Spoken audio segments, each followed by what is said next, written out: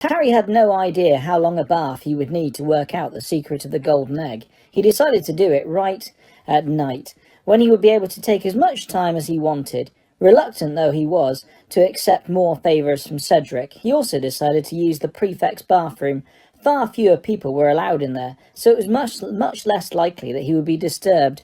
Harry planned his excursion carefully, because he had been caught out of bed and out of bounds by Filch the caretaker in the middle of the night once before, and had no desire to repeat the experience.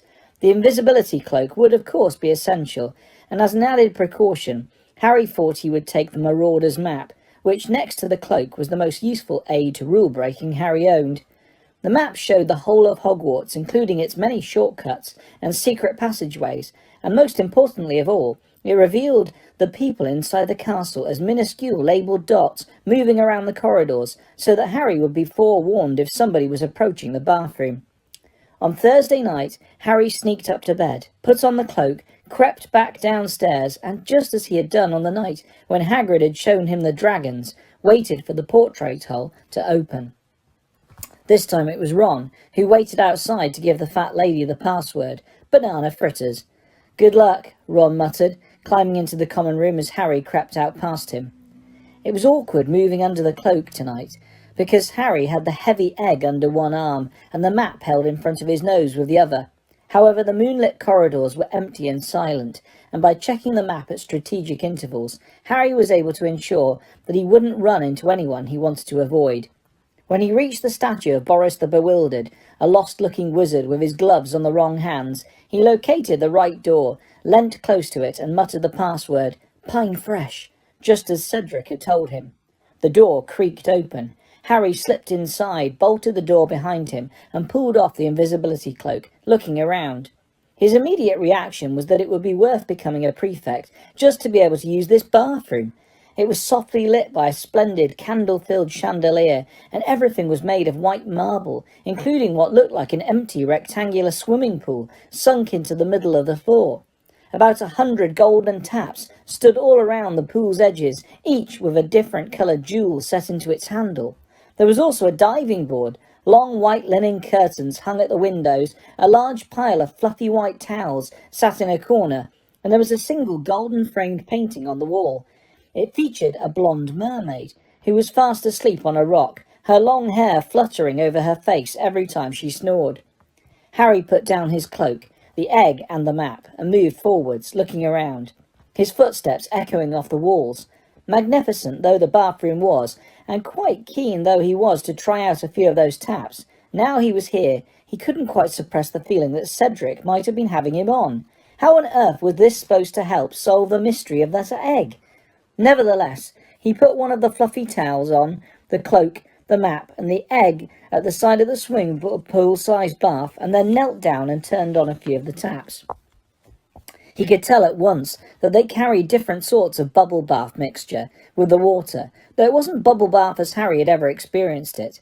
One tap gushed pink and blue bubbles the size of footballs. Another poured ice-white foam so thick that Harry thought it would have supported his weight if he'd cared to test it. A third sent heavily perfumed purple clouds hovering over the surface of the water. Harry amused himself for a while, turning on taps on and off, particularly enjoying the effect of one whose jet bounced off the surface of the water in large arcs. Then, when the deep pool was full of hot water, foam and bubbles, which took a very short time considering its size, Harry turned off all the taps, pulled off his pyjamas, slippers and dressing gown, and slid into the water. It was so deep that his feet barely touched the bottom, and he actually did a couple of lengths before swimming back to the side and treading water, staring at the egg. Highly enjoyable though it was to swim in hot and foamy water, with clouds of different coloured steam wafting all around him, no stroke of brilliance came to him, no sudden burst of understanding. Harry stretched out his arms, lifted the egg in his wet hands and opened it. The wailing, screeching sound filled the bathroom, echoing and reverberating off the marble walls, but it sounded just as incomprehensible as ever, if not more so with all the echoes. He snapped it shut again, worried that the sound would attract Filch, wondering whether that hadn't been Cedric's plan, and then, making him jump so badly that he dropped the egg, which clattered away across the bathroom floor, someone spoke.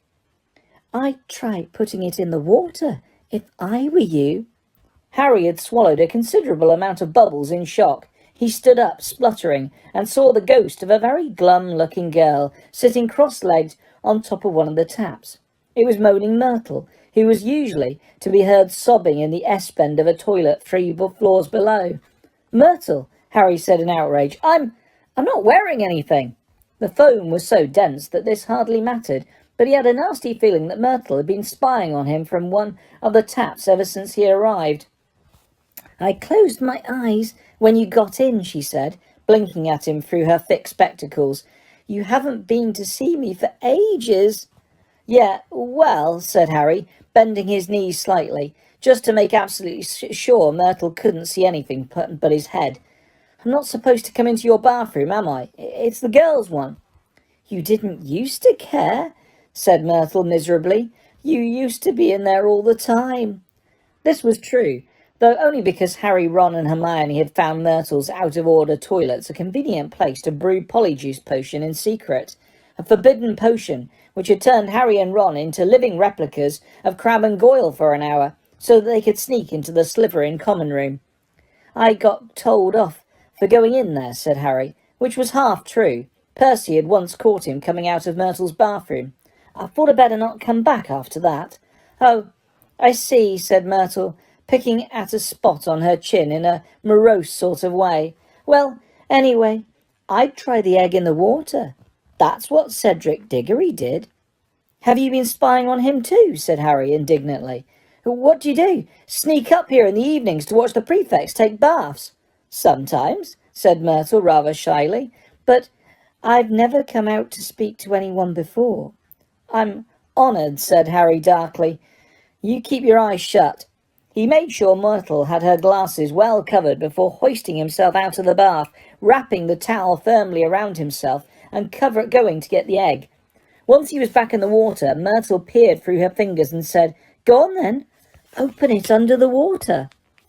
Harry lowered the egg beneath the foamy surface and opened it, and this time it did not wail. A gurgling song was coming out of it, a song whose words he couldn't distinguish through the water. "You need to put your head under too," said Myrtle, who seemed to be thoroughly enjoying bossing him around. "Go on." Harry took a great breath and slid under the surface, and now, sitting on the marble bottom of the bubble-filled bath, he heard a chorus of eerie voices singing to him from the open egg in his hands. "Come seek us where our voices sound, we cannot sing above the ground, and while you're searching ponder this, we've taken what you'll sorely miss. An hour long you'll have to look, and to recover what we took, but past an hour the prospect's black, too late it's gone, we won't come back." Harry let himself float back upwards and broke the bubbly surface, shaking his hair out of his eyes. "Hear it?" said Myrtle. "Yeah. Come seek us where our voices sound. And if I need persuading, hang on, I need to listen again." He sank back beneath the water. It took 3 more underwater renditions of the egg's song before Harry had it memorized. Then he trod water for a while, thinking hard, while Myrtle sat and watched him. "I've got to go and look for people who can't use their voices above the ground," he said slowly. Who could that be?" "Slow, aren't you?" He had never seen Moaning Myrtle so cheerful, apart from the day when Hermione's dose of Polyjuice Potion had given her the hairy face and tail of a cat. Harry stared around the bathroom, thinking, if the voices could only be heard underwater, then it made sense for them to belong to underwater creatures. He ran this theory past Myrtle, who smirked at him. "Well, that's what Diggory thought," she said. "He lay there talking to himself for ages about it. Ages and ages. Nearly all the bubbles had gone." "Underwater," Harry said slowly. "Myrtle, what lives in the lake apart from the giant squid?" "Oh, all sorts," she said. "I sometimes go down there, sometimes don't have any choice. If someone flushes my toilet when I'm not expecting it." Trying not to think about Moaning Myrtle zooming down a pipe to the lake with the contents of a toilet, Harry said, "Well, does anything in there have human voices?" "Hang on." Harry's eyes had fallen on the picture of the snoozing mermaid on the wall. "Myrtle, There aren't mer people in there, are there? Ooh, very good, she said, her thick glasses twinkling. It took Diggory much longer than that, and that was with her awake, too. Myrtle jerked her head towards the mermaid with an expression of great dislike on her glum face, giggling and showing off and flashing her fins. That's it, isn't it? Said Harry excitedly. The second task's to go and find the mer people in the lake, and... But he suddenly realised what he was saying, and he felt the excitement drain out of him as though someone had just pulled a plug in his stomach. He wasn't a very good swimmer. He'd never had much practice. Dudley had had lessons in their youth, but Aunt Petunia and Uncle Vernon, no doubt hoping that Harry would drown one day, hadn't bothered to give him any. A couple of lengths of this bath was all very well, but that lake was very large and very deep, and mer people would surely live right at the bottom. Myrtle, Harry said slowly, how am I supposed to breathe? At this, Myrtle's eyes filled with sudden tears again. Tactless, she muttered, groping in her robes for a handkerchief. What's tactless? Said Harry, bewildered.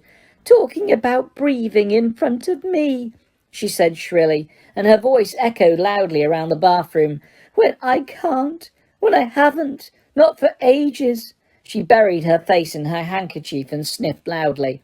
Harry remembered how touchy Myrtle had always been about being dead, but none of the other ghosts he knew made such a fuss about it. Sorry, he said impatiently. I didn't mean... I just forgot. Oh, yes, very easy to forget Myrtle's dead, said Myrtle, gulping, looking at him out of swollen eyes. Nobody missed me, even when I was alive. Took them hours and hours to find my body. I know, I was sitting there waiting for them. Olive Hornby came into the bathroom. Are you in here again? Sulking, Myrtle, she said, because Professor Dippet asked me to look for you, and then she saw my body. Ooh, she didn't forget it until her dying day. I made sure of that, followed her around and reminded her I did. I remember at her brother's wedding.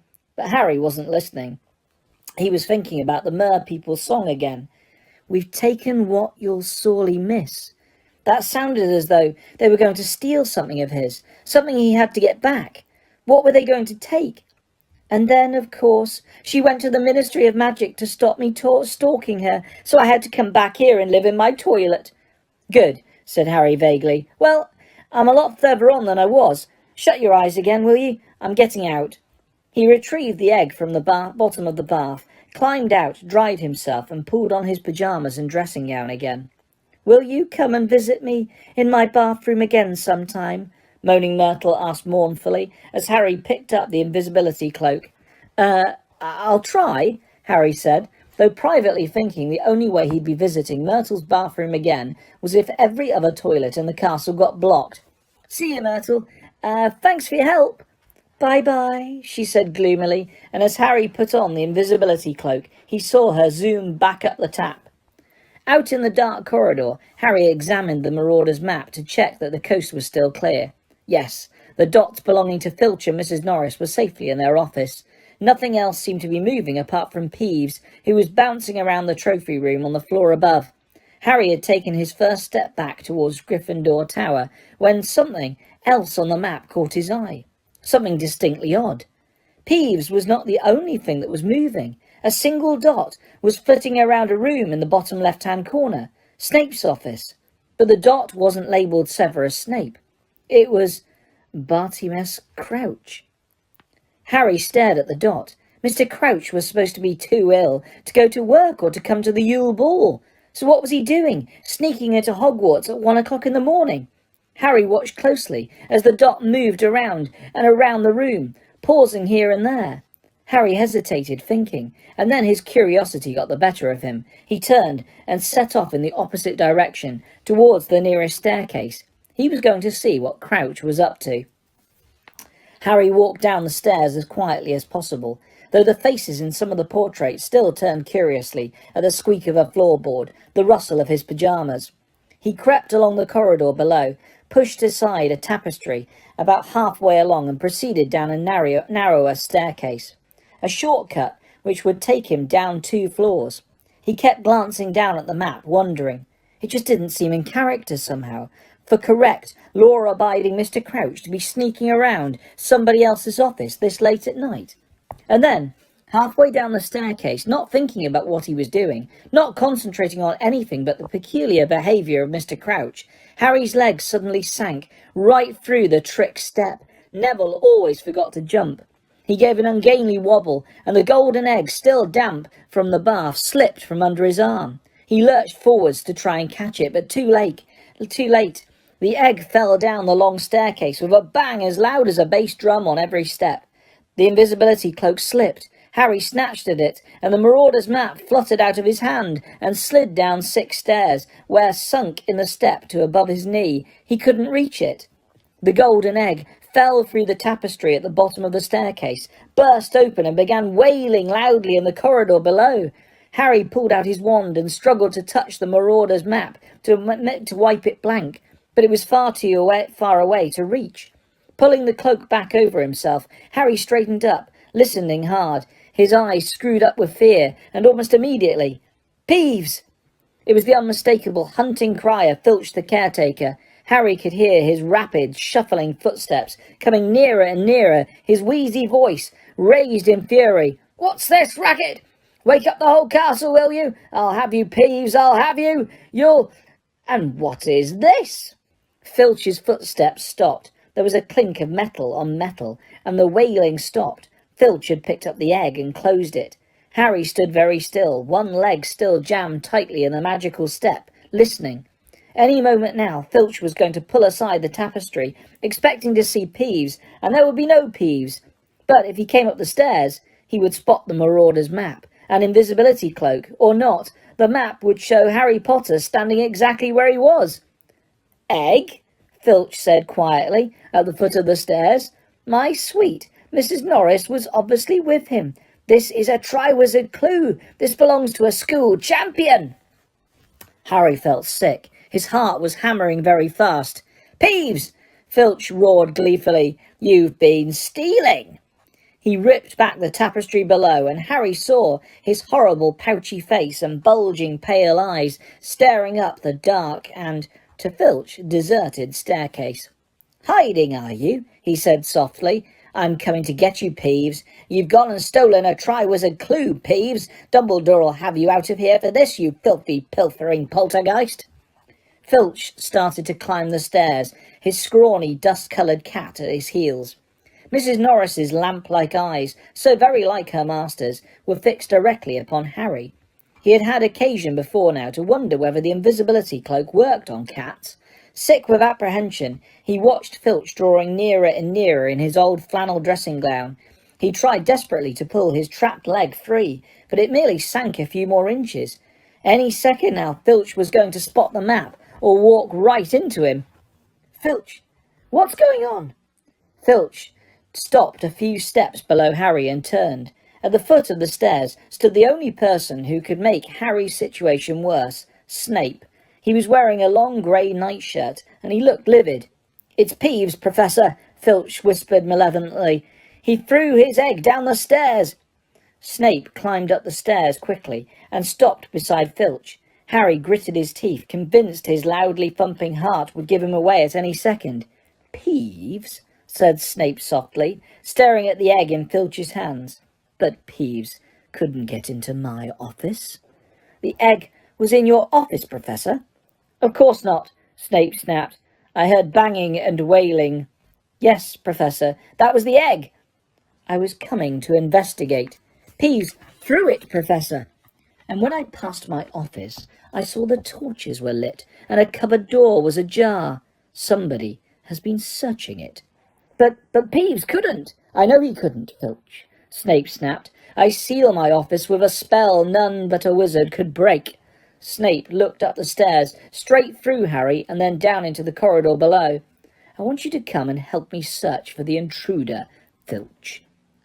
Yes, Professor, but—" Filch looked yearningly up the stairs, right through Harry, who could see that he was very reluctant to forego the chance of cornering Peeves. "Go," Harry pleaded with him silently. "Go with Snape, go!" Mrs. Norris was peering around Filch's legs. Harry had the distinct impression that she could smell him. Why had he filled that bath with so much perfumed foam? "The thing is, Professor," said Filch plaintively. "The headmaster will have to listen to me this time. Peeves has been stealing from a student. It might be my chance to get him thrown out of the castle once and for all." "Filch, I don't give a damn about that wretched poltergeist. It's my office that's—" Clunk, clunk, clunk. Snape stopped talking very abruptly. He and Filch both looked down at the foot of the stairs. Harry saw Mad-Eye Moody limp into the sight, through the narrow gap between their heads. Moody was wearing his old travelling cloak over his nightshirt and leaning on his staff as usual. "Pyjama party, is it?" he growled up the stairs. "Professor Snape and I heard noises, Professor," said Filch at once. "Peeves the poltergeist throwing things around as usual, and then Professor Snape discovered that someone had broken into his off—" "Shut up," Snape hissed to Filch. Moody took a step closer to the foot of the stairs. Harry saw Moody's magical eye travel over Snape and then unmistakably onto himself. Harry's heart gave a horrible jolt. Moody could see through invisibility cloaks. He alone could see the full strangeness of the scene. Snape in his nightshirt, Filch clutching the egg, and he, Harry, trapped in the stairs behind them. Moody's lopsided gash of a mouth opened in surprise. For a few seconds he and Harry stared straight into each other's eyes. Then Moody closed his mouth and turned his blue eye upon Snape again. "Did I hear that correctly, Snape?" he asked slowly. "Someone broke into your office?" "It is unimportant," said Snape coldly. "On the contrary," growled Moody, "it is very important. Who'd want to break into your office?" "A student, I dare say," said Snape. Harry could see a vein flickering horribly on Snape's greasy temple. "It has happened before. Potion ingredients have gone missing from my private store cupboard. Students attempting illicit mixtures, no doubt." "Reckon they were after potion ingredients, eh?" said Moody. "Not hiding anything else in your office, are you?" Harry saw the edge of Snape's sallow face turn a nasty brick colour, the vein in his temple pulsing more rapidly. "You know I'm hiding nothing, Moody," he said in a soft and dangerous voice, "as you've searched my office pretty thoroughly yourself." Moody's face twisted into a smile. "Aura's privilege, Snape. Dumbledore told me to keep an eye." "Dumbledore happens to trust me," said Snape through clenched teeth. "I refuse to believe that he gave you orders to search my office." "Course Dumbledore trusts you," growled Moody. "He's a trusting man, isn't he? Believes in second chances. But me, I say there are spots that don't come off, Snape. Spots that never come off. Do you know what I mean?" Snape suddenly did something very strange. He seized his left forearm convulsively with his right hand as though something on it had hurt him. Moody laughed. "Get back to bed, Snape." "You don't have the authority to send me anywhere," Snape hissed, letting go of his arm as though angry with himself. "I have as much right to prowl the school after dark as you do." "Prowl away," said Moody, but his voice was full of menace. "I look forward to meeting you in a dark corridor sometime. You've dropped something, by the way."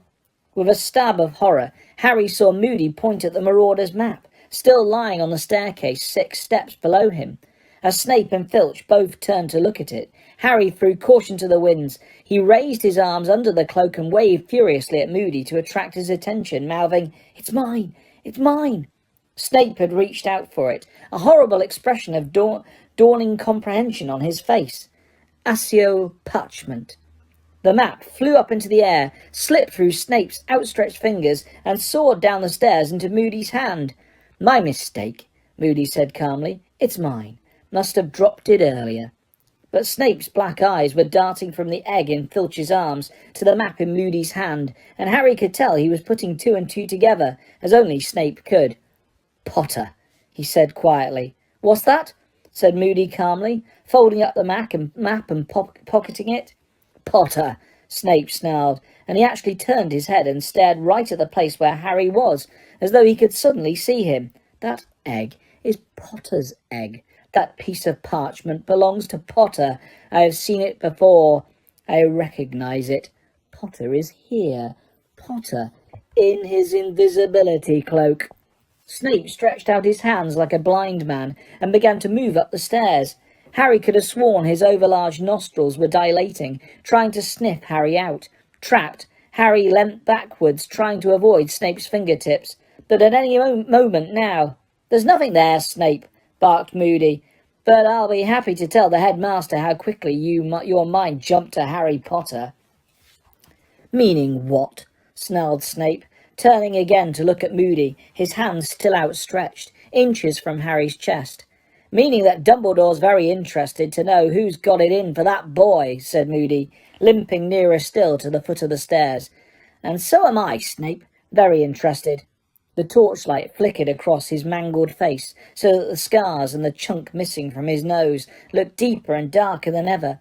Snape was looking down at Moody, and Harry couldn't see the expression on his face. For a moment nobody moved or said anything. Then Snape slowly lowered his hands.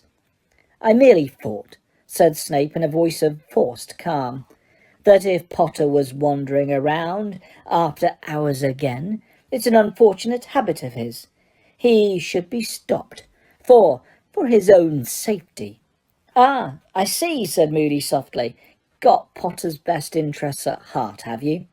There was a pause. Snape and Moody were still staring at each other. Mrs. Norris gave a loud meow, still peering around Filch's legs, looking for the source of Harry's bubble bath smell. "I think I will go back to bed," Snape said curtly. "Best idea you've had all night," said Moody. "Now, Filch, if you'll just give me that egg." "No," said Filch, clutching the egg as though it was his firstborn son. "Professor Moody, this is evidence of Peeves' treachery." "It's the property of the champion he stole it from," said Moody. "Hand it over now." Snape swept downstairs and past Moody without another word. Filch made a chirruping noise to Mrs. Norris, who stared blankly at Harry for a few more seconds before turning and following her master. Still breathing very fast, Harry heard Snape walking away down the corridor. Filch handed Moody the egg and disappeared from view too, muttering to Mrs. Norris, "Never mind, my sweet. We'll see Dumbledore in the morning. Tell him what Peeves was up to." A door slammed. Harry was left staring down at Moody, who placed his staff on the bottommost stair and started to climb laboriously towards him, a dull clunk on every other step. "Close shave, Potter," he muttered. "Yeah, thanks," said Harry weakly. "What is this thing?" said Moody, drawing the Marauder's map out of his pocket and unfolding it. "Map of Hogwarts," said Harry, hoping Moody was going to pull him out of the staircase soon. His leg was really hurting him. "Merlin's beard," Moody whispered, staring at the map, his magical eye going haywire. This is some map, Potter." "Yeah, it's quite useful," Harry said. His eyes were starting to water from the pain. Professor Moody, do you think you could help me?" "What? Oh, yes, of course." Moody took hold of Harry's arms and pulled. Harry's leg came free of the trick step, and he climbed onto the one above it. Moody was still gazing at the map. "Potter," he said slowly, "you didn't happen by any chance to see who broke into Snape's office, did you? On this map, I mean." Yeah, I did," Harry admitted. "It was Mr. Crouch." Moody's magical eye whizzed over the entire surface of the map. He looked suddenly alarmed. "Crouch," he said. You're sure, Potter?" "Positive," said Harry. "Well, he's not here any more," said Moody, his eyes still whizzing over the map. "Crouch? That's very, very interesting." He said nothing for almost a minute, still staring at the map. Harry could tell that this news meant something to Moody, and very much wanted to know what it was. He wondered whether he dared ask Moody. Moody scared him slightly, yet Moody had just helped him avoid an awful lot of trouble. Professor Moody, why do you reckon Mr. Crouch wanted to look around Snape's office?" Moody's magical eye left the map and fixed, quivering, upon Harry. It was a penetrating glare, and Harry had the impression that Moody was sizing him up, wondering whether to answer or not, or how much to tell him. "Put it this way, Potter," Moody muttered finally. "They say old Mad Eye's obsessed with catching dark wizards, but Mad Eye's nothing. Nothing compared to Barty Crouch." He continued to stare at the map. Harry was burning to know more. "Professor Moody," he said again, "do you think... could this have anything to do with... maybe Mr. Crouch thinks there's something going on?" "Like what?" said Moody sharply. Harry wondered how much he dare say. He didn't want Moody to guess that he had a source of information outside Hogwarts that might lead to tricky questions about Sirius. "I don't know," Harry muttered. "Odd stuff's been happening lately, hasn't it? It's been in the Daily Prophet. The dark mark at the World Cup, and the Death Eaters and everything." Both of Moody's mismatched eyes widened. "You're a sharp boy, Potter," he said. His magical eye roved back to the Marauder's map. "Crouch could be thinking along those lines," he said slowly. "Very possible. There have been some funny rumours flying around lately. Helped along by Rita Skeeter, of course. It's making a lot of people nervous, I reckon." A grim smile twisted his lopsided mouth. "Oh, if there's one thing I hate," he muttered, more to himself than Harry, and his magical eye was fixed on the bottom left-hand corner of the map. "It's a Death Eater who walked 3. Harry stared at him. Could Moody possibly mean what Harry thought he meant? "And now I want to ask you a question, Potter," said Moody, in a more business-like tone.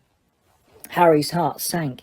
He had thought this was coming. Moody was going to ask where he got this map, which was a very dubious magical object, and the story of how it had fallen into his hands incriminated not only him, but his own father, Fred and George Weasley, and Professor Lupin, their last defence against the dark arts teacher. Moody waved the map in front of Harry, who braced himself. "Can I borrow this?" "Oh," said Harry.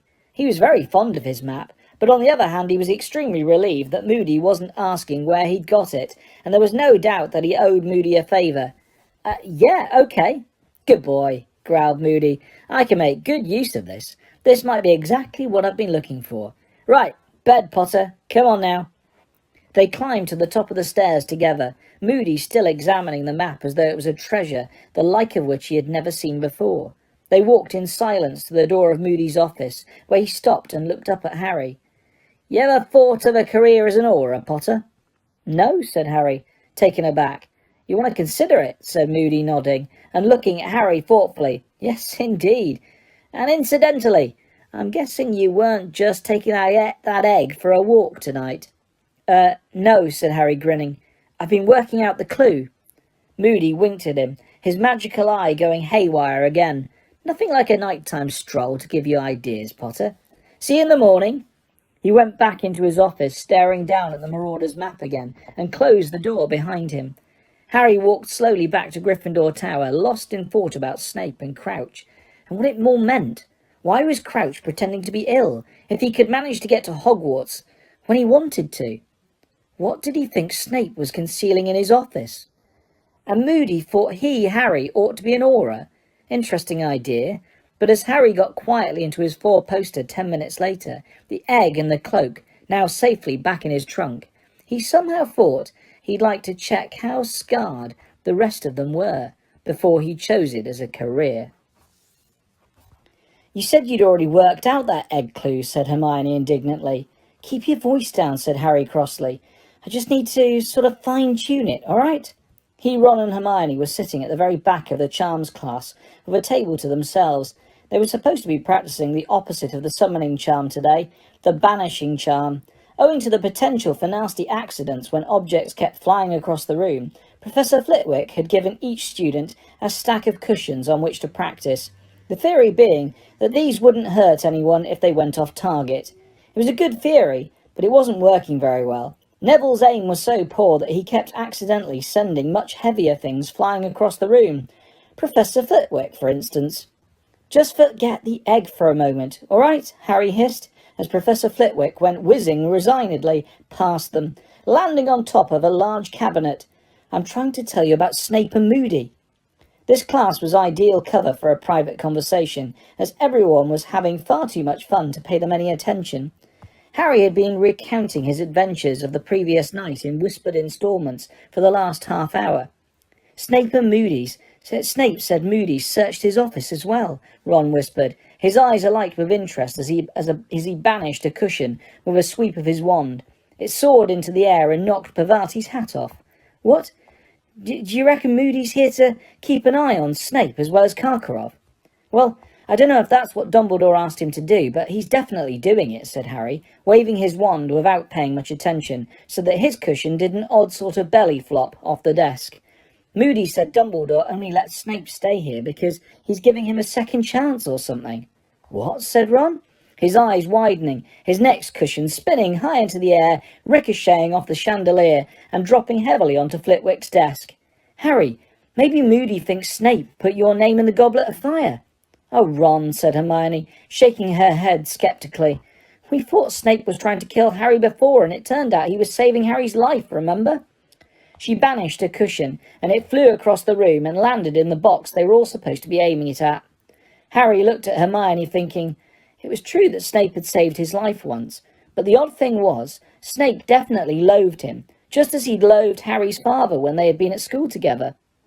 Snape loved taking points from Harry, and had certainly never missed an opportunity to give him punishments, or even to suggest that he should be suspended from the school. "I don't care what Moody says," Hermione went on. "Dumbledore's not stupid. He was right to trust Hagrid and Professor Lupin, even though loads of people wouldn't have given them jobs. So why shouldn't he be right about Snape, even if Snape is a bit evil?" said Ron promptly. "Come on, Hermione. Why are all these dark wizard catchers searching his office then?" "Why has Mr. Crouch been pretending to be ill?" said Hermione, ignoring Ron. "It's a bit funny, isn't it? That he can't manage to come to the Yule Ball, but he can get up here in the middle of the night when he wants to." "You just don't like Crouch because of that elf Winky," said Ron, sending a cushion soaring into the window. "You just want to think Snape's up to something," said Hermione, sending her cushion zooming neatly into the box. "I just want to know what Snape did with his first chance, if he's on his second one," said Harry grimly, and his cushion, to his very great surprise, flew straight across the room and landed neatly on top of Hermione's. Obedient to Sirius's wishes of hearing about anything odd at Hogwarts, Harry sent him a letter by Brown Owl that night, explaining all about Mr. Crouch breaking into Snape's office, and Moody and Snape's conversation. Then Harry turned his attention in earnest to the most urgent problem facing him: how to survive underwater for an hour on the 24th of February. Ron quite liked the idea of using the summoning charm again. Harry had explained about aqualungs, and Ron couldn't see why Harry shouldn't summon one from the nearest Muggle town. Hermione squashed this plan by pointing out that, in the unlikely event that Harry managed to learn how to operate an aqualung within the set limit of an hour, he was sure to be disqualified for breaking the International Code of Wizarding Secrecy. It was too much to hope that no Muggles would spot an aqualung zooming across the countryside to Hogwarts. Of course, the ideal solution would be for you to transfigure yourself into a submarine or something, she said. "If only we'd done human transfiguration already, but I don't think we start that until 6th year, and it can go badly wrong if you don't know what you're doing." "Yeah, I don't fancy walking around with a periscope sticking out of my head," said Harry. "I suppose I could always attack someone in front of Moody. He might do it for me." "I don't think he'd let you choose what you wanted to be turned into, though," said Hermione seriously. "No, I think your best chance is some sort of charm." So Harry, thinking that he would soon have had enough of the library to last him a lifetime, buried himself once more among the dusty volumes, looking for any spell that might enable a human to survive without oxygen. However, though he, Ron and Hermione searched through their lunchtimes, evenings, and whole weekends, though Harry asked Professor McGonagall for a note of permission to use the restricted section, and he even asked the irritable vulture-like librarian, Madame Pince, for help, they found nothing whatsoever that would enable Harry to spend an hour underwater and live to tell the tale. Familiar flutterings of panic were starting to disturb Harry now, and he was finding it difficult to concentrate in lessons again.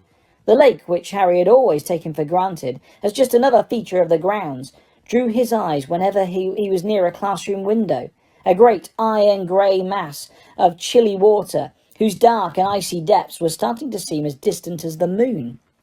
Just as it had done before he had faced the Horntail, time was slipping away as though somebody had bewitched the clocks to go extra fast. There was a week to go before February the 24th. There was still time. There were 5 days to go. He was bound to find something soon. 3 days to go. "Please let me find something, please."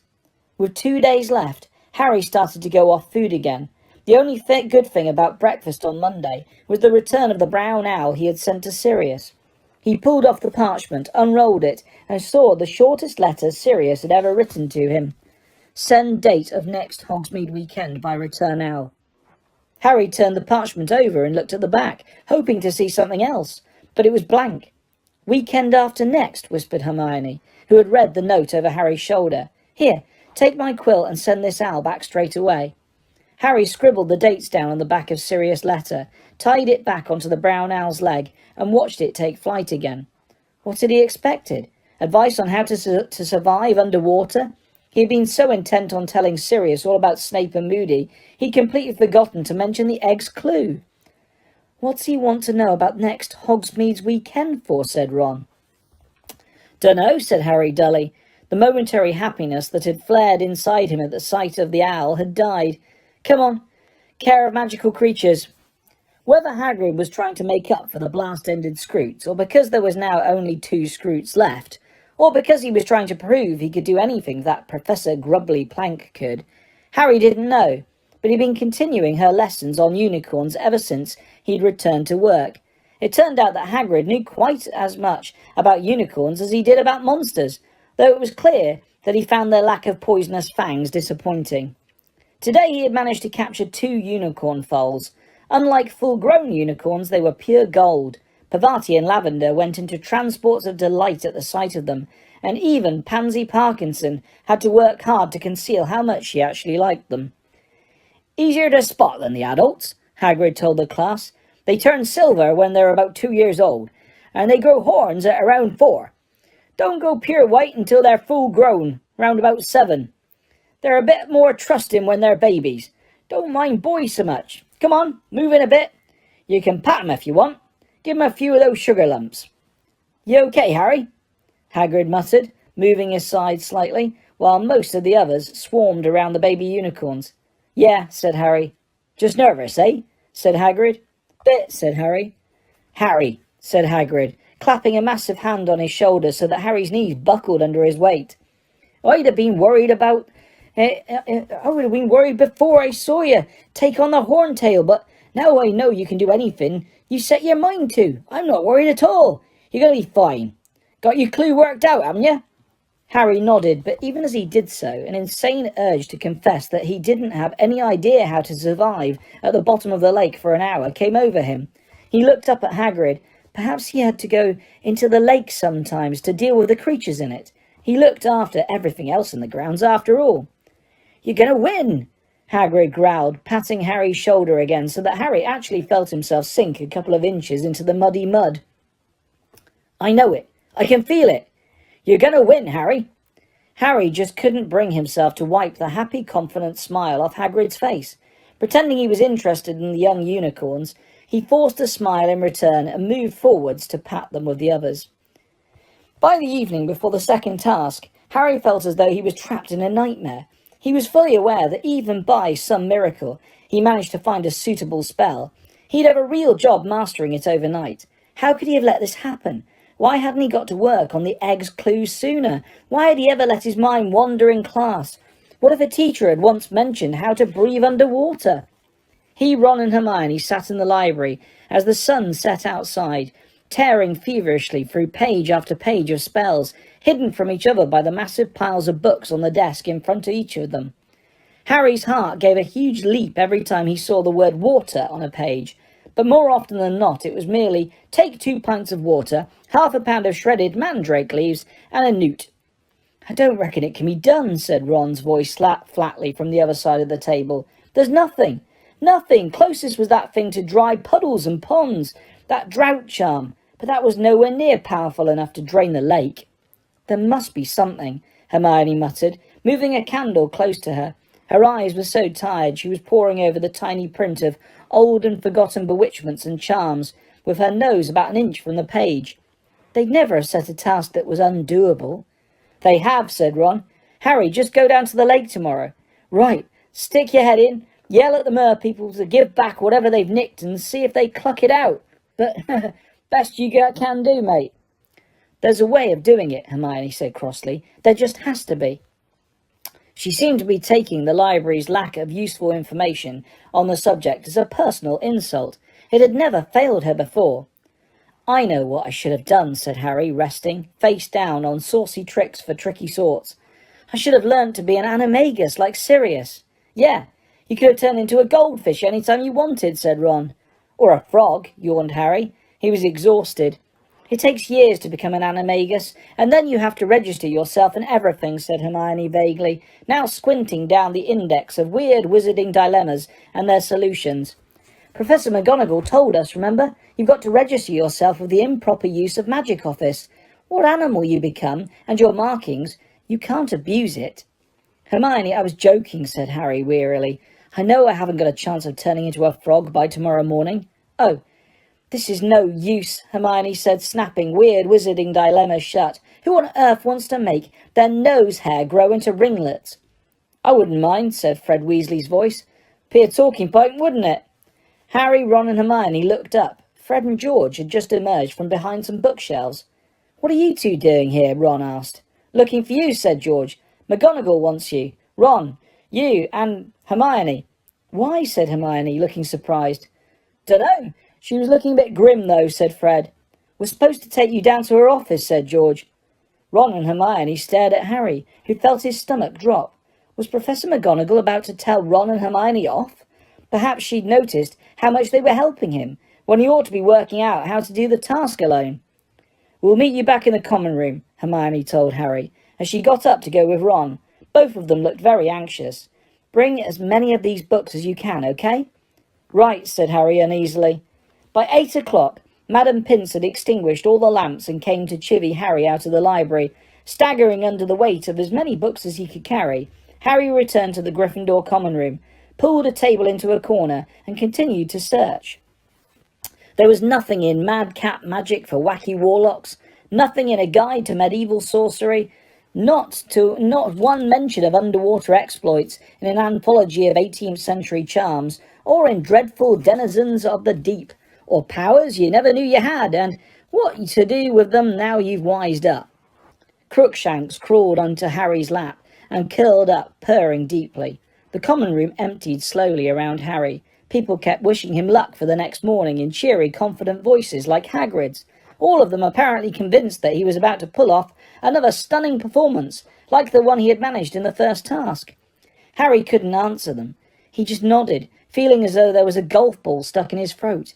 By 10 to midnight he was alone in the room with Crookshanks. He had searched all the remaining books, and Ron and Hermione had not come back. It's over, he told himself. You can't do it. You just have to go down to the lake in the morning and tell the judges. He imagined himself explaining that he couldn't do the task. He pictured Bagman's look of round-eyed surprise, Karkaroff's satisfied yellow-toothed smile. He could almost hear Fleur Delacour saying, I knew it. He is too young. He is only a little boy.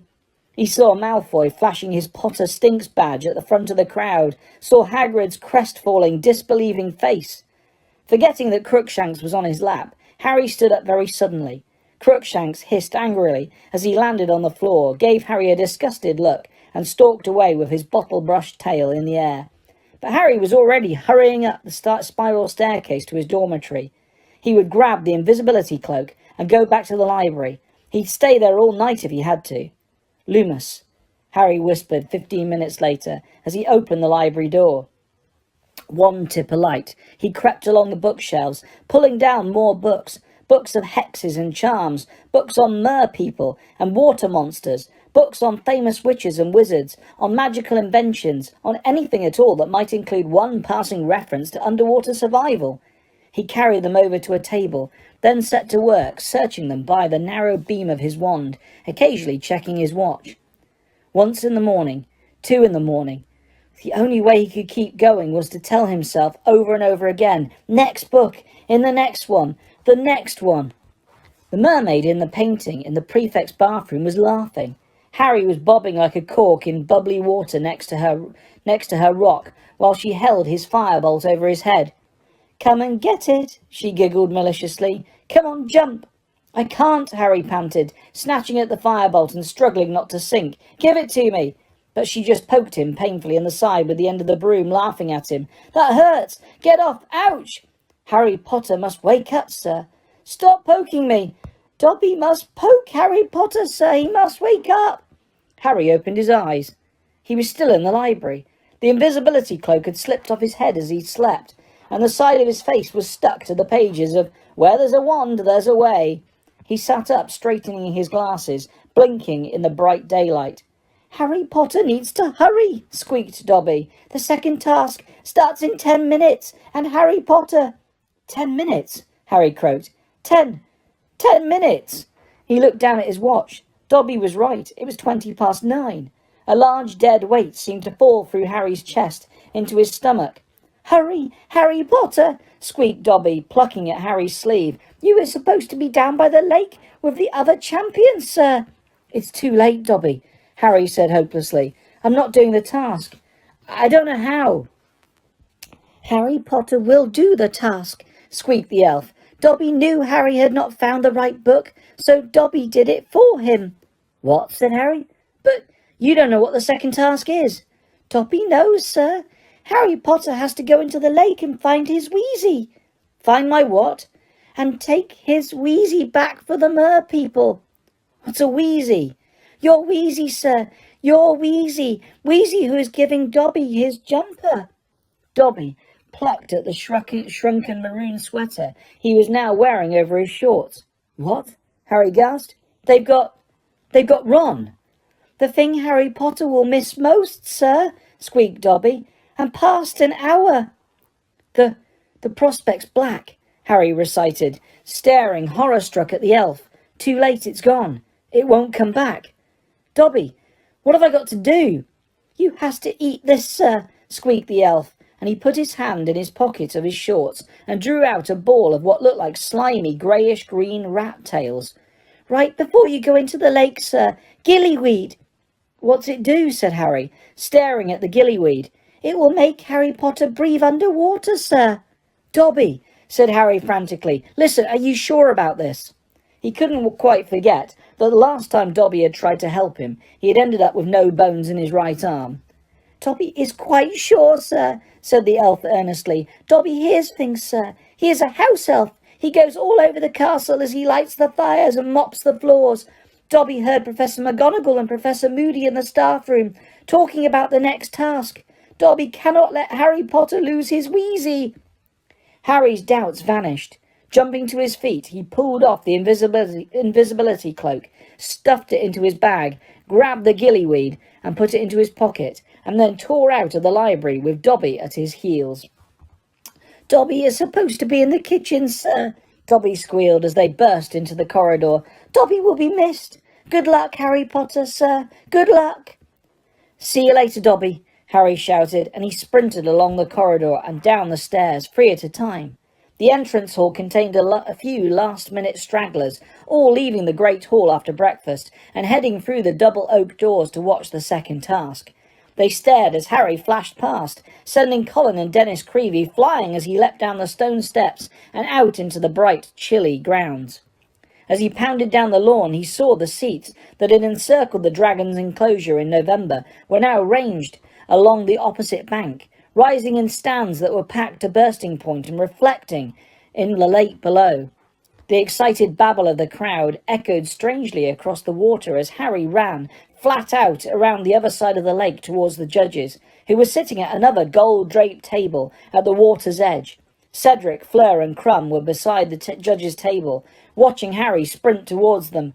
I'm here, Harry panted, skidding to a halt in the mud and accidentally splattering Fleur's robes.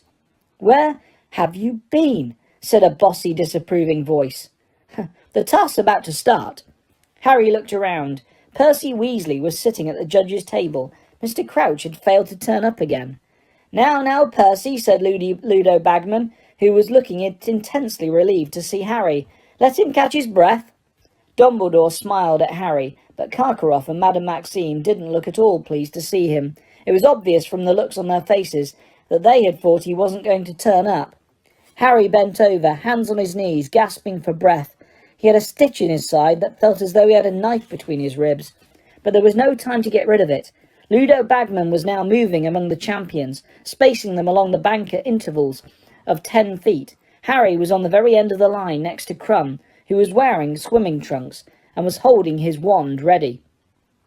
All right, Harry, Bagman whispered, as he moved Harry a few feet further away from Crumb. Now, know what you're going to do? Yeah, Harry panted, massaging his ribs. Bagman gave his shoulder a quick squeeze and returned to the judges' table. He pointed his wand at his throat as he had done at the World Cup, said, "Sonoras!" and his voice boomed out across the dark water towards the stands. "Well, all our champions are ready for the second task, which will start on my whistle. They have precisely an hour to recover what has been taken from them. On the count of 3. Then 1, 2, 3. The whistle echoed shrilly in the cold, still air. The stands erupted with cheers and applause. Without looking to see what the other champions were doing, Harry pulled off his shoes and socks, pulled the handful of gillyweed out of his pocket and stuffed it into his mouth, and waded out into the lake. The lake was so cold, he felt the skin on his legs searing as though this was fire, not icy water.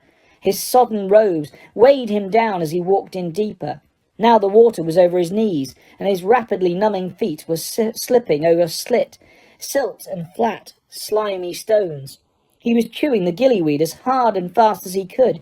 It felt unpleasantly slimy and rubbery, like octopus tentacles. Waist deep in the freezing water, he stopped, swallowed, and waited for something to happen. He could hear laughter in the crowd, and knew he must look stupid, walking into the lake without showing any sign of magical power. The part of him that was still dry was covered in goose pimples, half immersed in the icy water, a cool breeze lifting his hair. Harry started to shiver violently. He avoided looking at the stands. The laughter was becoming louder, and there were catcalls and jeering from the Slytherins. Then, quite suddenly, Harry felt as though an invisible pillow had been clapped over his mouth and nose. He tried to draw breath, but it made his head spin. His lungs were empty, and he suddenly felt a piercing pain on either side of his neck.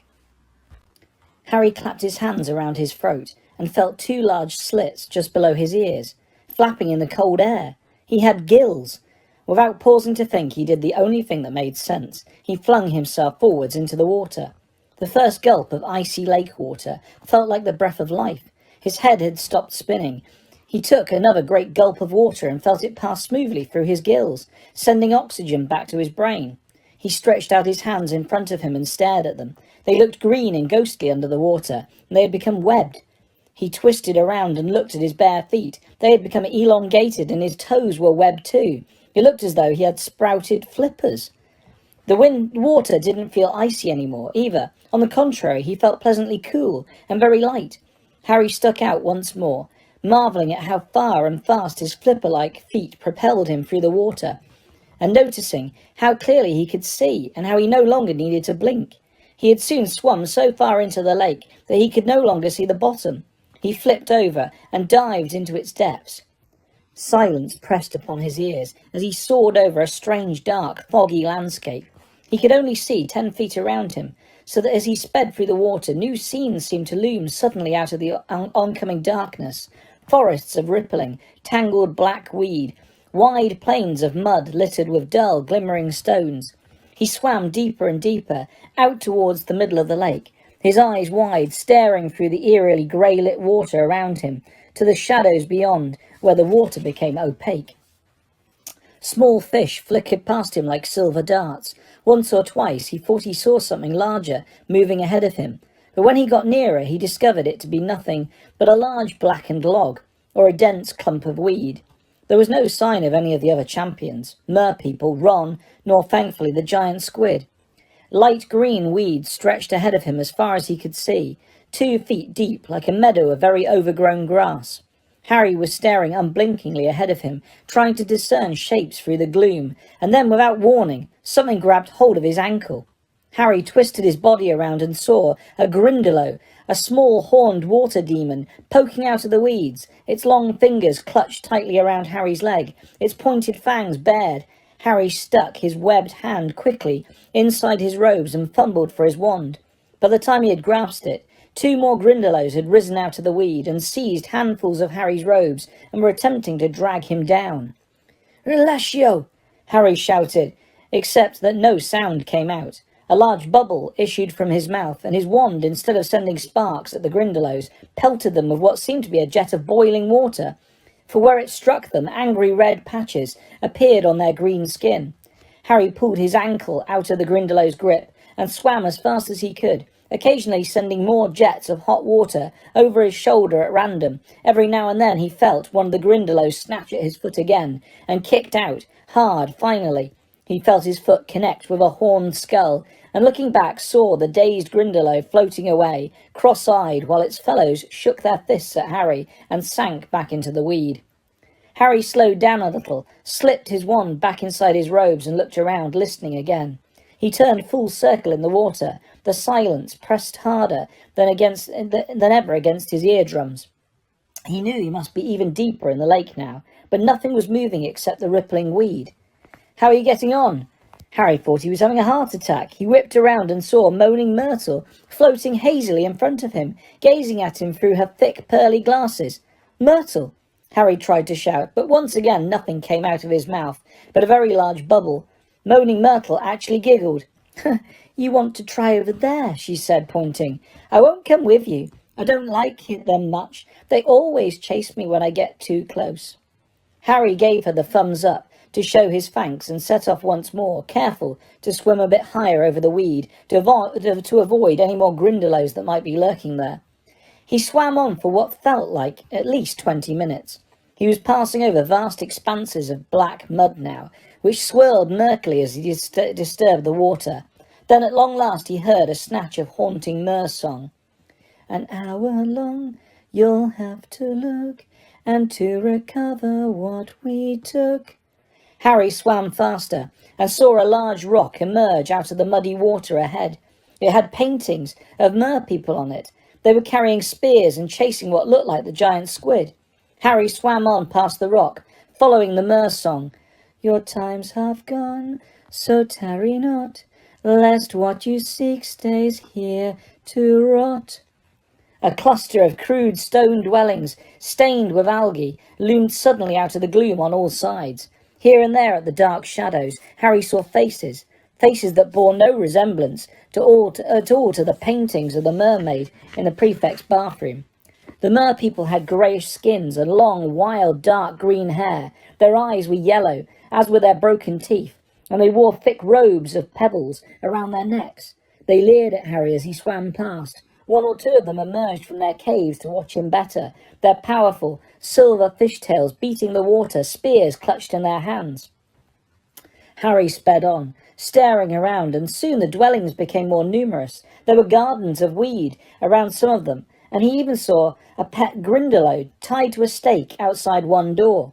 Mer people were emerging on all sides now, watching him eagerly, pointing at his webbed hands and gills, talking behind their hands to each other. Harry sped around a corner and a very strange sight met his eyes. A whole crowd of mer people were floating in front of the houses that lined what looked like a mer version of a village square. A choir of mer people was singing in the middle, calling the champions towards them, and behind them rose a crude sort of statue, a gigantic mer person hewn from a boulder. 4 people were bound tightly to the tail of the stone mer person. Ron was tied between Hermione and Cho Chang. There were also a girl who looked no older than 8, whose clouds of silvery hair made Harry feel sure that she was Fleur Delacour's sister. All 4 of them appeared to be in very, very deep sleep. Their heads were lolling onto their shoulders, and fine streams of bubbles kept issuing from their mouths.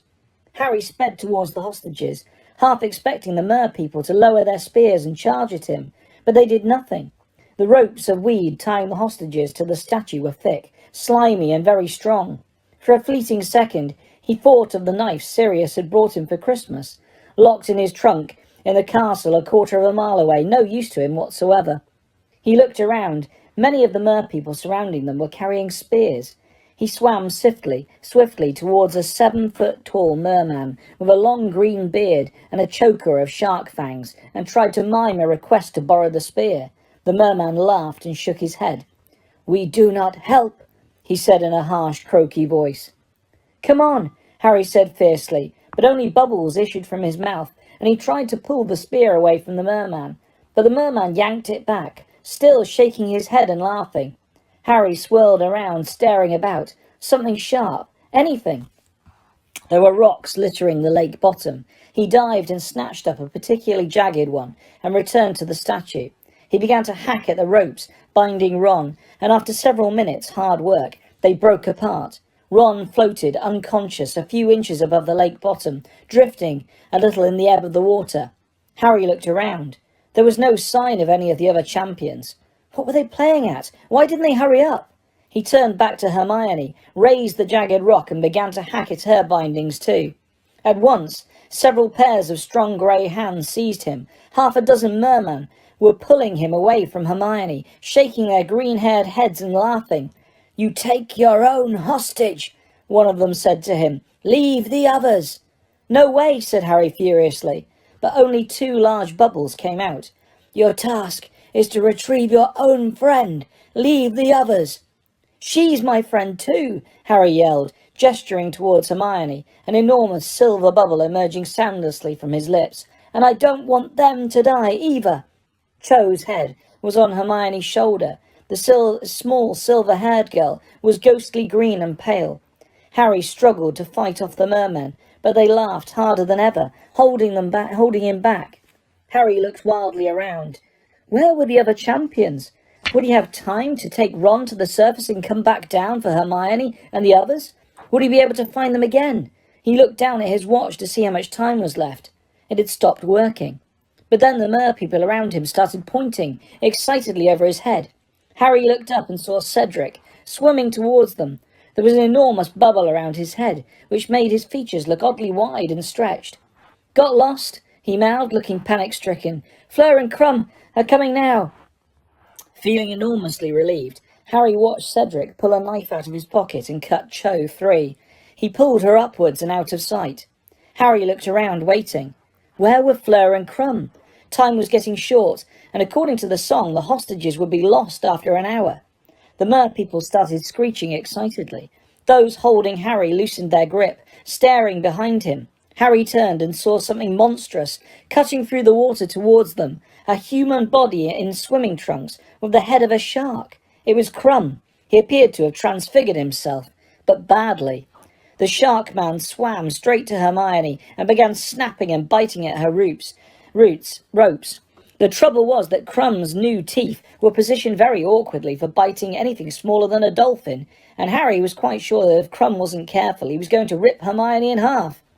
Darting forwards, Harry hit Crumb hard on the shoulder and held up the jagged stone. Crumb seized it and began to cut Hermione free. Within seconds he had done it. He grabbed Hermione around the waist and without a backward glance began to rise rapidly with her towards the surface. Now what? Harry thought desperately. If he could be sure that Fleur was coming. But still no sign. There was nothing for it. He snatched up the stone, which Crumb had dropped, but the mermen now closed in around Ron and the little girl, shaking their heads at him. Harry pulled out his wand. "Get out of the way!" Only bubbles flew out of his mouth, but he had the distinct impression that the mermen had understood him, because they suddenly stopped laughing. Their yellowish eyes were fixed upon Harry's wand, and they looked scared. There might be a lot more of them than there were of him, but Harry could tell by the looks of their faces that they knew no more magic than the giant squid did. "You've got until 3, Harry shouted. A great stream of bubbles burst from him, but he held up 3 fingers to make sure they got the message. 1. He put down a finger. 2. He put down a second. They scattered. Harry darted forwards and began to hack at the robes, binding the small girl to the statue, and at last she was free. He seized the little girl around the waist, grabbed the neck of Ron's robes, and kicked off from the bottom. It was very slow work. He could no longer use his webbed hands to propel himself forwards. He worked his flippers furiously, but Ron and Fleur's sister were like potato-filled sacks, dragging him back down. He fixed his eyes skywards, though he knew he must still be very deep. The water above him was so dark. Merpeople were rising with him. He could see them swirling around him with ease, watching him struggle through the water. Would they pull him back down to the depths when the time was up?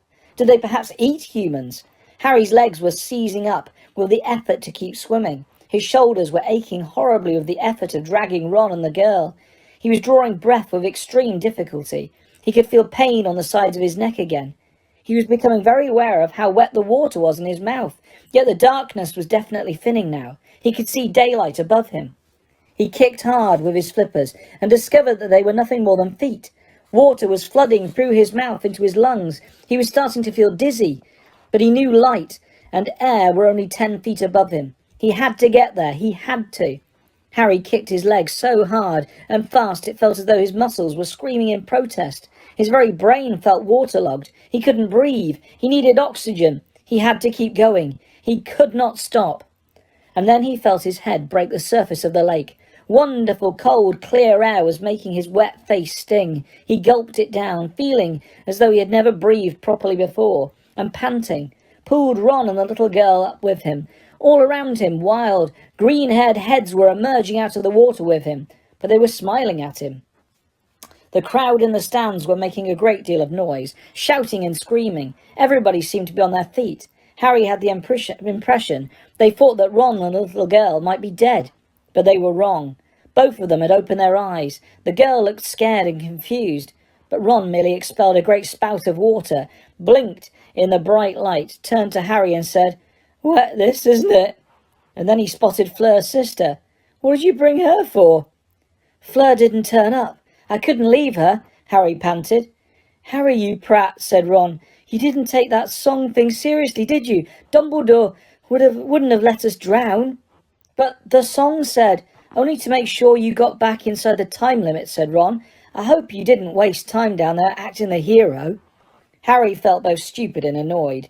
It was all very well for Ron. He'd been asleep. He hadn't felt how eerie it was down in the lake, surrounded by spear-carrying mer-people who'd looked more than capable of murder. "Come on," Harry said shortly. "Help me with her. I don't think she can swim very well."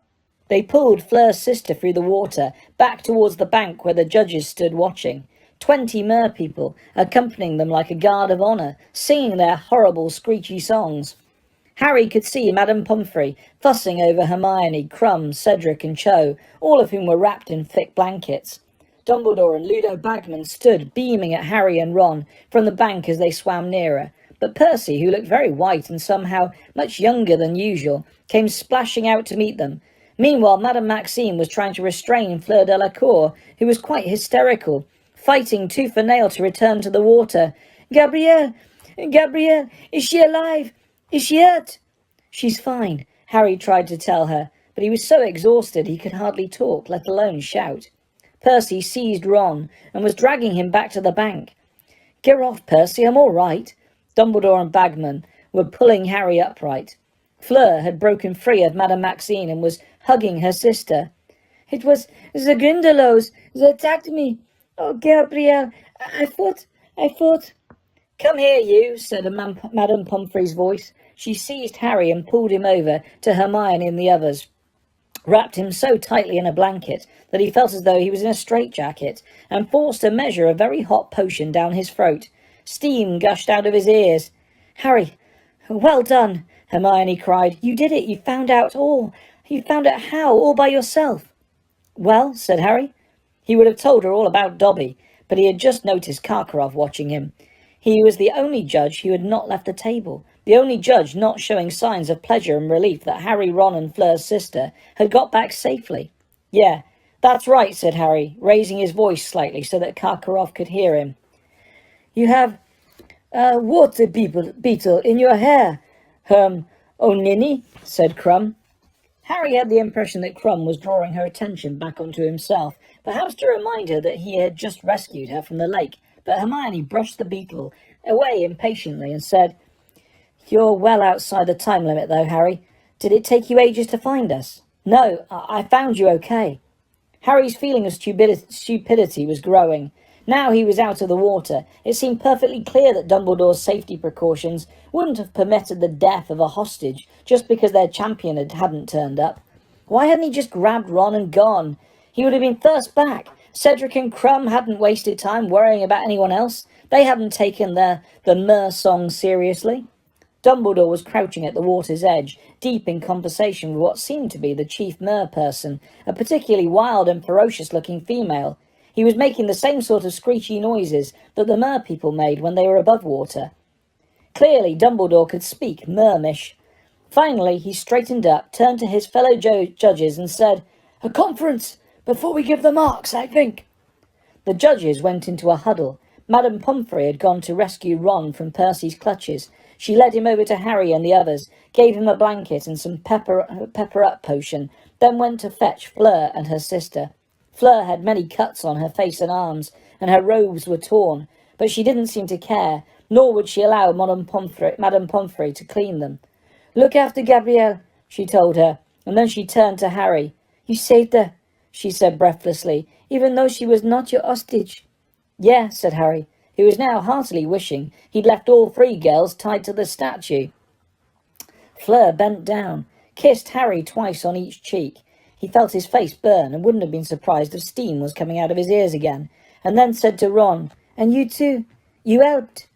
"Yeah," said Ron, looking extremely hopeful. "Yeah, a bit."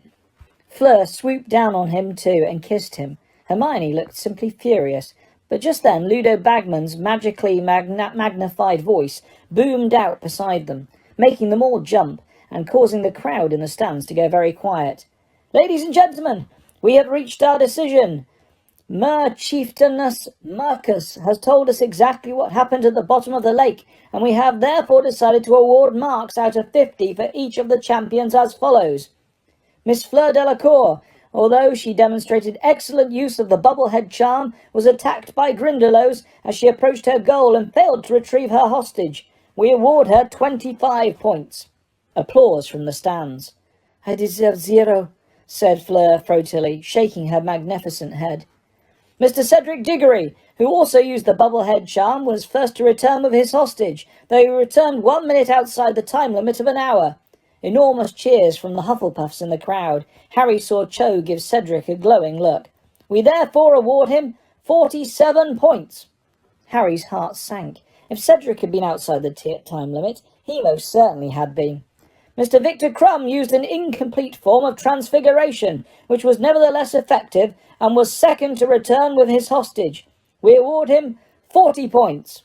Karkaroff clapped particularly hard, looking very superior. Mr. Harry Potter used gillyweed to great effect, Bagman continued. He returned last and well outside the time limit of an hour. However, the Merth Chieftainess informs us that Mr. Potter was first to reach the hostages, and that the delay in his return was due to his determination to return all hostages to safety, not merely his own. Ron and Hermione both gave Harry half-exasperated, half-commiserating looks. Most of the judges, and here Bagman gave Karkaroff a very nasty look, feel that this shows moral fibre and merits full marks. However, Mr. Potter's score is 45 points. Harry's stomach leapt. He was now tying for first place with Cedric. Ron and Hermione, caught by surprise, stared at Harry, then laughed and started applauding hard with the rest of the crowd. There you go, Harry, Ron shouted over the noise. You weren't being thick after all. You were showing moral fibre. Fleur was clapping very hard too, but Crumb didn't look very happy at all. He attempted to engage Hermione in conversation again, but she was too busy cheering Harry to listen. The third and final task will take place at dusk, on the 24th of June, continued Bagman. The champions will be notified of what is coming precisely 1 month beforehand. Thank you all for your support of the champions. It was over, Harry thought dazedly, as Madame Pomfrey began herding the champions and hostages back to the castle to get into dry clothes. It was over. He had got through. He didn't have to worry about anything now until June the 24th. Next time he was in Hogsmeade, he decided, as he walked back up the stone steps into the castle, he was going to buy Dobby a pair of socks for every day of the year. One of the best things about the aftermath of the second task was that everybody was very keen to hear details of what had happened down in the lake, which meant that for once Ron was getting to share Harry's limelight. Harry noticed that Ron's version of events changed subtly with every retelling. At first he gave what seemed to be the truth. It tallied with Hermione's story anyway. Dumbledore had put all the hostages into a bewitched sleep in Professor McGonagall's office, first assuring them that they would be quite safe and would awake when they were back above the water. 1 week later, however, Ron was telling a thrilling tale of kidnap, in which he struggled single-handedly against 50 heavily armed merpeople who had to beat him into submission before tying him up. But I had my wand hidden up my sleeve, he assured Padma Patil, who seemed to be a lot keener on Ron now that he was getting so much attention, and was making a point of talking to him every time they passed in the corridors. I could have taken those mer idiots any time I wanted. "What were you going to do, snore at them?" said Hermione waspishly. People had been teasing her so much about being the thing that Victor Crumb would miss most that she was in a rather tetchy mood. Ron's ears went red, and he reverted thereafter to the bewitched sleep version of events. As they entered March, the weather became drier, but cruel winds skinned their hands and faces every time they went out into the grounds. There were delays in the post because the owls kept being blown off course. The brown owl that Harry had sent to Sirius with the dates of the Hogsmeade weekend turned up at breakfast on Friday morning with half its feathers sticking up the wrong way. Harry had no sooner torn off Sirius' reply than it took flight, clearly afraid it was going to be sent outside again. Sirius' letter was almost as short as the previous one. "Be at Stile at end of road of Hogsmeade, past Dervish and Bangees, at 2 o'clock on Saturday afternoon. Bring as much food as you can." "He hasn't come back to Hogsmeade?" said Ron incredulously. "It looks like it, doesn't it?" said Hermione. "I can't believe him," said Harry tensely. "If he's caught—" "Made it so far, though, hasn't he?" said Ron. "And it's not like the place is swarming with Dementors any more." Harry folded up the letter, thinking. If he was honest with himself, he really wanted to see Sirius again. He therefore approached the final lesson of the afternoon, double potions, feeling considerably more cheerful than he usually did when descending the steps to the dungeons. Malfoy, Crabbe and Goyle were standing in a huddle outside the classroom door, with Pansy Parkinson's gang of slivering girls. All of them were looking at something Harry couldn't see, and sniggering heartily. Pansy's pug-like face peered excitedly around Goyle's broad back as Harry, Ron and Hermione approached. "There they are, there they are," she giggled, and the knot of Slytherins broke apart. Harry saw that Pansy had a magazine in her hands, Witch Weekly. The moving picture on the front showed a curly-haired witch who was smiling toothfully and pointing at a large sponge cake with her wand. "You might find something to interest you in there, Granger," Pansy said loudly, and she threw the magazine at Hermione, who caught it, looking startled. At that moment, the dungeon door opened and Snape beckoned them all inside. Hermione, Harry and Ron headed for a table at the back of the dungeon as usual.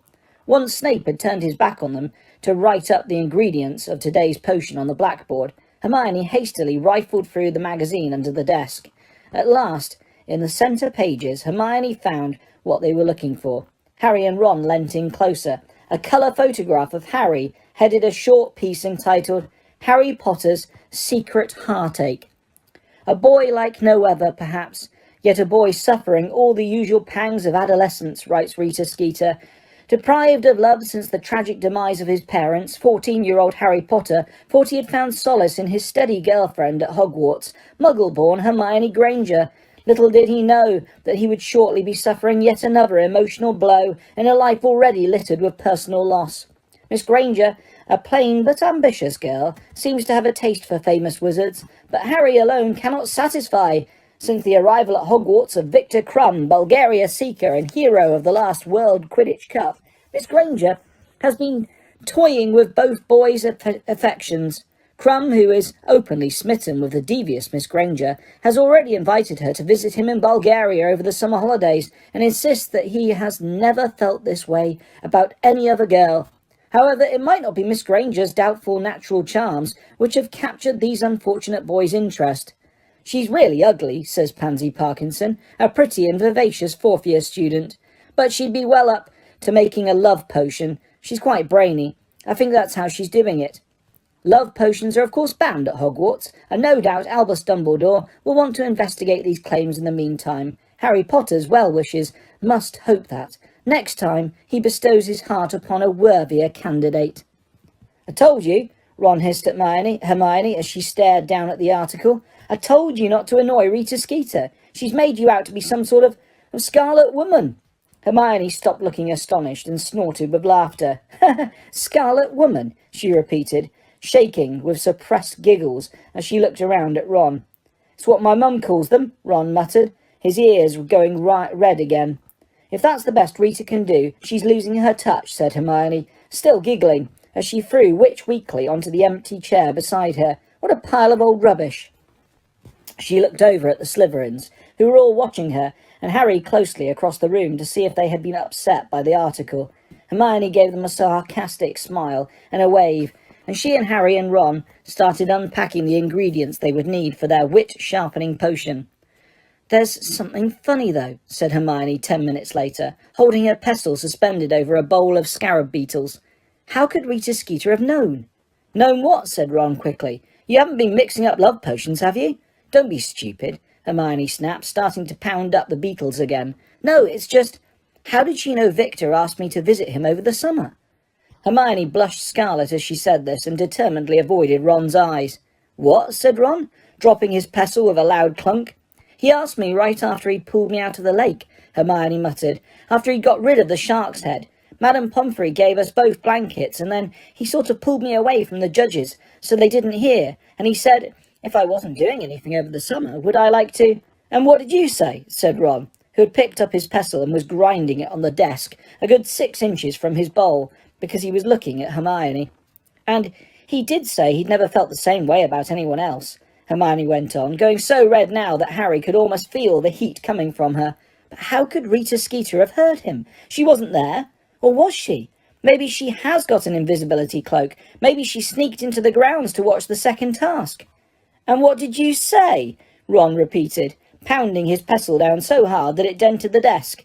"Well, I was too busy seeing whether you and Harry were okay to—" "Fascinating though your social life undoubtedly is, Miss Granger," said an icy voice right behind them, "I must ask you to not discuss it in my class. 10 points from Gryffindor." Snape had glided over to their desk while they'd been talking. The whole class was now looking around at them. Malfoy took the opportunity to flash Potter Stinks across the dungeon at Harry. "Ah, reading magazines under the table as well," Snape added, snatching up the copy of Witch Weekly. "A further 10 points from Gryffindor. Oh, but of course." Snape's black eyes glittered as they fell on Rita Skeeter's article. "Potter has to keep up with the press cuttings." The dungeon rang with the Slytherin's laughter, and an unpleasant smile curled Snape's thin mouth. To Harry's fury, he began to read the article aloud. "Harry Potter's secret heartache. Dear, dear Potter, what's ailing you now? A boy like no other, perhaps." Harry could feel his face burning now. Snape was pausing at the end of every sentence to allow the Slytherins a hearty laugh. The article sounded 10 times worse when read by Snape. "Harry Potter's well-wishers must hope that next time he bestows his heart upon a worthier candidate." "How very touching," sneered Snape, rolling up the magazine, to continued gales of laughter from the Slytherins. "Well, I think I had better separate the 3 of you, so you can keep your minds on your potions rather than your tangled love lives. Weasley, you stay here. Miss Granger, over there, beside Miss Parkinson. Potter, that table in front of my desk. Move, now." Furious, Harry threw his ingredients and his bag into his cauldron and dragged it up to the front of the dungeon, to the empty table. Snape followed, sat down at his desk and watched Harry unload his cauldron. Determined not to look at Snape, Harry resumed the mashing of his scarab beetles, imagining each one to have Snape's face. "All this press attention seems to have inflated your already overlarge head, Potter," said Snape quietly, once the rest of the class had settled down again. Harry didn't answer. He knew Snape was trying to provoke him. He had done this before. No doubt he was hoping for an excuse to take around 50 points from Gryffindor before the end of the class. "You might be labouring under the delusion that the entire wizarding world is impressed with you," Snape went on, so quietly that no one else could hear him. Harry continued to pound his scarab beetles, even though he had already reduced them to a very fine powder. "But I don't care how many times your picture appears in the papers. To me, Potter, you are nothing but a nasty little boy who considers rules to be beneath him." Harry tipped the powdered beetles into his cauldron and started cutting up his ginger roots. His hands were shaking slightly out of anger, but he kept his eyes down, as though he couldn't hear what Snape was saying to him. "So, I give you fair warning, Potter," Snape continued, in a softer and more dangerous voice. "Pint-sized celebrity or not, if I catch you breaking into my office one more time—" "I haven't been anywhere near your office," said Harry angrily, forgetting his feigned deafness. "Don't lie to me," Snape hissed, his fathomless black eyes boring into Harry's. "Boomslang skin, gillyweed, Both come from my private stores, and I know who stole them." Harry stared back at Snape, determined not to blink or to look guilty. In truth, he hadn't stolen either of these things from Snape. Hermione had taken the boomslang skin back in the second year. They had needed it for the polyjuice potion. And while Snape had suspected Harry at the time, he had never been able to prove it. Dobby, of course, had stolen the gillyweed. "I don't know what you're talking about," Harry lied coldly. "You were out of bed on the night my office was broken into," Snape hissed. "I know it, Potter. Now, Mad-Eye Moody might have joined your fan club, but I will not tolerate your behaviour. One more nighttime stroll into my office, Potter, and you will pay." "Right," said Harry coolly, turning back to his ginger roots. "I'll bear that in mind if I ever get the urge to go in there." Snape's eyes flashed. He plunged a hand into the inside of his black robes. For one wild moment, Harry thought Snape was about to pull out his wand and curse him. Then he saw that Snape had drawn out a small crystal bottle of a completely clear potion. Harry stared at it. "Do you know what this is, Potter?" Snape said, his eyes glittering dangerously again. "No," said Harry, completely honestly this time. "It is Veritaserum, a truth potion so powerful that 3 drops would have you spilling your innermost secrets for this entire class to hear," said Snape viciously. "Now, the use of this potion is controlled by very strict ministry guidelines. But unless you watch your step, you might just find that my hand slips." He shook the crystal bottle slightly, "right over your evening pumpkin juice. And then, Potter, then we'll find out whether you've been in my office or not." Harry said nothing. He turned back to his ginger roots once more, picked up his knife and started slicing them again. He didn't like the sound of that truth potion at all, and nor would he put it past Snape to slip him some. He repressed a shudder at the thought of what might come spilling out of his mouth if Snape did. Quite apart from landing a whole lot of people in trouble, Hermione and Dobby for a start, there were all other things he was concealing, like the fact that he was in contact with Sirius, and his insides squirmed at the thought how he felt about Cho. He tipped his ginger roots into the cauldron too, and wondered whether he ought to take a leaf out of Moody's book and start drinking only from a private hip flask. There was a knock on the dungeon door. "Enter," said Snape in his usual voice. The class looked around as the door opened. Professor Karkaroff came in. Everyone watched him as he walked up towards Snape's desk. He was twisting his finger around his goatee again and looking agitated. "We need to talk," said Karkaroff abruptly, when he had reached Snape. He seemed so determined that nobody should hear what he was saying that he was barely opening his lips. It was as though he was a rather poor ventriloquist. Harry kept his eyes on the ginger roots, listening hard. "I'll talk to you after my lesson, Karkaroff," Snape muttered, but Karkaroff interrupted him. "I want to talk now." Well, you can't slip off, Severus. You've been avoiding me." "After the lesson," Snape snapped.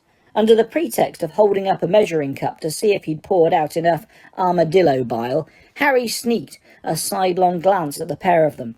Karkaroff looked extremely worried, and Snape looked angry. Karkaroff hovered behind Snape's desk for the rest of the double period. He seemed intent on preventing Snape slipping away at the end of the class. Keen to hear what Karkaroff wanted to say, Harry deliberately knocked over his bottle of armadillo bile with 2 minutes to go to the bell, which gave him an excuse to duck down behind his cauldron and mop up while the rest of the class moved noisily towards the door. "What's so urgent?" he heard Snape hiss at Karkaroff. "This," said Karkaroff, and Harry, peering around the edge of his cauldron, saw Karkaroff pull up the left-hand sleeve of his robe and show Snape something on his inner forearm. "Well," said Karkaroff, still making every effort not to move his lips. "Do you see? It's never been this clear, never since—" "Put it away," snarled Snape, his black eyes sweeping the classroom. "But you must have noticed," Karkaroff began in an agitated voice. "We can talk later," spat Snape. "Potter, what are you doing?" "Cleaning up my armadillo bile, Professor," said Harry innocently, straightening up and showing Snape the sodden rag he was holding. Karkaroff turned on his heel and strode out of the dungeon. He looked both worried and angry. Not wanting to remain alone with an exceptionally angry Snape, Harry saw his books and ingredients back into his bag and left at top speed to tell Ron and Hermione what he had just witnessed. They left the castle at noon the next day to find a weak silver sun shining down upon the grounds. The weather was milder than it had been all year, and by the time they arrived in Hogsmeade, all three of them had taken off their cloaks and thrown them over their shoulders. The food Sirius had told them to bring was in Harry's bag. They had sneaked a dozen chicken legs, a loaf of bread, and a flask of pumpkin juice from the lunch table. They went into the Glad Rags Wizardwear to buy a present for Dobby, where they had fun selecting all the most lurid socks they could find, including a pair patterned with flashing gold and silver stars, and another that screamed loudly when they became too smelly. Then at 1:30 they made their way up the high street, past Dervish and Banshees, and out towards the edge of the village. Harry had never been in this direction before. The winding lane was leading them out onto the wild countryside around Hogsmeade. The cottages were fewer here, and their gardens larger. They were walking towards the foot of the mountain in whose shadow Hogsmeade lay. Then they turned a corner and saw a stile at the end of the lane. Waiting for them, its front paws on the topmost bar, was a very large, shaggy black dog, which was carrying some newspapers in its mouth, and looked very familiar. "Hello, Sirius," said Harry, when they had reached him. The black dog sniffed Harry's bag eagerly, wagged its tail once, then turned and began to trot away from them across the scrubby patch of ground which rose to meet the rocky foot of the mountain. Harry, Ron and Hermione climbed over the stile and followed. Sirius led them to the very foot of the mountain, where the ground was covered with boulders and rocks. It was easy for him with his 4 paws, but Harry, Ron and Hermione were soon out of breath. They followed Sirius higher, up into the mountain itself. For nearly half an hour they climbed a steep, winding and stony path, following Sirius' wagging tail, sweating in the sun, the shoulder straps of Harry's bag cutting into his shoulders. Then at last Sirius slipped out of sight, and when they reached the place where he had vanished, they saw a narrow fissure on the rock. They squeezed into it and found themselves in a cool, dimly lit cave.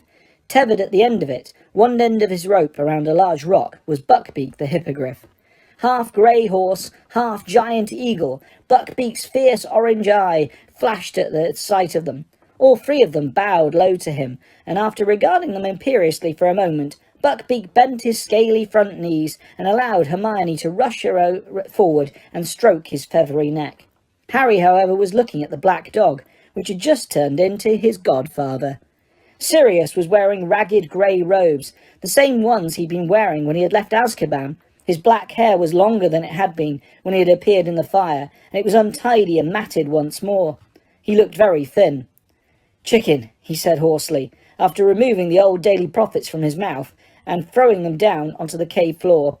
Harry pulled open his bag and handed over the bundle of chicken legs and bread. "Thanks," said Sirius, opening it, grabbing a drumstick, sitting down on the cave floor and tearing off a large chunk with his teeth. "I've been living off rats mostly. Can't steal too much food from Hogsmeade. It'll draw attention to me." He grinned up at Harry, but Harry returned the grin only reluctantly. "What are you doing here, Sirius?" he said. "Fulfilling my duty as godfather," said Sirius, gnawing on the bone in a very dog-like way. "Don't worry about me. I'm pretending to be a lovable stray." He was still grinning, but seeing the anxiety in Harry's face, said more seriously, "I want to be on the spot. Your last letter, well, let's just say things are getting fishier. I've been stealing the paper every time someone throws one out, and by the looks of things, I'm not the only one who's getting worried." He nodded at the yellowing Daily Prophets on the cave floor, and Ron picked them up and unfolded them. Harry, however, continued to stare at Sirius. "What if they catch you? What have you seen?" You three and Dumbledore are the only ones around here who know I'm an animagus," said Sirius, shrugging, and continuing to devour the chicken leg.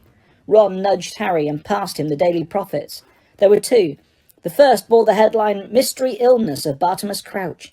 The second, "Ministry Witch Still Missing. Minister for Magic Now Personally Involved." Harry looked down the story about Crouch. Phrases jumped out at him. "Hasn't been seen in public since November. House appears deserted. St. Mungo's Hospital for Magical Maladies decline comment. Ministry refuses to confirm rumours of critical illness." "They're making it sound like he's dying," said Harry slowly. "But he can't be that ill if he managed to get up here."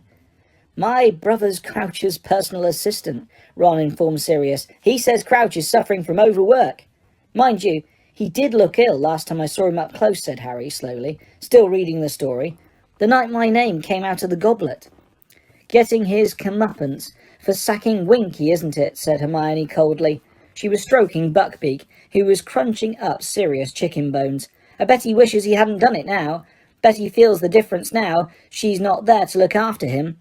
Hermione's obsessed with house elves," Ron muttered to Sirius, casting Hermione a dark look. Sirius, however, looked interested. "Crouch sacked his house elf?" "Yeah, at the Quidditch World Cup," said Harry. And he launched into the story of the Dark Mark's appearance, and Winky being found with Harry's wand clutched in her hand, and Mr. Crouch's fury. When Harry had finished, Sirius was on his feet again, and had started pacing up and down the cave.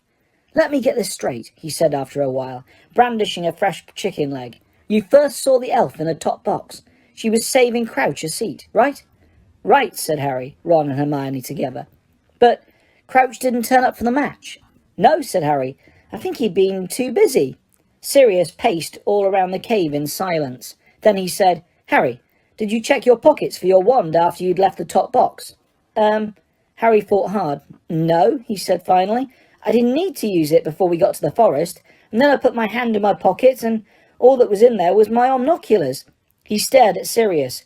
"Are you saying whoever conjured the mark stole my wand in the top box?"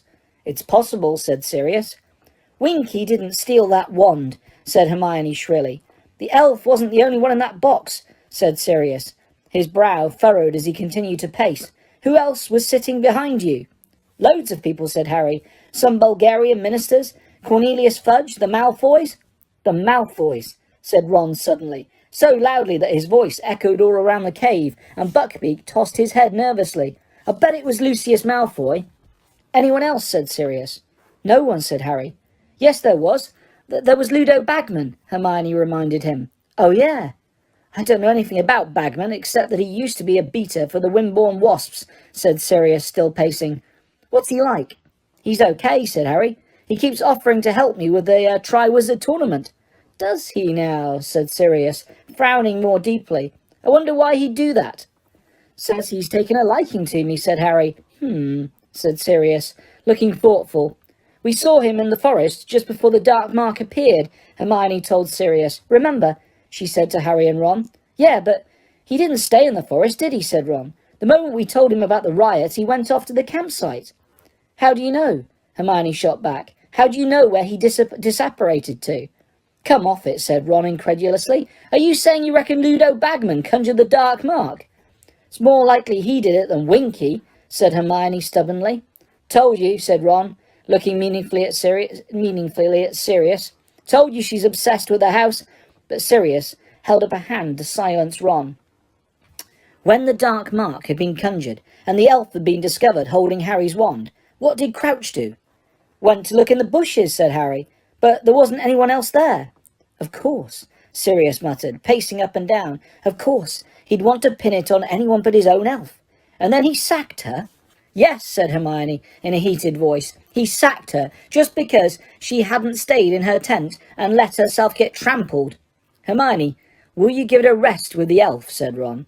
But Sirius shook his head and said, "She got the measure of Crouch better than you have, Ron.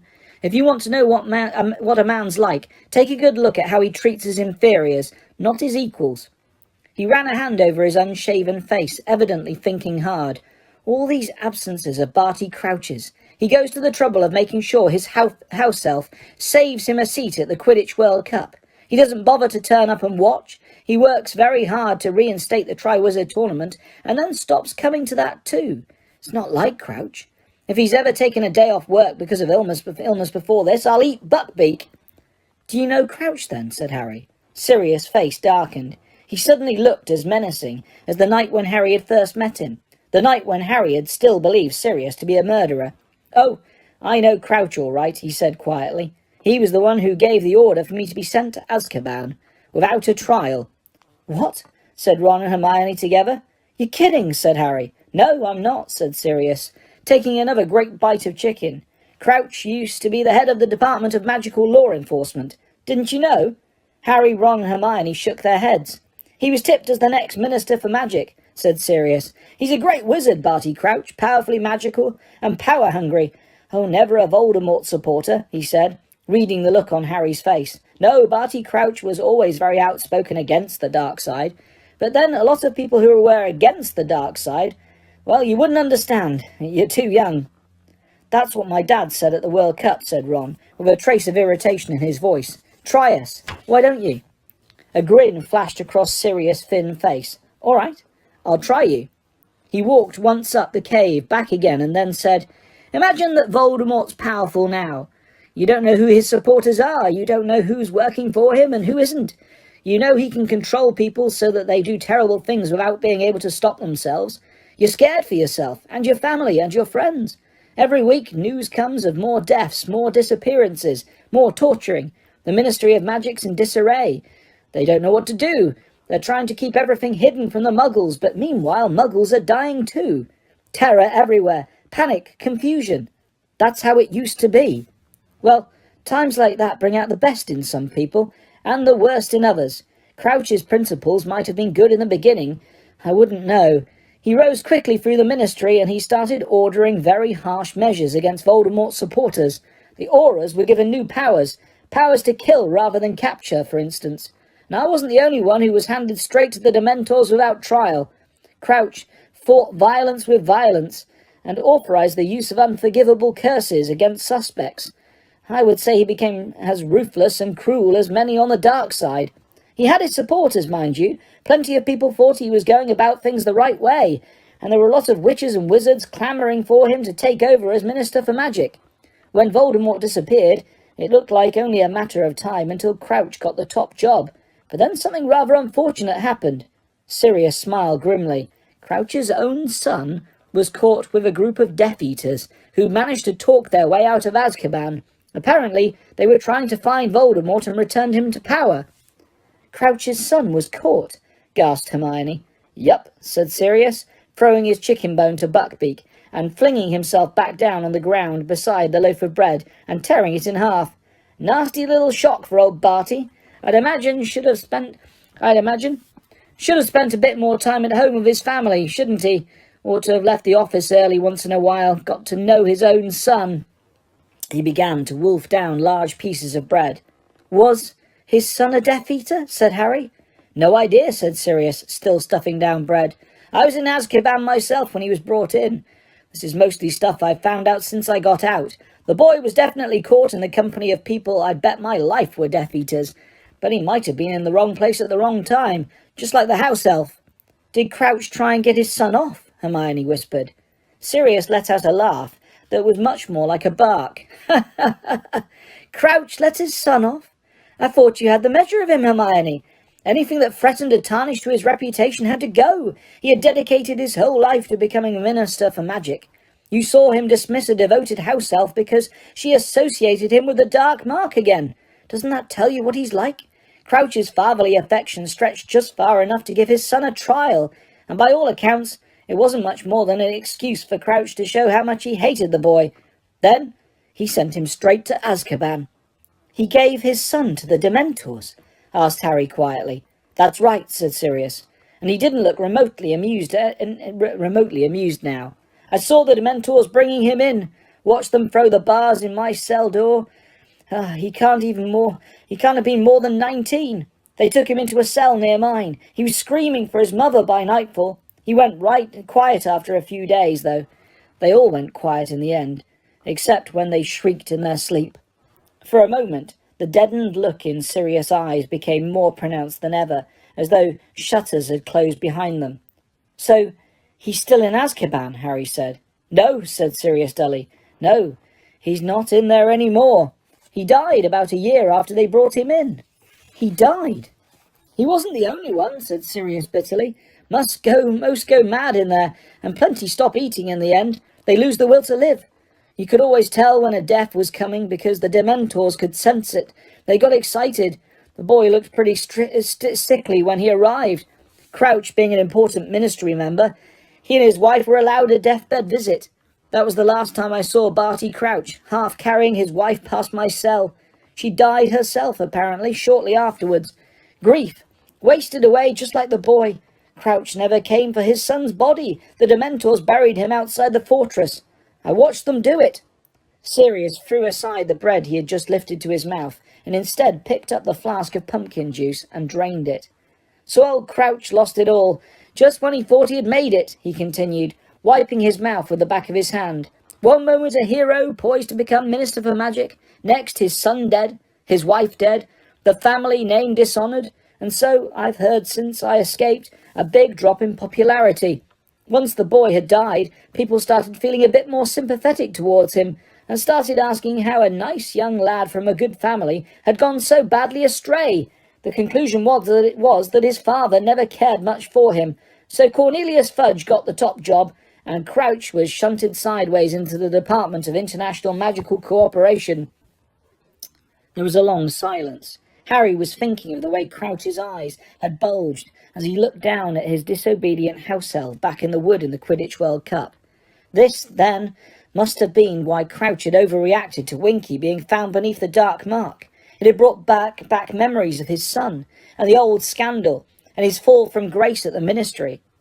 Moody says Crouch is obsessed with catching dark wizards, Harry told Sirius. Yeah, I've heard it's become a bit of a mania with him, said Sirius, nodding. If you ask me, he still thinks he can bring back the old popularity by catching one more Death Eater. And he sneaked up here to search Snape's office, said Ron triumphantly, looking at Hermione. Yes, and that doesn't make sense at all, said Sirius. Yeah, it does, said Ron excitedly. But Sirius shook his head. Listen, if Crouch wants to investigate Snape, why hasn't he been coming to judge the tournament? It would be an ideal excuse to make regular visits to Hogwarts and keep an eye on him. So you think Snape could be up to something then? Asked Harry. But Hermione broke in. Look, I don't care what you say. Dumbledore trusts Snape. Oh, come off it, Hermione, said Ron impatiently. I know Dumbledore's brilliant and everything, but that doesn't mean a really clever dark wizard couldn't fool him. Why did Snape save Harry's life in the first year then? Why didn't he just let him die? I don't know. Maybe he thought Dumbledore would kick him out. What do you think, Sirius? Harry said loudly, and Ron and Hermione stopped bickering to listen. I think they've both got a point, said Sirius, looking thoughtfully at Ron and Hermione.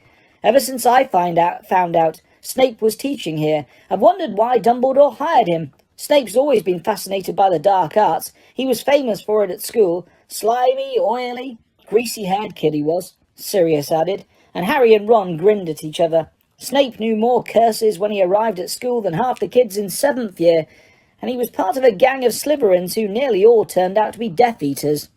Sirius held up his fingers and began ticking off names.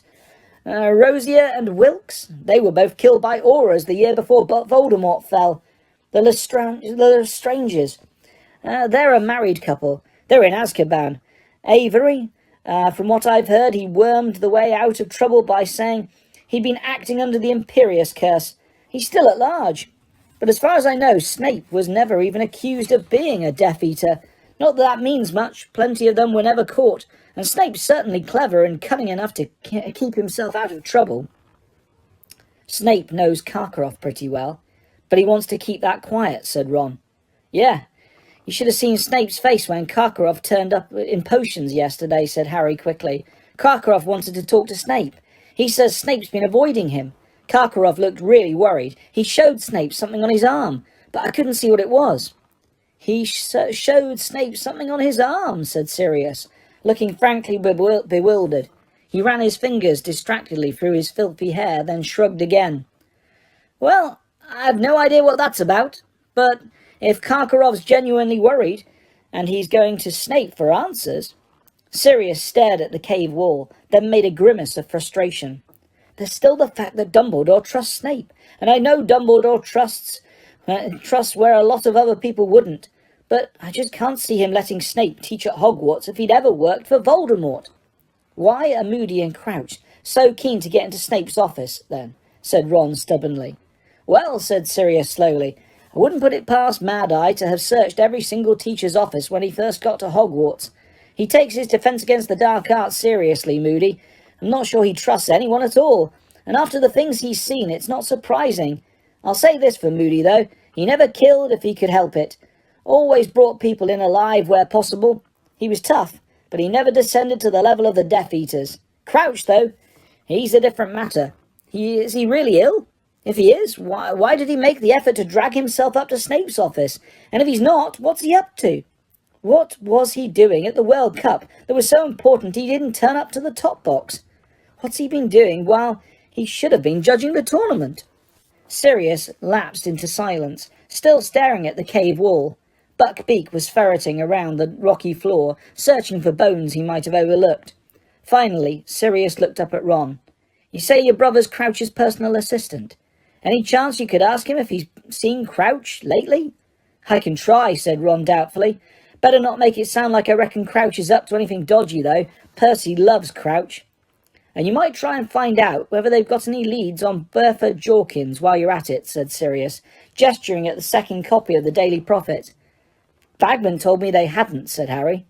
Yes, he's quoted in the article in there, said Sirius, nodding at the paper, blustering on about how bad Bertha's memory is. Well, maybe she's changed since I knew her, but the Bertha I knew wasn't forgetful at all. Quite the reverse. She was a bit dim, but she had an excellent memory for gossip. It used to get her into a lot of trouble. She never knew when to keep her mouth shut. I can see her being a bit of a liability at the Ministry of Magic. Maybe that's why Bagman didn't bother to look for her for so long. Sirius heaved an enormous sigh and rubbed his shadowed eyes. What's the time? Harry checked his watch, then remembered it hadn't been working since it had spent an hour in the lake. It's 3:30, said Hermione. You'd better get back to school, Sirius said, getting to his feet. Now listen. He looked particularly hard at Harry. I don't want you lot sneaking out of school to see me, all right? Just send notes to me here. I still want to hear about anything odd, but you're not to go leaving Hogwarts without permission. It would be an ideal opportunity for someone to attack you. No one's tried to attack me so far, except a dragon and a couple of Grindylows, Harry said. But Sirius scowled at him. I don't care. I'll breathe freely again when this tournament's over, and that's not until June. And don't forget, if you're talking about me among yourselves, call me Snuffles, okay? He handed Harry the empty napkin and flask and went to pat Buckbeak goodbye. I'll walk to the edge of the village with you, said Sirius. See if I can scrounge another paper. He transformed into the great black dog before they left the cave, and they walked back down the mountainside with him, across the boulder-strewn ground and back to the stile. Here he allowed each of them to pat him on the head before turning and setting off at a run around the outskirts of the village. Harry, Ron and Hermione made their way back into Hogsmeade and up towards Hogwarts. Wonder if Percy knows all that stuff about Crouch, Ron said, as they walked up to the drive to the castle. But maybe he doesn't care. It would probably just make him admire Crouch even more. Yeah, Percy loves rules. He'd just say Crouch was refusing to break them for his own son. Percy would never throw any of his family to the Dementors, said Hermione severely. I dunno, said Ron. If he thought we were standing in the way of his career, Percy's really ambitious, you know. They walked up the stone steps into the entrance hall, where the delicious smells of dinner wafted towards them from the great hall. Poor old Snuffles, said Ron, breathing deeply. He must really like you, Harry. Imagine having to live off rats. Harry, Ron and Hermione went up to the owlery after breakfast on Sunday to send a letter to Percy, asking, as Sirius had suggested, whether he had seen Mr. Crouch lately. They used Hedwig because it had been so long since she'd had a job. When they had watched her fly out of sight through the owlery window, they proceeded down to the kitchen to give Dobby his new socks. The house elves gave them a very cheery welcome, bowing and curtsying and bustling around, making tea again. Dobby was ecstatic about his present. Harry Potter is too good to Dobby, he squeaked, wiping large tears out of his enormous eyes. You saved my life with that gillyweed, Dobby, you really did, said Harry. No chance of more of these eclairs, is there, said Ron, who was looking around at the beaming and bowing house elves. You've just had breakfast, said Hermione irritably, but a great silver platter of eclairs was already zooming towards them, supported by 4 elves. We should get some stuff to send up to Snuffles, Harry muttered. Good idea, said Ron. Give Pig something to do. You couldn't give us a bit of extra food, could you? He said to the surrounding elves, and they bowed delightedly and hurried off to get some more. Dobby, where's Winky? Said Hermione, who was looking around. Winky is over there by the fire, miss, said Dobby quietly, his ears drooping slightly. Oh dear, said Hermione, as she spotted Winky. Harry looked over at the fireplace too. Winky was sitting on the same stool as last time, but she had allowed herself to become so filthy that she was not immediately distinguishable from the smoke-blackened brick behind her. Her clothes were ragged and unwashed. She was clutching a bottle of butterbeer and swaying slightly on her stool, staring into the fire. As they watched her, she gave an enormous hiccup. "Winky is, getting through 6 bottles a day now," Dobby whispered to Harry. "Well, it's not strong, that stuff," Harry said. But Dobby shook his head. "'Tis strong for a house elf, sir," he said. Winky hiccuped again. The elves who had brought the eclairs gave her disapproving looks as they returned to work. "Winky is pining, Harry Potter," Dobby whispered sadly. "Winky wants to go home. Winky still thinks Mr. Crouch is her master, sir, and nothing Dobby says will persuade her that Professor Dumbledore is her master now." "Hey, Winky," said Harry, struck by a sudden inspiration, walking over and bending down to speak to her. "You don't know what Mr. Crouch might be up to, do you? Because he stopped turning up to judge the Triwizard Tournament." Winky's eyes flickered, her enormous pupils focused on Harry. She swayed slightly and then said, "Master is stopped coming." "Yeah," said Harry. "We haven't seen him in since the first task. The Daily Prophet's saying he's ill." Winky swayed some more, staring blurrily at Harry. "Master ill?" Her bottom lip began to tremble. "But we're not sure if that's true," said Hermione quickly. "Master is needing his Winky," whimpered the elf. "Master cannot manage all by himself." "Other people manage to do their own housework, you know, Winky," said Hermione severely. "Winky is not only doing housework for Mr. Crouch," Winky squeaked indignantly, swaying worse than ever and slopping butterbeer down her already heavily stained blouse. "Master is trusting Winky with the most important, the most secret." "What?" said Harry. But Winky shook her head very hard, spilling more butterbeer down herself. "Winky keeps her master's secrets," she said mutinously, swaying very heavily now, frowning up at Harry with her eyes crossed. "You is nosing, you is." "Winky must not talk like that to Harry Potter," said Dobby angrily. "Harry Potter is brave and noble, and Harry Potter is not nosy." "He is nosing into my master's private and secret.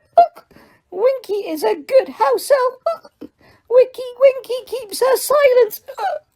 People trying to pry and poke." Winky's eyelids drooped, and suddenly, without warning, she slid off her stool onto the hearth, snoring loudly. The empty bottle of butterbeer rolled away across the stone-flagged floor. Half a dozen house elves came hurrying forward, looking disgusted. One of them picked up the bottle, the others covered Winky with a large check tablecloth and tucked the ends in neatly, hiding her from view. "We is sorry you had to see that, sirs and miss," squeaked a nearby elf, shaking his head and looking very ashamed. "We is hoping you will not judge us all by Winky, sirs and miss." "She's unhappy," said Hermione, exasperated. "Why don't you try and cheer her up instead of covering her up?" "Begging your pardon, miss," said the house elf, bowing deeply again, "but house elves has no right to be unhappy when there is work to be done and masters to be served." "Oh, for heaven's sake," said Hermione angrily. "Listen to me, all of you. You've got just as much right as wizards to be unhappy. You've got the right to wages and holidays and proper clothes. You don't have to do everything you're told. Look at Dobby." "Miss, will please keep Dobby out of this," Dobby mumbled, looking scared. The cheery smiles had vanished from the faces of the house elves around the kitchen. They were suddenly looking at Hermione as though she was mad and dangerous. "We has your extra food," squeaked an elf at Harry's elbow, and he shoved a large ham, a dozen cakes and some fruit into Harry's arms. "Goodbye." The house elves crowded around Harry, Ron and Hermione and began shunting them out of the kitchen, many little hands pushing in the smalls of their backs. "Thank you for the socks, Harry Potter," Dobby called miserably from the hearth, where he was standing next to the lumpy tablecloth that was Winky. "You couldn't keep your mouth shut, could you, Hermione?" said Ron angrily, as the kitchen door slammed shut behind them. "They won't want us visiting them now. We could have tried to get more stuff out of Winky about Crouch." "Oh, as if you care about that," scoffed Hermione. "You only like coming down here for the food." It was an irritable sort of day after that. Harry got so tired of Ron and Hermione sniping at each other over their homework in the common room that he took serious food up to the owlery that evening on his own. Pigwidgeon was much too small to carry an entire ham up to the mountain by himself, so Harry enlisted the help of 2 school screech owls as well. When they had set off into the dusk, looking extremely odd carrying the large package between them, Harry leaned on the windowsill, looking out at the grounds, at the dark, rustling treetops of the forbidden forest, and the rippling sails of the Durmstrang ship. An eagle owl flew through the coil of smoke rising from Hagrid's chimney. It soared towards the castle, around the owlery, and out of sight. Looking down, Harry saw Hagrid digging energetically in front of his cabin. Harry wondered what he was doing. It looked as though he was making a new vegetable patch. As he watched, Madame Maxine emerged from the Beauxbatons carriage and walked over to Hagrid. She appeared to be trying to engage him in conversation. Hagrid leant up upon his spade, but did not seem keen to prolong their talk, because Madame Maxine returned to the carriage shortly afterwards. Unwilling to go back to Gryffindor Tower and listen to Ron and Hermione snarling at each other, Harry watched Hagrid digging into the darkness until the darkness swallowed him, and the owls around Harry began to awake, swooshing past him into the night. By breakfast next day, Ron and Hermione's bad moods had burnt out, and to Harry's relief, Ron's dark predictions that the house elves would send substandard food up to the Gryffindor table because Hermione had insulted them proved false. The bacon, eggs and kippers were quite as good as usual. When the poster owls arrived, Hermione looked up eagerly. She seemed to be expecting something. "Percy won't have had time to answer yet," said Ron. "We only sent Hedwig yesterday." "No, it's not that," said Hermione. "I've taken out a new subscription to the Daily Prophet. I'm getting sick of finding everything out from the Slytherins." "Good thinking," said Harry, also looking up at the owls. "Hey, Hermione, I think you're in luck." A grey owl was soaring down towards Hermione. "It hasn't got a newspaper, though," she said, looking disappointed. But to her bewilderment, the grey owl landed in front of her plate, closely followed by 4 barn owls, a brown owl and a tawny. "How many subscriptions did you take out?" said Harry, seizing Hermione's goblet, before it was knocked over by the cluster of owls, all of whom were jostling close to her, trying to deliver their own letter first. "What on earth?" Hermione said, taking the letter from the grey owl, opening it and starting to read. "Oh, really?" she spluttered, going rather red. "What's up?" said Ron. Oh, how ridiculous." She thrust the letter at Harry, who saw that it was not handwritten, but composed from pasted letters that seemed to have been cut out of the Daily Prophet. "You are a wicked girl. Harry Potter deserves better. Go back where you came from, Muggle." "They're all like it," said Hermione desperately, opening one letter after another. "Harry Potter can do much better than the likes of you. You deserve to be boiled in frog spawn. Ouch." She had opened the last envelope, and yellowish-green liquid, smelling strongly of petrol, gushed over her hands, which began to erupt in large yellow boils. "Undiluted bubatuber pus," said Ron, picking up the envelope gingerly and sniffing it. "Ow!" said Hermione, tears starting in her eyes as she tried to rub it off her hands with a napkin, but her fingers were now so thickly covered in painful sores that it looked as though she was wearing a pair of thick, knobbly gloves. "You better get up to the hospital wing," said Harry, as the owls around Hermione took flight. "We'll tell Professor Sprout where you've gone." "I warned her," said Ron, as Hermione hurried out of the great hall, cradling her hands. "I warned her not to annoy Rita Skeeter. Look at this one." He read out one of the letters Hermione had left behind. "I read in Witch Weekly about how you are playing Harry Potter false, and that boy has had enough hardship, and I will be sending you a curse by next post as soon as I can find a big enough envelope. Blimey, she'd better watch out for herself." Hermione didn't turn up for herbology. As Harry and Ron left the greenhouse for their Care of Magical Creatures class, they saw Malfoy, Crabbe and Goyle descending the stone steps from the castle. Pansy Parkinson was whispering and giggling behind them with her gang of slithering girls. Catching sight of Harry, Pansy called, "Potter, have you split up with your girlfriend? Why was she so upset at breakfast?" Harry ignored her. He didn't want to give her the satisfaction of knowing how much trouble the Witch Weekly article had caused. Hagrid, who had told them last lesson that they had finished with unicorns, was waiting for them outside his cabin with a fresh supply of open crates at his feet. Harry's heart sank at the sight of the crates. Surely not another Scroot hatching. But when he got near enough to see inside, he found himself looking at a number of fluffy black creatures with long snouts. Their front paws were curiously flat, like spades, and they were blinking up at the class, looking politely puzzled at all the attention. "These are nifflers," said Hagrid, when the class had gathered around. "You find 'em down mines, mostly. They like sparkly stuff. Yeah, there you go, look." One of the nifflers had suddenly leapt up and attempted to bite Pansy Parkinson's watch off her wrist. She shrieked and jumped backwards. "Useful little treasure detectors," said Hagrid happily. "Thought we'd have some fun with 'em today. See over there?" He pointed at a large patch of freshly turned earth Harry had watched him digging from the owlery window. "I've buried some gold coins. I've got a prize for whoever picks the niffler that digs up most. Just take all of your valuables and choose a niffler and get ready to set 'em loose." Harry took off his watch, which he was only wearing out of habit, as it didn't work anymore, and stuffed it in his pocket. Then he picked up a niffler. It put its long snout in Harry's ear and sniffed enthusiastically. It was really quite cuddly. "Hang on," said Hagrid, looking down into the crate. "There's a spare niffler here. Who's missing? Where's Hermione?" "She had to go to the hospital wing," said Ron. "We'll explain later," Harry muttered. Pansy Parkinson was listening. It was easily the most fun they had ever had in care of magical creatures. The nifflers dived in and out of the patch of earth as though it was water, each scurrying back to the student who had released it and spitting gold into their hands. Ron's was particularly efficient. It had soon filled up his lap with coins. "Can you buy these as pets, Hagrid?" he asked excitedly, as his niffler dived back into the soil, splattering his robes. "Your mum wouldn't be happy, Ron," said Hagrid, grinning. "They wreck houses, nifflers. I reckon they're we've nearly got the lot now," he added, pacing around the patch of earth while the nifflers continued to dive. "Only buried 100 coins. Oh, there you are, Hermione." Hermione was walking towards them across the lawn. Her hands were very heavily bandaged and she looked miserable. Pansy Parkinson was watching her beadily. "Well, let's check how you've done," said Hagrid. "Count your coins. And there's no point trying to steal any, Goyle," he added, his beetle-black eyes narrowed. "It's leprechaun gold, vanishes after a few hours." Goyle emptied his pockets, looking extremely sulky.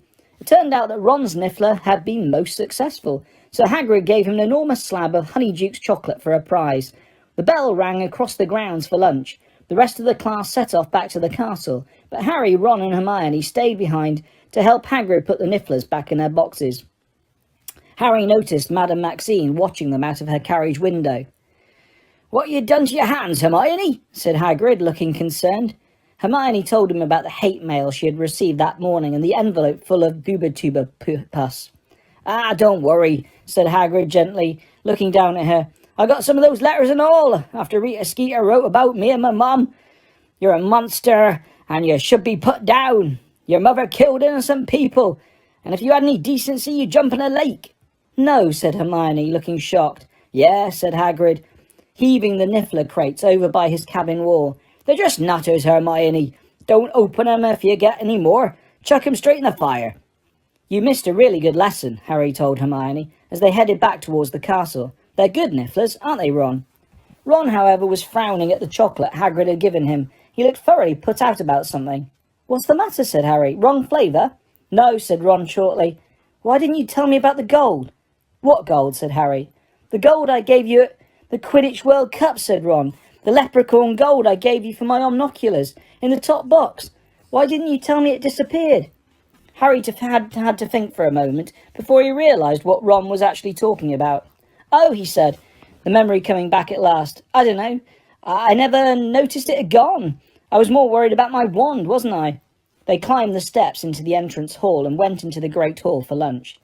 "Must be nice," Ron said abruptly, when they had sat down and started serving themselves roast beef and Yorkshire puddings, "to have so much money you don't notice if a pocket full of galleons goes missing." "Listen, I had other stuff on my mind that night," said Harry impatiently. "We all did, remember?" "I didn't know leprechaun gold vanishes," Ron muttered. "I thought I was paying you back. You shouldn't have given me that Chudley cannon hat for Christmas." "Forget it, all right," said Harry. Ron speared a roast potato on the end of his fork, glaring at it, and then he said, "I hate being poor." Harry and Hermione looked at each other. Neither of them really knew what to say. "It's rubbish," said Ron, still glaring down at his potato. I don't blame Fred and George for trying to make some extra money. Wish I could. Wish I had a niffler. Well, we know what to get you next Christmas, said Hermione brightly. Then, when Ron continued to look gloomy, she said, Come on, Ron, it could be worse. At least your fingers aren't full of pus. Hermione was having a lot of difficulty managing her knife and fork. Her fingers were so stiff and swollen. I hate that Skeeter woman, she burst out savagely. I'll get her back for this, if it's the last thing I do. Hate mail continued to arrive for Hermione over the following week, and although she followed Hagrid's advice and stopped opening it, several of her ill-wishers sent howlers, which exploded at the Gryffindor table and shrieked insults at her for the whole hall to hear. Even those people who didn't read Witch Weekly knew all about the supposed Harry, Crumb, Hermione triangle now. Harry was getting sick of telling people that Hermione wasn't his girlfriend. It'll die down, though, he told Hermione. If we just ignore it, people get bored with that stuff. She wrote about me last time. I want to know about how she's listening into private conversations when she's supposed to be banned from the grounds, said Hermione angrily. Hermione hung back in their next defence against the dark arts lesson to ask Professor Moody something. The rest of the class were very eager to leave. Moody had given them such a rigorous test of hex deflection that many of them were nursing small injuries. Harry had such a bad case of twitchy ears, he had to hold his hands clamped over them as he walked away from the class. Well, Rita's definitely not using an invisibility cloak, Hermione panted 5 minutes later, catching up with Harry and Ron in the entrance hall and pulling Harry's hand away from one of his wiggling ears so that he could hear. Moody says he didn't see her anywhere near the judge's table at the second task, or anywhere near the lake. Hermione, is there any point telling you to drop this, said Ron. No, said Hermione stubbornly. I want to know how she heard me talking to Victor, and how she found out about Hagrid's mum. Maybe she had you bugged, said Harry. Bugged, said Ron blankly. What, put fleas on her or something? Harry started explaining about hidden microphones and recording equipment. Ron was fascinated, but Hermione interrupted them. Aren't you two ever going to read Hogwarts a history? What's the point, said Ron. You know it off by heart. We can just ask you. All those substitutes for magic muggles used, electricity and computers and radar, and all of those things, they all go haywire around Hogwarts. There's too much magic in the air. No, Rita's using magic to eavesdrop. She must be. If I could just find out what it is. Ooh, if it's illegal, I'll have her. Haven't we got enough to worry about? Ron asked her. Do we have to start a vendetta against Rita Skeeter as well? I'm not asking you to help, Hermione snapped. I'll do it by myself. She marched back up the marble staircase without a backward glance. Harry was quite sure she was going to the library. What's the betting she comes back with a box of I Hate Rita Skeeter badges, said Ron. Hermione, however, did not ask Harry and Ron to help her pursue vengeance against Rita Skeeter, for which they were both grateful, because their workload was mounting even higher in the run-up to the Easter holidays. Harry frankly marvelled at the fact that Hermione could research magical methods of eavesdropping, as well as everything else they had to do. He was working flat out just to get through all their homework, though he made a point of sending regular food packages up to the cave in the mountain for Sirius.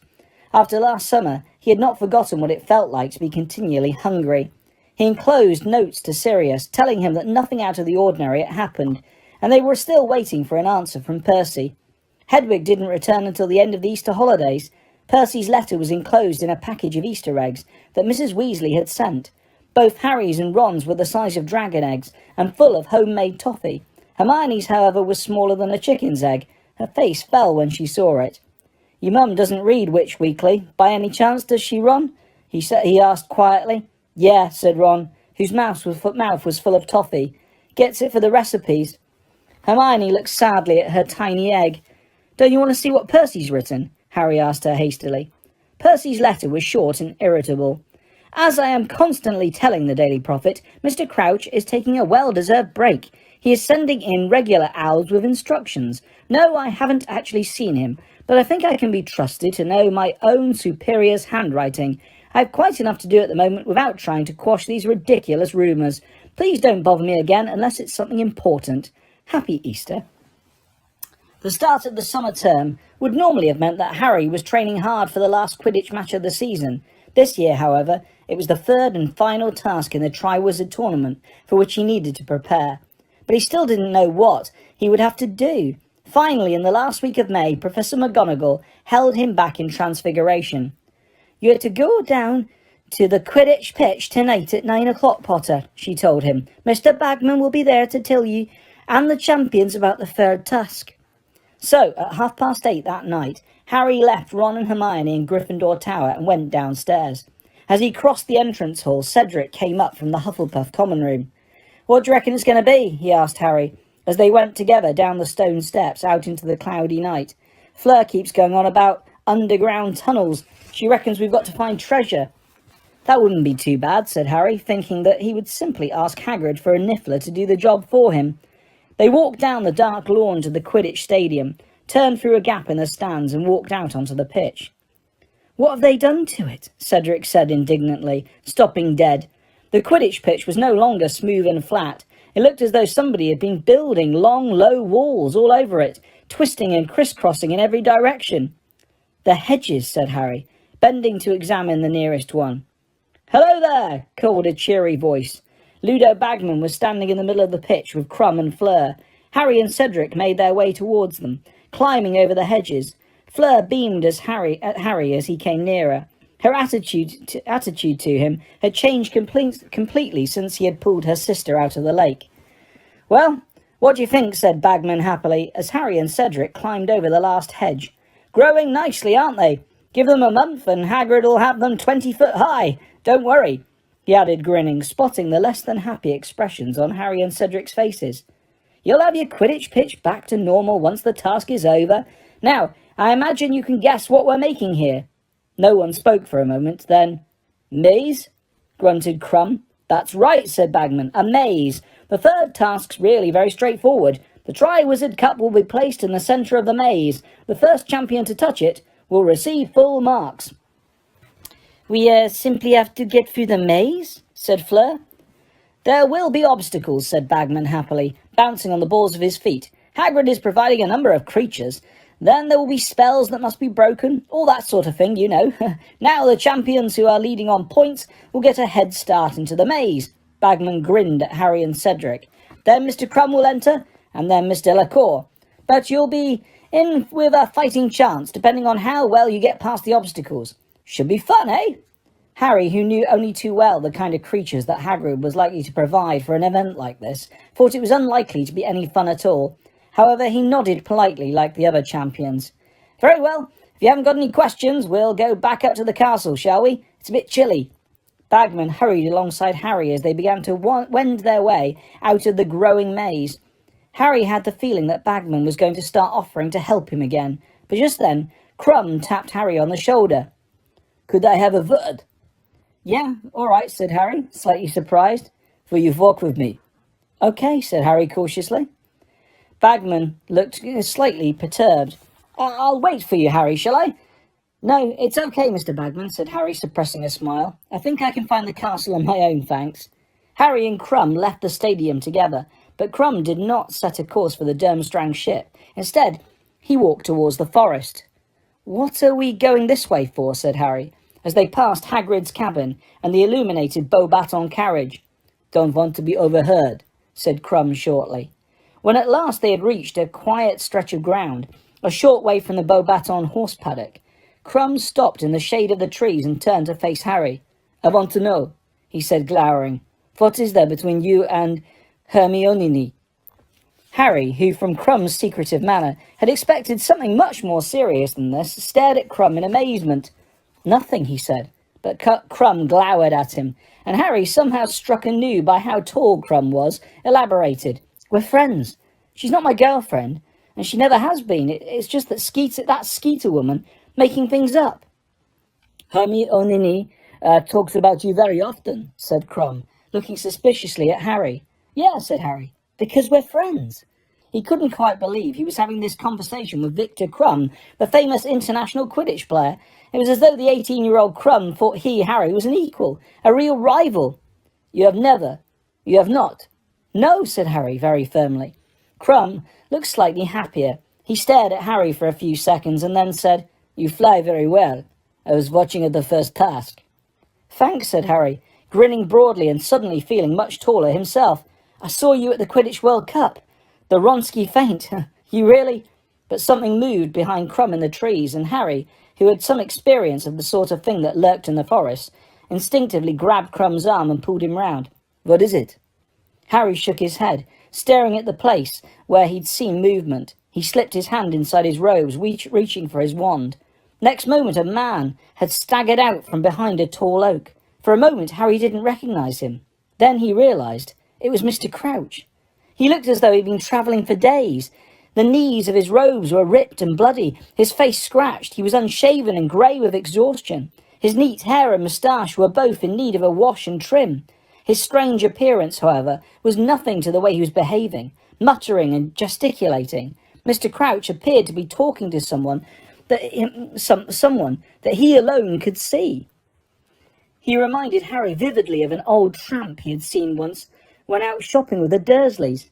That man too had been conversing wildly with thin air. Aunt Petunia had seized Dudley's hand and pulled him across the road to avoid him. Uncle Vernon had then treated the family to a long rant about what he would do and what he would like to do with beggars and vagrants. Wasn't he a judge?" said Crumb, staring at Mr. Crouch. "Isn't he with your ministry?" Harry nodded, hesitated for a moment, and then walked slowly towards Mr. Crouch, who did not look at him, but continued to talk to a nearby tree. "And when you've done that, Weatherby, send an owl to Dumbledore confirming the number of Durmstrang students who will be attending the tournament. Karkaroff has just sent word there will be 12. "Mr. Crouch," said Harry cautiously. "And then send another owl to Madame Maxime, because she might want to up the number of students she's bringing. Now, Karkaroff's made it a round dozen. Do that, Weatherby, will you? Will you? Will?" Mr. Crouch's eyes were bulging. He stood staring at the tree, muttering soundlessly at it. Then he staggered sideways and fell to his knees. "Mr. Crouch," Harry said loudly, "are you all right?" Crouch's eyes were rolling in his head. Harry looked around at Crumb, who had followed him into the trees and was walking down and looking down at Crouch in alarm. "What is wrong with him?" "No idea," Harry muttered. "Listen, you'd better go and get someone." "Dumbledore!" gasped Mr. Crouch. He reached out and seized a handful of Harry's robes, dragging him closer, though his eyes were staring over Harry's head.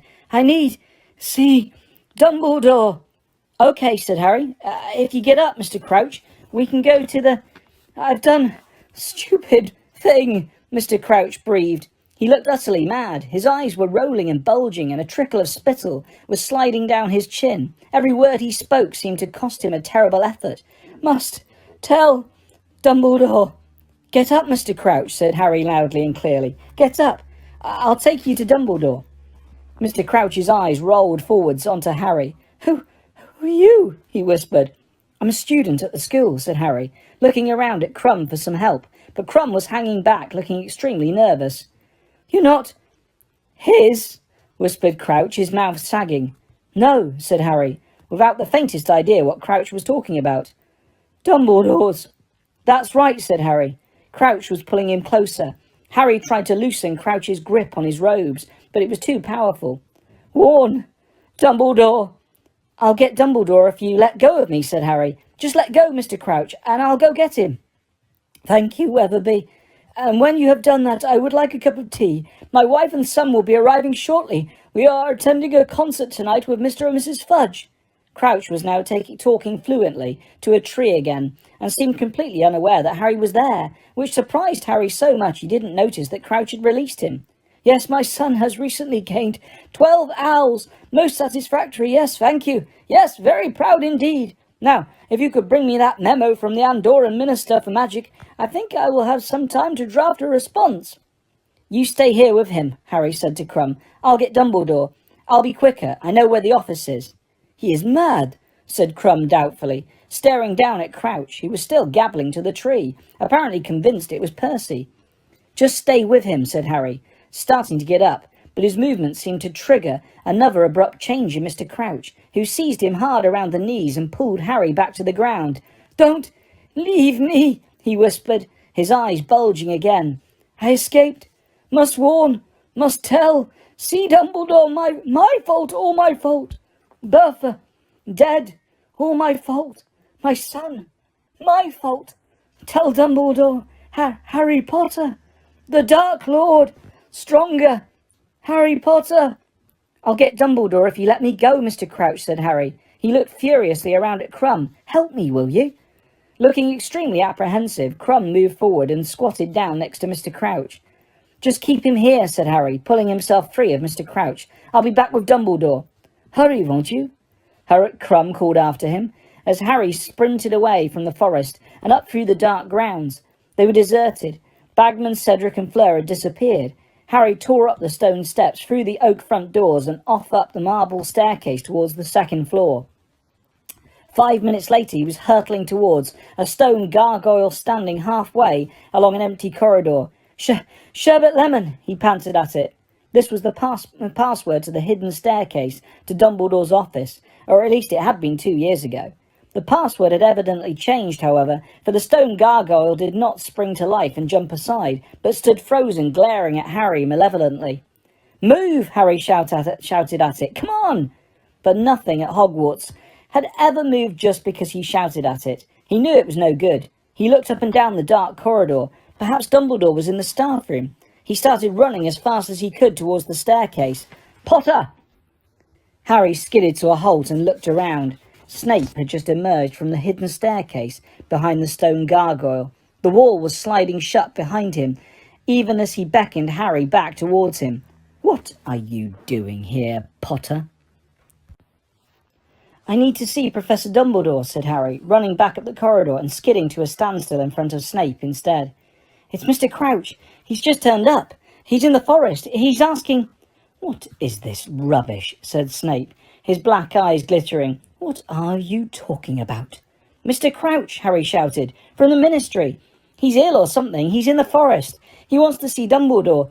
Just give me the password up to—" "The headmaster is busy, Potter," said Snape, his thin mouth curling into an unpleasant smile.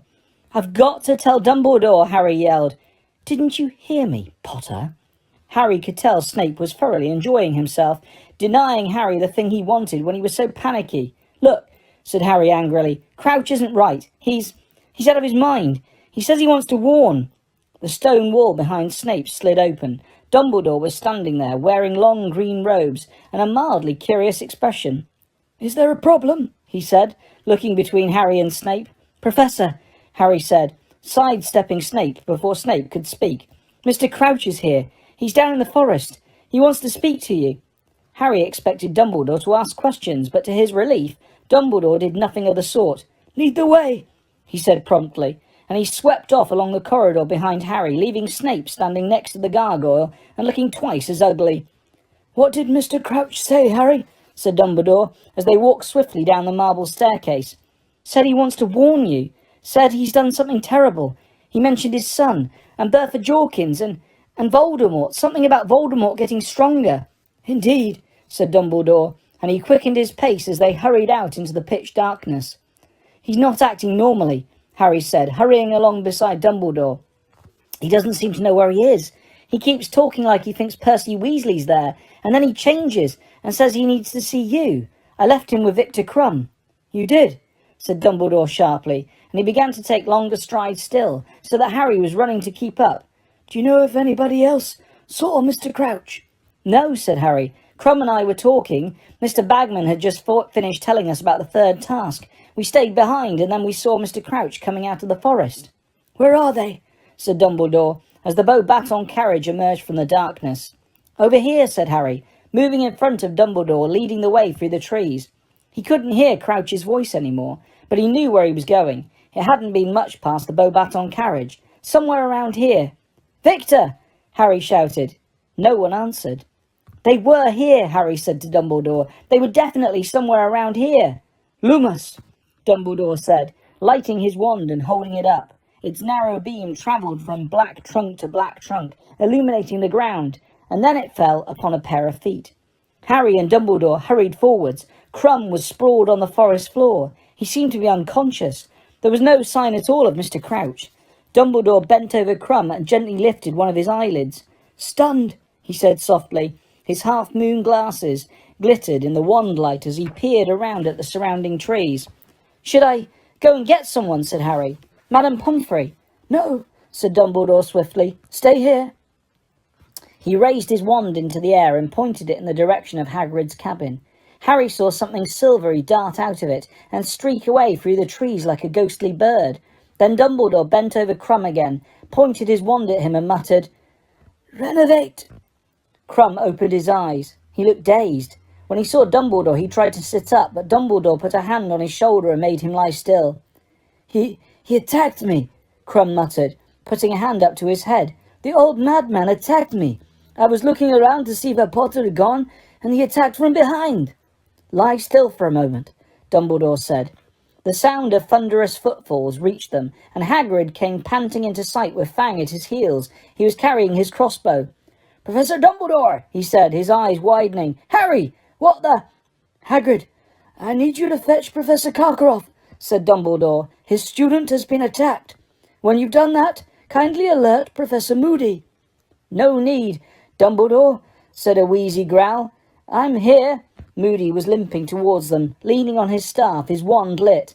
"Damn leg," he said furiously. "Would have been here quicker. What's happened?" "Snape said something about Crouch." "Crouch?" said Hagrid blankly. "Karkaroff, please, Hagrid," said Dumbledore sharply. "Oh, yeah. Right you are, Professor," said Hagrid, and he turned and disappeared into the dark trees, Fang trotting after him. "I don't know where Barty Crouch is," Dumbledore told Moody, "but it is essential that we find him." "I'm onto it," growled Moody, and he raised his wand and limped off into the forest. Neither Dumbledore nor Harry spoke again until they heard the unmistakable sounds of Hagrid and Fang returning. Karkaroff was hurrying along behind them. He was wearing his sleek silver furs, and he looked pale and agitated. "What is this?" he cried, when he saw Crumb on the ground and Dumbledore and Harry beside him. What's going on?" "I was attacked," said Crumb, sitting up now, and rubbing his head. "Mr. Crouch, or whatever his name is." "Crouch attacked you? Crouch attacked you? The Triwizard Judge?" "Ego," Dumbledore began, but Karkaroff had drawn himself up, clutching his furs around him, looking livid. "Treachery!" he bellowed, pointing at Dumbledore. "It is a plot! You and your Ministry of Magic have lured me here under false pretenses, Dumbledore. This is not an equal competition. First you sneak Potter into the tournament, though he is underage. Now one of your Ministry friends attempts to put my champion out of action. I smell double-dealing and corruption in the whole affair. And you, Dumbledore, you with your talk of closer international wizarding links, of rebuilding old ties, of forgetting old differences. Here's what I think of you." Karkaroff spat into the ground at Dumbledore's feet. In one swift movement, Hagrid seized the front of Karkaroff's furs, lifted him into the air, and slammed him against a nearby tree. "Apologise!" Hagrid snarled, as Karkaroff gasped for breath. Hagrid's massive fist at his throat, his feet dangling in mid-air. "Hagrid, no!" Dumbledore shouted, his eyes flashing. Hagrid removed the hand pinning Karkaroff to the tree, and Karkaroff slid all the way down the trunk and slumped in a huddle at his roots. A few twigs and leaves showered down upon his head. "Kindly escort Harry back up to the castle, Hagrid," said Dumbledore sharply. Breathing heavily, Hagrid gave Karkaroff a glowering look. "Maybe I'd better stay here, Headmaster." "You will take Harry back to the school, Hagrid," Dumbledore repeated firmly. "Take him right up to Gryffindor Tower. And Harry, I want you to stay here there. Anything you might want to do, any owls you might want to send, they can wait until morning. Do you understand me?" Yes, said Harry, staring at him. How had Dumbledore known that at that very moment he had been thinking about sending Pigwidgeon straight to Sirius, to tell him what had happened? "Oh, leave Fang with your Headmaster," Hagrid said, still staring menacingly at Karkaroff, who was still sprawled at the feet of the tree, tangled in furs and tree roots. "Stay, Fang. Come on, Harry." They marched in silence past the Beauxbatons carriage and up towards the castle. "How dare he?" Hagrid growled as they strode past the lake. "How dare he accuse Dumbledore? Like Dumbledore do anything like that? Like Dumbledore wanted you in the tournament in the first place? Worried? I don't know when I see Dumbledore more worried than he's been lately. And you," Hagrid suddenly said angrily to Harry, who looked up at him, taken aback. "What were you doing wandering off with Reddy Crumb? He's from Durmstrang, Harry. Could have jinxed you right there, couldn't he? Hasn't Moody taught you nothing? Imagine letting him lure you off in your own." "Crumb's all right," said Harry, as they climbed the steps into the entrance hall. "He wasn't trying to jinx me. He just wanted to talk about Hermione." I'll be having a few words with her and all, said Hagrid grimly, stomping up the stairs. The less you lot have to do with those foreigners, the happier you'll be. You can't trust any of them. You were getting on all right with Madame Maxine, Harry said, annoyed. Don't you talk about her, said Hagrid, and he looked quite frightening for a moment. I've got her number now, trying to get her back in my good books, trying to get her to tell what's coming in the third task. Ha! You can't trust any of them. Hagrid was in such a bad mood, Harry was quite glad to say goodbye to him in front of the fat lady. He clambered through the portrait hole in the common room and hurried straight for the corner where Ron and Hermione were sitting to tell them what had happened. It comes down to this, said Hermione, rubbing her forehead. Either Mr. Crouch attacked Victor, or somebody else attacked both of them when Victor wasn't looking. It must have been Crouch, said Ron at once. That's why he was gone when Harry and Dumbledore got there. He's done a runner. I don't think so, said Harry, shaking his head. He seemed really weak. I don't reckon he was up to disapparating or anything. You can't disapparate in the Hogwarts grounds. Haven't I told you enough times, said Hermione. OK, how's this for a theory, said Ron excitedly. Crumb attacked Crouch. No, wait for it. And then stunned himself. And Mr. Crouch evaporated, did he? Said Hermione coldly. Oh, yeah. It was daybreak. Harry, Ron and Hermione had crept out of their dormitories very early and hurried up to the owlery together to send a note to Sirius. Now they were standing looking out at the misty grounds. All three of them were puffy-eyed and pale because they had been talking late into the night about Mr. Crouch. Just go through it again, Harry, said Hermione. What did Mr. Crouch actually say? I've told you. He wasn't making much sense, said Harry. He said he wanted to warn Dumbledore about something. He definitely mentioned Bertha Jorkins. And he seemed to think she was dead. He kept saying stuff was his fault. He mentioned his son. Well, that was his fault, said Hermione testily. He was out of his mind, said Harry. Half the time he seemed to think his wife and son were still alive, and he kept talking to Percy about work and giving him instructions. And remind me what he said about you-know-who, said Ron tentatively. I've told you, Harry repeated dully. He said he's getting stronger. There was a pause. Then Ron said in a falsely confident voice, But he was out of his mind, like you said, so half of it was probably just raving. He was sanest when he was trying to talk about Voldemort, said Harry, ignoring Ron's wince. He was having real trouble stringing two words together, but that was when he seemed to know where he was and know what he wanted to do. He just kept saying he had to see Dumbledore.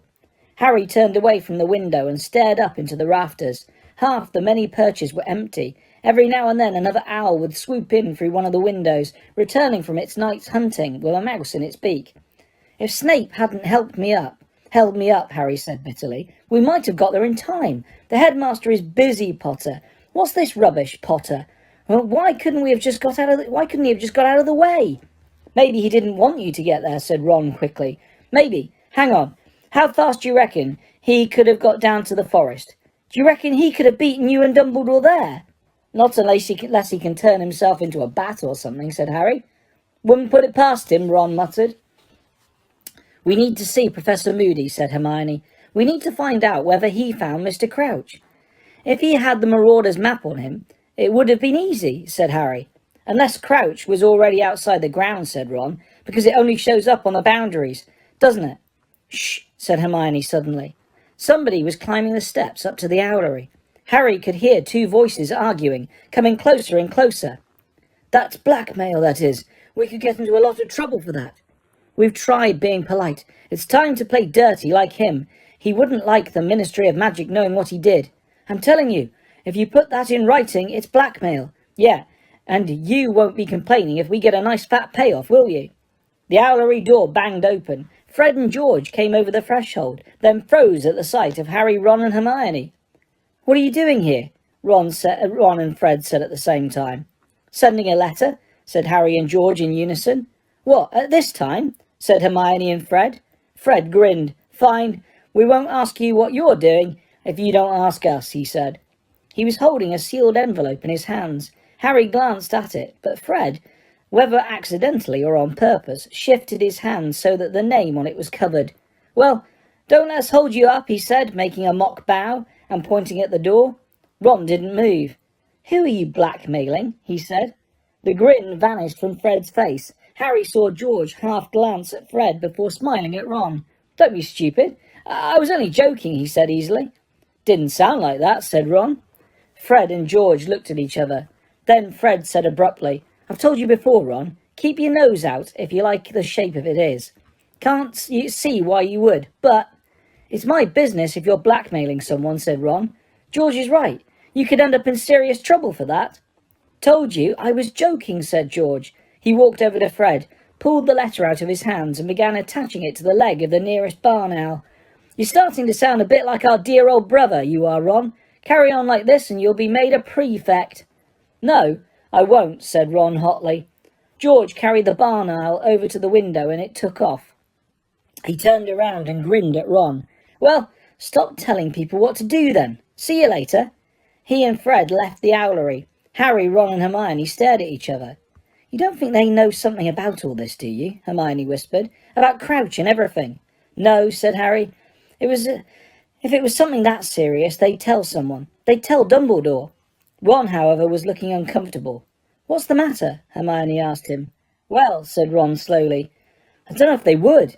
They're obsessed with making money lately. I noticed it when I was hanging around with them. When, you know... We weren't talking? Harry finished the sentence for him. Yeah, but blackmail. It's this joke shop idea they've got, said Ron. I thought they were only saying it to annoy Mum, but they really mean it. They want to start one. They've only got a year left at Hogwarts. They keep going on about how it's time to think about their future, and Dad can't help them. And they need gold to get started. Hermione was looking uncomfortable now. Yes, but they wouldn't do anything against the law to get gold, would they? Wouldn't they? Said Ron, looking sceptical. I don't know. They don't exactly mind breaking rules, do they? Yes, but this is the law, said Hermione, looking scared. This isn't some silly school rule. They'll get a lot more than detention for blackmail. Ron, maybe you'd better tell Percy. Are you mad? Said Ron. Tell Percy? He'd probably do a crouch and turn them in. He stared at the window through which Fred and George's owl had departed, then said, Come on, let's get some breakfast. Do you think it's too early to go and see Professor Moody? Hermione said, as they went down the spiral staircase. Yes, said Harry. He'd probably blast us through the door if we wake him at the crack of dawn. He'll think we're trying to attack him while he's asleep. Let's give it till break. History of Magic had rarely gone down so slowly. Harry kept checking Ron's watch, having finally discarded his own. But Ron's was moving so slowly, he could have sworn it had stopped working too. All three of them were so tired, they could happily have put their heads down on the desks and slept. Even Hermione wasn't taking her usual notes, but was sitting with her head on her hand, gazing at Professor Binns with her eyes out of focus. When the bell finally rang, they hurried out of the corridors towards the dark arts classroom, and found Professor Moody leaving it.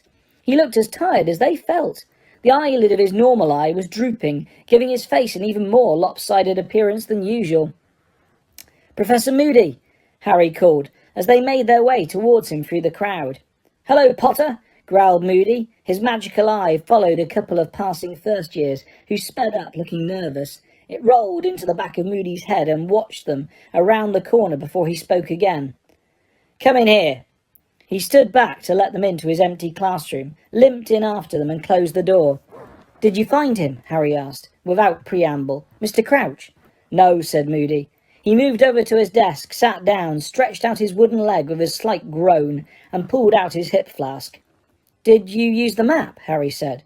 Of course, said Moody, taking a swig from his flask. Took a leaf out of your book, Potter. Summoned it from my office into the forest. He wasn't anywhere on there. So, he did disapparate, said Ron. You can't disapparate in the grounds, Ron, said Hermione. There are other ways he could have disappeared, aren't there, Professor? Moody's magical eye quivered as it rested on Hermione. You're another one who might think about a career as an aura, he told her. Mind works the right way, Granger. Hermione flushed pink with pleasure. Well, he wasn't invisible, said Harry. The map shows invisible people. He must have left the grounds then. But under his own steam, said Hermione eagerly, or because someone made him? Yeah, someone could have pulled him onto a broom and flown off with him, couldn't they? Said Ron quickly, looking hopefully at Moody as if he too wanted to be told he had the makings of an aura.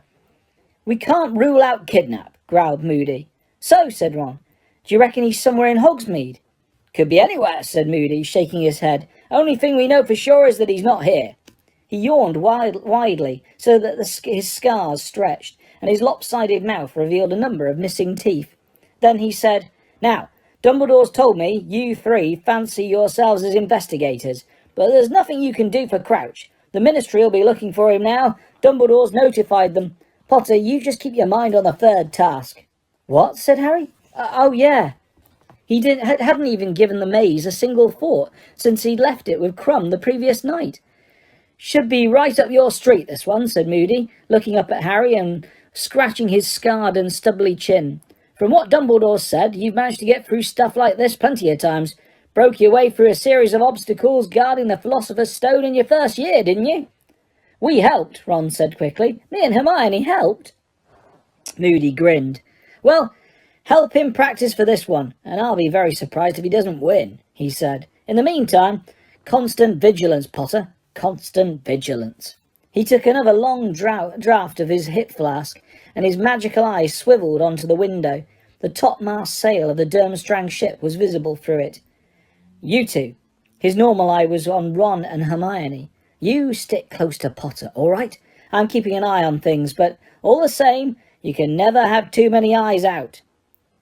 Sirius sent their owl back the very next morning. It fluttered down beside Harry at the same moment that a tawny owl landed in front of Hermione, clutching a copy of the Daily Prophet in its beak. She took the newspaper, scanned the first few pages, said, "Ha! She hasn't got wind of Crouch," and then joined Ron and Harry in reading what Sirius had to say in the mysterious events of the night before last. "Harry, what do you think you are playing at, walking off into the forest with Victor Crumb? I want you to swear by return now that you are not going to go walking with anyone else at night. There's somebody highly dangerous at Hogwarts. It is clear to me that they wanted to stop Crouch seeing Dumbledore, and you were probably feet away from them in the dark. You could have been killed. Your name didn't get into the Goblet of Fire by accident. If someone's trying to attack you, they're on their last chance. Stay close to Ron and Hermione. Do not leave Gryffindor Tower after hours, and arm yourself for the third task. Practice stunning and disarming. A few hexes wouldn't go amiss either. There's nothing you can do about Crouch. Keep your head down and look after yourself. I'm waiting for your letter giving me your word you won't stray out of bounds again. Sirius." "Who's he to lecture me about going out of bounds?" said Harry in mild indignation as he folded up Sirius' letter and put it inside his robes. "After all the stuff he did at school." "He's worried about you," said Hermione sharply, "just like Moody and Hagrid, so listen to them." "No one's tried to attack me all year," said Harry. "No one's done anything to me at all." "Except put your name in the Goblet of Fire," said Hermione. "And they must have done that for a reason, Harry. Snuffles is right. Maybe they've been biding their time. Maybe this is the task they're going to get you." "Look," said Harry impatiently, "let's say Snuffles is right and someone stunned Crumb to kidnap Crouch. Well, they would have been in the trees near us, wouldn't they? But they waited till I was out of the way until they acted, didn't they? So it doesn't look like I'm their target, does it?" They couldn't have made it look like they couldn't have made it look like an accident if they'd murdered you in the forest, said Hermione. "But if you die during a task—" "They didn't care about attacking Crumb, did they?" said Harry. "Why didn't they just polish me off at the same time? This could have made it look like Crumb and I had a duel or something."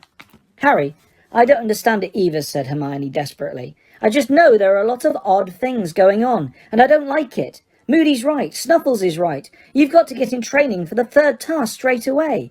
And you make sure you write back to Snuffles and promise him you're not going to be sneaking off alone again." The Hogwarts grounds never looked more inviting than when Harry had to stay indoors. For the next few days he spent all his free time either in the library with Hermione and Ron, looking up hexes, or else in the empty classrooms, which they sneaked into to practice. Harry was concentrating on the stunning spell, which he had never used before. The trouble was that practicing it involved certain sacrifices on Ron and Hermione's part. "Can't we kidnap Mrs. Norris?" Ron suggested during Monday lunchtime, as he lay flat on his back in the middle of their charms classroom, having just been stunned and reawoken by Harry for the 5th time in a row. "Let's stun for a bit. Or you could use Dobby, Harry. I bet he'd do anything to help you. I'm not complaining or anything." He got gingerly to his feet, rubbing his backside. "But I'm aching all over." "Well, you keep missing the cushions, don't you?" said Hermione impatiently, rearranging the pile of cushions they had used for the banishing spell, which Flitwick had left in the cabinet. "Just try and fall backwards." Once you're stunned, you can't aim too well, Hermione, said Ron angrily. Why don't you take a turn? Well, I think Harry's got it now anyway, said Hermione hastily. And we don't have to worry about disarming, because he's been able to do that for ages. I think we ought to start on some of these hexes this evening. She looked down the list they had made in the library. I like the look of this one, she said. This impediment jinx. Should slow down anything that's trying to attack you, Harry. We'll start with that one. The bell rang. They hastily shoved the cushions back into Flitwick's cupboard and slipped out of the classroom. See you at dinner, said Hermione, and she set off for arithmancy while Harry and Ron headed towards North Tower and divination. Broad strips of dazzling gold sunlight fell across the corridor from the high windows. The sky outside was so brightly blue it looked as though it had been enamelled. It's going to be boiling in Trelawney's room. She never puts out the fire, said Ron, as they started up the staircase towards the silver ladder in the trapdoor. He was quite right. The dimly lit room was sweltering hot. The fumes from the perfumed fire were heavier than ever. Harry's head swam as he made his way over to one of the curtained windows, while Professor Trelawney was looking the other way, disentangling her shawl from a lamp. He opened it an inch or so and settled back in his chintz armchair, so that a soft breeze played across his face. It was extremely comfortable. My dears, said Professor Trelawney, sitting down in her winged armchair in front of the class and peering around them all with her strangely enlarged eyes, we have almost finished our work on planetary divination. Today, however, will be an excellent opportunity to examine the effects of Mars, for he is placed most interestingly at the present time. If you will all look this way, I will dim the lights. She waved her wand and the lamps went out. The fire was the only source of light now. Professor Trelawney bent down and lifted from under her chair a miniature model of the solar system, contained within a glass dome. It was a beautiful thing. Each of the moons glimmered in place around the 9 planets, and the fiery sun, all of them hanging in thin air beneath their glass. Harry watched lazily as Professor Trelawney began to point out the fascinating angle Mars was making with Neptune. The heavily perfumed fumes washed over him, and the breeze from the window played across his face.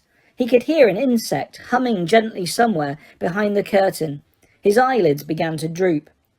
He was riding on the back of an eagle owl, soaring through the clear blue sky towards an old, ivy-covered house set high on a hillside. Lower and lower they flew, the wind blowing pleasantly in Harry's face, until they reached a dark and broken window in the upper story of the house, and entered. Now they were flying along a gloomy passageway, to a room at the very end. Through the door they went, into a dark room, whose windows were boarded up. Harry had left the owl's back. He was watching now, as it fluttered across the room into a chair with its back to him. There were 2 dark shapes on the floor beside the chair. Both of them were stirring. One was a huge snake. The other was a man. A short, balding man. A man with watery eyes and a pointed nose. He was wheezing and sobbing on the hearthrug. You are in luck, Wormtail, said a cold, high-pitched voice from the depths of the chair in which the owl had landed. You are very fortunate indeed. Your blunder has not ruined everything. He is dead. My lord, gasped the man on the floor. My lord, I am so pleased, I am so sorry. Nagini, said the cold voice, you are out of luck. I will not be feeding Wormtail to you after all. But never mind. There is still Harry Potter. The snake hissed.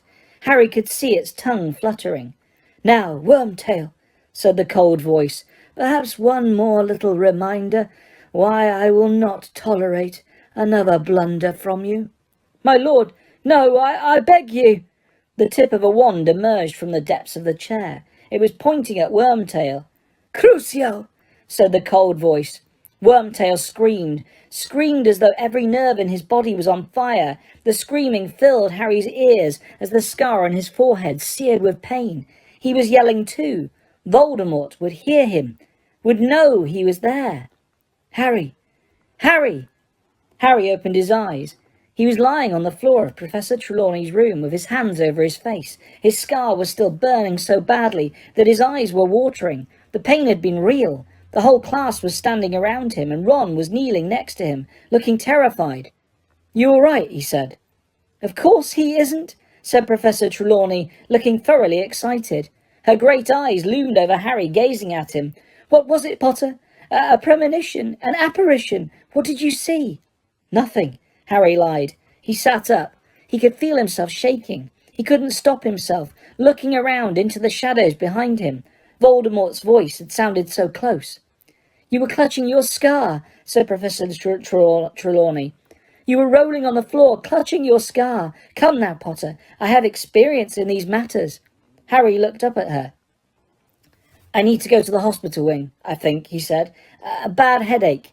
"My dear, you were undoubtedly stimulated by the extraordinary clairvoyant vibrations of my room," said Professor Trelawney. "If you leave now, you may lose the opportunity to see further than you have ever—" "I don't want to see anything except a headache cure," said Harry. He stood up. The class backed away. They all looked unnerved. "See you later," Harry muttered to Ron, and he picked up his bag and headed for the trapdoor, ignoring Professor Trelawney, who was wearing an expression of great frustration, as though she had just been denied a real treat. When Harry reached the bottom of the stepladder, however, he did not set off for the hospital wing. He had no intention whatsoever of going there. Sirius had told him what to do if his scar hurt him again, and Harry was going to follow his advice. He was going straight to Dumbledore's office. He marched down the corridors, thinking about what he had seen in the dream. It had been as vivid as the one which had awoken him in Privet Drive. He ran over the details in his mind, trying to make sure he could remember them. He had heard Voldemort accusing Wormtail of making a blunder, but the owl had brought good news. The blunder had been repaired. Somebody was dead. So Wormtail was not going to be fed to the snake. He, Harry, was going to be fed to it instead. Harry had walked right past the stone gargoyle, guarding the entrance to Dumbledore's office without noticing. He blinked, looked around, realised what he had done, and retraced his steps, stopping in front of it. And then he remembered that he didn't know the password. "Sherbet lemon," he tried tentatively. The gargoyle did not move. "OK," said Harry, staring at it. "Pear drop. Licorice wand? Fizzing Whizbee. Drubel's best blowing gum. Bertie Bott's every flavour beans. Oh no, he doesn't like them, does he?" "Oh, just open, can't you?" he said angrily. "I really need to see him, it's urgent." The gargoyle remained immovable. Harry kicked it, achieving nothing but excruciating pain in his big toe. "Chocolate frog," he yelled angrily, standing on one leg. "Sugar quill! Cockroach cluster!" The gargoyle sprang to life and jumped aside. Harry blinked. "Cockroach cluster," he said, amazed. "I was only joking." He hurried through the gap in the walls and stepped into the foot of a spiral stone staircase, which moved slowly upwards as the doors closed behind him, taking him up to a polished oak door with a brass door knocker. He could hear voices from inside the office. He stepped off the moving staircase and hesitated, listening. "Dumbledore, I'm afraid I don't see the connection. Don't see it at all." It was the voice of the Minister for Magic, Cornelius Fudge. "Ludo says Bertha's perfectly capable of getting herself lost. I agree we would have expected to have found her by now, but all the same, we've no evidence of foul play. Dumbledore, none at all. As for her disappearance being linked with Barty Crouch's—" "And what do you think's happened to Barty Crouch, Minister?" said Moody's growling voice. "I see two possibilities, Alastor," said Fudge. "Either Crouch has finally cracked, more than likely, I'm sure you'll agree, given his personal history, lost his mind and gone wandering off somewhere." "He wandered extremely quickly, if this is the case, Cornelius," said Dumbledore calmly. "Or else, well," Fudge sounded embarrassed. "Well, I'll reserve judgment until after I've seen the place where he was found, but you say it was just past the Beauxbatons carriage. Dumbledore, you know what that woman is." "I consider her to be a very able headmistress and an excellent dancer," said Dumbledore quietly. "Dumbledore, come," said Fudge angrily. "Don't you think you might be prejudiced in her favour because of Hagrid? They don't all turn out harmless, if indeed you can call Hagrid harmless, with that monster fixation he's got." "I no more suspect Madame Maxime than Hagrid," said Dumbledore just as calmly. "I think it's possible that it is you who are prejudiced, Cornelius." "Can we wrap up this discussion?" growled Moody. Yes, Yes, let's go down into the grounds then, said Cornelius impatiently. No, it's not that, said Moody. It's just that Potter wants a word with you, Dumbledore. He's just outside the door. The door of the office opened. Hello, Potter, said Moody. Come in, then. Harry walked inside. He'd been inside Dumbledore's office once before. It was very beautiful. A circular room lined with pictures of previous headmasters and mistresses of Hogwarts, all of whom were fast asleep, their chests rising and falling gently. Cornelius Fudge was standing beside Dumbledore's desk, wearing his usual pin-striped cloak and holding his lime-green bowler hat. "Harry," said Fudge jovially, moving forwards, "how are you?" "Fine," Harry lied. "We were just talking about the night when Mr. Crouch turned up in the grounds," said Fudge. "It was you who found him, was it not?" "Yes," said Harry. Then, feeling it was pointless to pretend that he hadn't overheard what they'd been saying, he added, "I didn't see Madame Maxine anywhere, though, and she'd have a job hiding, wouldn't she?" Dumbledore smiled at Harry behind Fudge's back, his eyes twinkling. "Yes, well," said Fudge, looking embarrassed. "We're about to go for a short walk in the grounds, Harry. If you'll excuse us, perhaps if you just go back to your class." "I wanted to talk to you, Professor," Harry said quickly, looking at Dumbledore, who gave him a swift, searching look. "Wait here for me, Harry," he said. "Our examination of the grounds will not take long." They trooped out in silence past him and closed the door. After a minute or so, Harry heard the clunks of Moody's wooden leg growing fainter in the corridor below. He looked around. "Hello, Fawkes," he said. Fawkes, Professor Dumbledore's phoenix, was standing on his golden perch beside the door. The size of a swan with magnificent scarlet and gold plumage, he swished his long tail and blinked benignly at Harry. Harry sat down in a chair in front of Dumbledore's desk. For several minutes he sat and watched the old headmasters and mistresses snoozing in their frames, thinking about what he had just heard, and running his fingers over his scar. It had stopped hurting now. He felt much calmer somehow, now he was in Dumbledore's office, knowing he would shortly be telling him about the dream. Harry looked up at the walls behind the desk. The patched and ragged sorting hat was standing on a shelf. A glass case next to it held a magnificent silver sword with large rubies set into the hilt, which Harry recognised as the one he himself had pulled out of the sorting hat in his second year. The sword had once belonged to Godric Gryffindor, founder of Harry's house. He was gazing at it, remembering how it had come to his aid when he had thought all hope was lost, when he noticed a patch of silvery light dancing and shimmering on the glass case. He looked around for the source of the light and saw a sliver of silver white shining brightly from within a black cabinet behind him, whose door had not been closed properly. Harry hesitated, glanced at Fawkes, then got up, walked across the office and pulled the cabinet door open. A shallow stone basin lay there, with odd carvings around the edge, runes and symbols that Harry did not recognise. The silvery light was coming from the basin's contents, which were like nothing Harry had ever seen before. He could not tell whether the substance was liquid or gas. It was a bright whitish silver, and it was moving ceaselessly. The surface of it became ruffled like water beneath wind, and then like clouds separated and swirled smoothly. It looked like light made liquid, or like wind made solid. Harry couldn't make up his mind. He wanted to touch it, to find out what it felt like, but nearly 4 years' experience of the magical world told him that sticking his hand into a bowl full of some unknown substance was a very stupid thing to do. He therefore pulled his wand out of the inside of the robes, cast a nervous look around the office, looked back at the contents of the basin, and prodded them. The surface of the silvery stuff inside the basin began to swirl very fast. Harry bent closer, his head right inside the cabinet. The silvery substance had become transparent. It looked like glass. He looked down into it, expecting to see the stone bottom of the basin, and saw instead an enormous room below the surface of the mysterious substance, a room into which he seemed to be looking through a circular window in the ceiling. The room was dimly lit. He thought it might even be underground, for there were no windows, merely torches in brackets such as the ones that illuminated the walls of Hogwarts. Lowering his face so that his nose was a mere inch away from the glassy substance, Harry saw that the rows and rows of witches and wizards were sat around every wall on what seemed to be benches rising in levels. An empty chair stood in the very centre of the room. There was something about the chair that gave Harry an ominous feeling. Chains encircled the arms of it, as though its occupants were usually tied to it. Where was this place?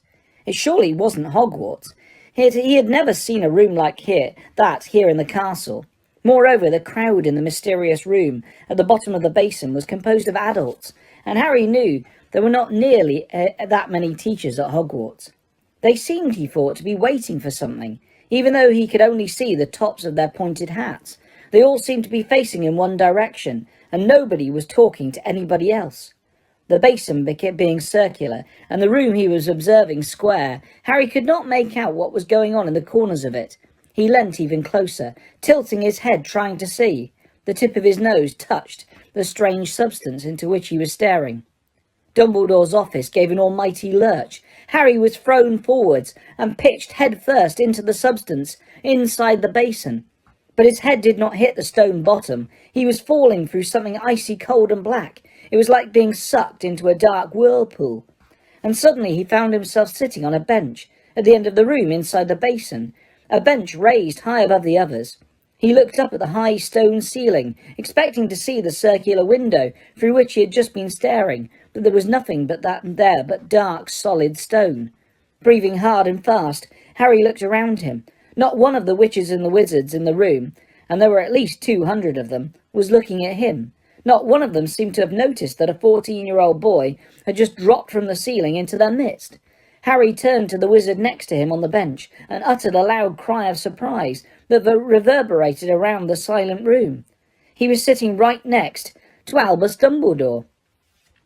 "Professor," Harry said, in a kind of strangled whisper, "I'm sorry. I didn't mean to. I was just looking at that basin in your cabinet. Where are we?" But Dumbledore didn't move or speak. He ignored Harry completely. Like every other wizard on the benches, he was staring into the far corner of the room, where there was a door. Harry gazed, nonplussed, at Dumbledore, then around at the silent, watchful crowd, then back at Dumbledore. And then it dawned on him. Once before, Harry had found himself in a place where nobody could see or hear him. That time he had fallen through a page in an enchanted diary, right into somebody else's memory. And unless he was very much mistaken, something of that sort had happened again. Harry raised his right hand, hesitated, and then waved it energetically in front of Dumbledore's face. Dumbledore did not blink, look around at Harry, or indeed move at all, and that, in Harry's opinion, settled the matter. Dumbledore wouldn't ignore him like that. He was inside a memory, and this was not the present-day Dumbledore. Yet it couldn't be that long ago. The Dumbledore sitting next to him was silver-haired, just like the present-day Dumbledore. But what was this place? What were all these wizards waiting for? Harry looked around more carefully. The room, as he had suspected when observing it from above, was almost certainly underground. More of a dungeon than a room, he thought. There was a bleak and forbidding air about the place. There were no pictures on the walls, no decorations at all. Just these serried rows of benches, rising in levels all around the room, all positioned so that they had a clear view of that chair with the chains on its arms.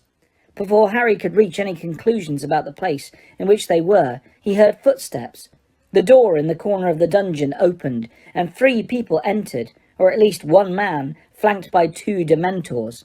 Harry's insides went cold. The Dementors, tall, hooded creatures whose faces were concealed, were gliding slowly towards the chair in the centre of the room, each grasping one of the man's arms with their dead and rotten-looking hands. The man between them looked as though he was about to faint, and Harry couldn't blame him. He knew the Dementors could not touch him inside a memory, but Harry remembered their power only too well. The watching crowd recoiled slightly as the Dementors placed the man in the chained chair and glided back out of the room.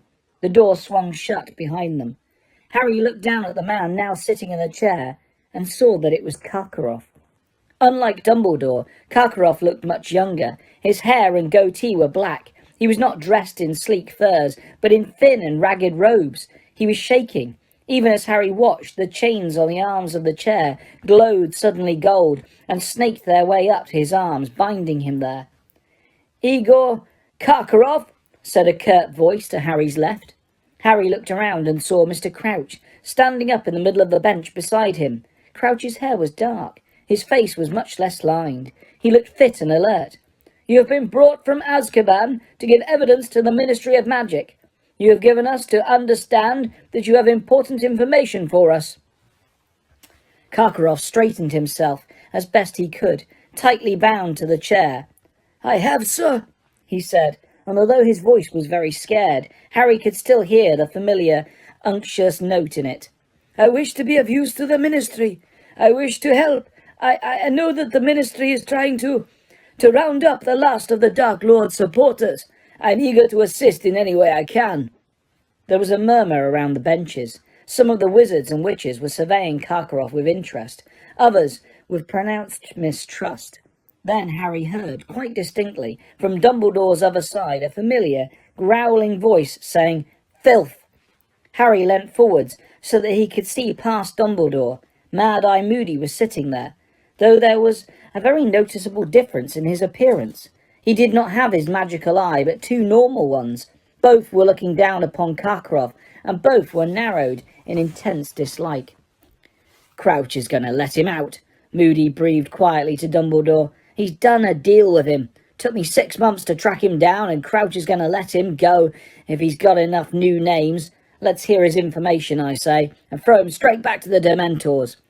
Dumbledore made a small noise of dissent through his long, crooked nose. "Ah, I was forgetting. You don't like the Dementors, do you, Albus?" said Moody, with a sardonic smile. "No," said Dumbledore calmly. "I'm afraid I don't. I have long felt the Ministry is wrong to ally itself with such creatures. But for filth like this," Moody said softly. "You say you have names for us, Karkaroff," said Mr. Crouch. "Let us hear them, please." "You must understand," said Karkaroff hurriedly, "that he who must not be named operated always in the greatest secrecy. He preferred that his supporters, and I regret now very deeply that I ever counted myself among them." "Get on with it," sneered Moody. "We never knew the names of every one of our fellows. He alone knew exactly who we all were." "Which was a wise move, wasn't it? As it prevented someone like you, Karkaroff, turning all of them in," muttered Moody. "Yet you say you have some names for us," said Mr. Crouch. I do," said Karkaroff breathlessly. "And these were important supporters, mark you. People I saw with my own eyes doing his bidding. I give this information as a sign that I fully and totally renounce him, and I am filled with a remorse so deep I can barely—" "These names are," said Mr. Crouch sharply. Karkaroff drew a deep breath. "There was Antonin Dolovov," he said. I saw him torture countless muggles and non-supporters of the Dark Lord." "And helped him do it," murmured Moody. "We have already apprehended Dolohov," said Crouch. "He was caught shortly after yourself." "Indeed?" said Karkaroff, his eyes widening. I am delighted to hear it." But he didn't look it. Harry could tell that this news had come as a real blow to him. One of his names was worthless. "Any others?" said Crouch coldly. Why, yes, there was Rosier," said Karkaroff hurriedly. "Evan Rosier." "Rosier is dead," said Crouch. "He was caught shortly after you were too. He preferred to fight rather than coming quietly and was killed in the struggle." "Took a bit of me with him, though," whispered Moody to Harry's right. Harry looked around at him once more and saw him indicating the large chunk out of his nose to Dumbledore. No more than Rosier deserved," said Karkaroff, a real note of panic in his voice now. Harry could see that he was starting to worry that none of his information would be any use to the Ministry. Karkaroff's eyes darted towards the door in the corner, behind which the Dementors undoubtedly still stood waiting. "Any more?" said Crouch. "Yes," said Karkaroff. "There was Travers. He helped murder the McKinnons. Mulciber. He specialized in the Imperius curse. Forced countless people to do horrific things. Rookwood, who was a spy and passed, he who must not be named, useful information from inside the Ministry itself." Harry could tell that this name, Karkaroff, had struck gold. The watching crowd were all murmuring together. "Rookwood," said Mr. Crouch, nodding to a witch sitting in front of him, who began scribbling upon her piece of parchment. "Augustus Rookwood of the Department of Mysteries?" The very same," said Karkaroff eagerly. "I believe he used a network of well-placed wizards, both inside the ministry and out, to collect information.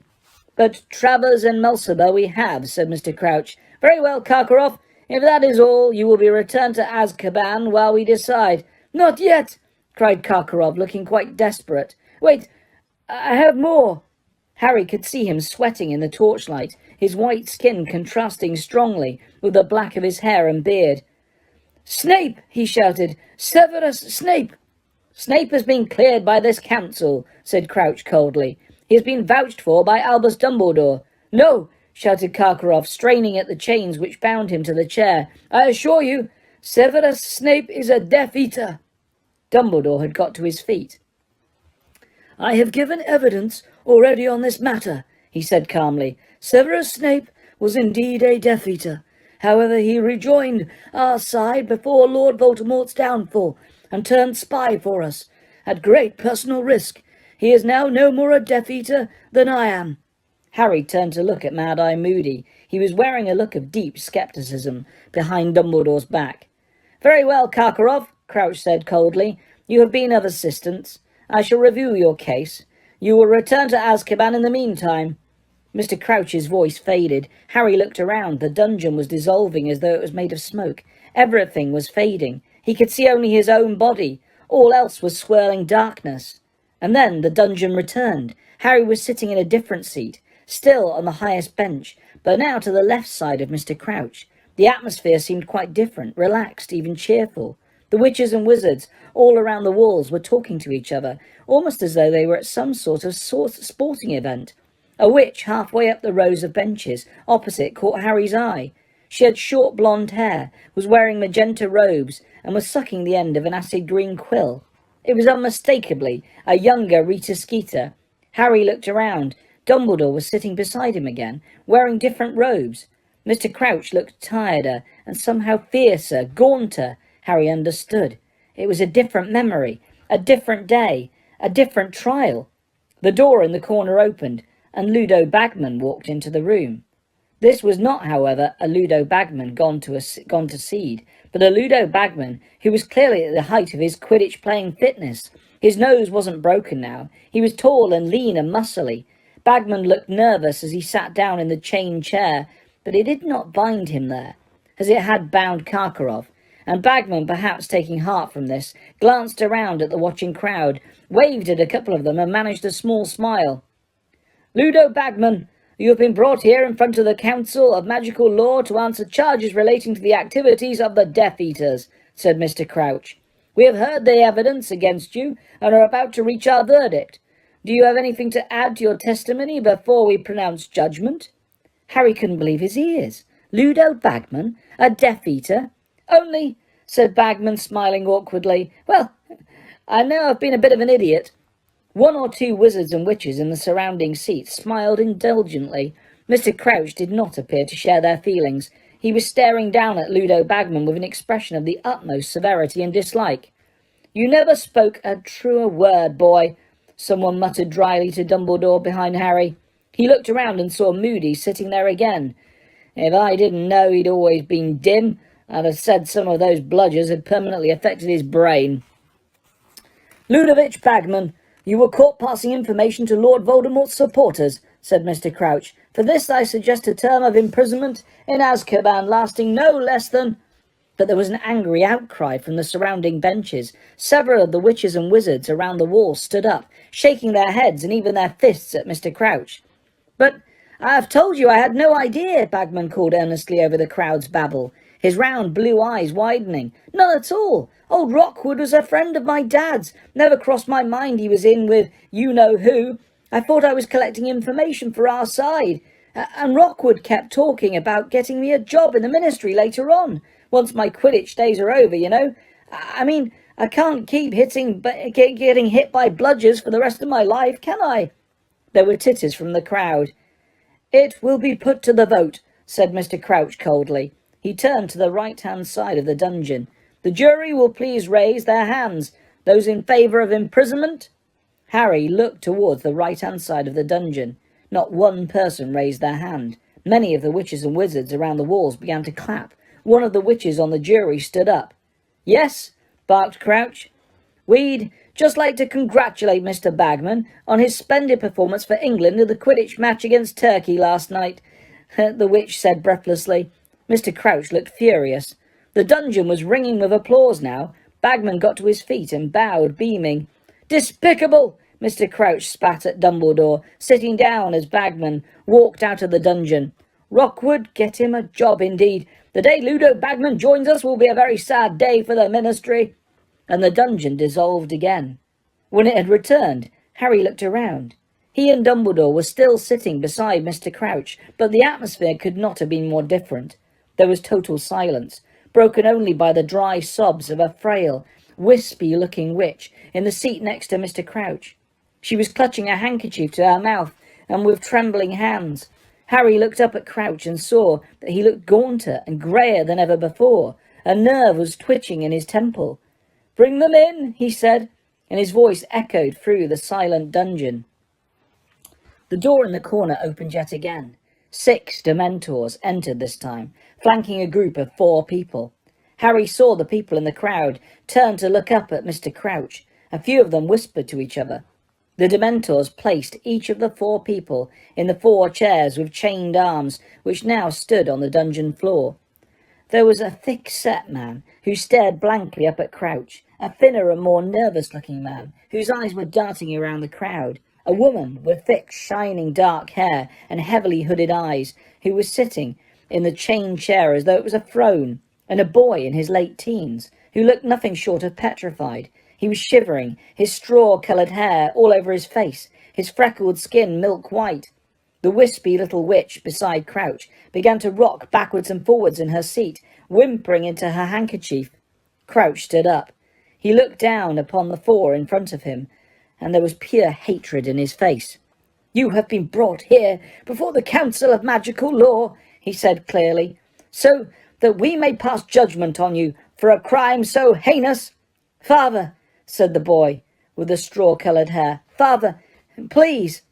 "That we have rarely heard the like of within this court," said Crouch, speaking more loudly, drowning out his son's voice. "We have heard the evidence against you.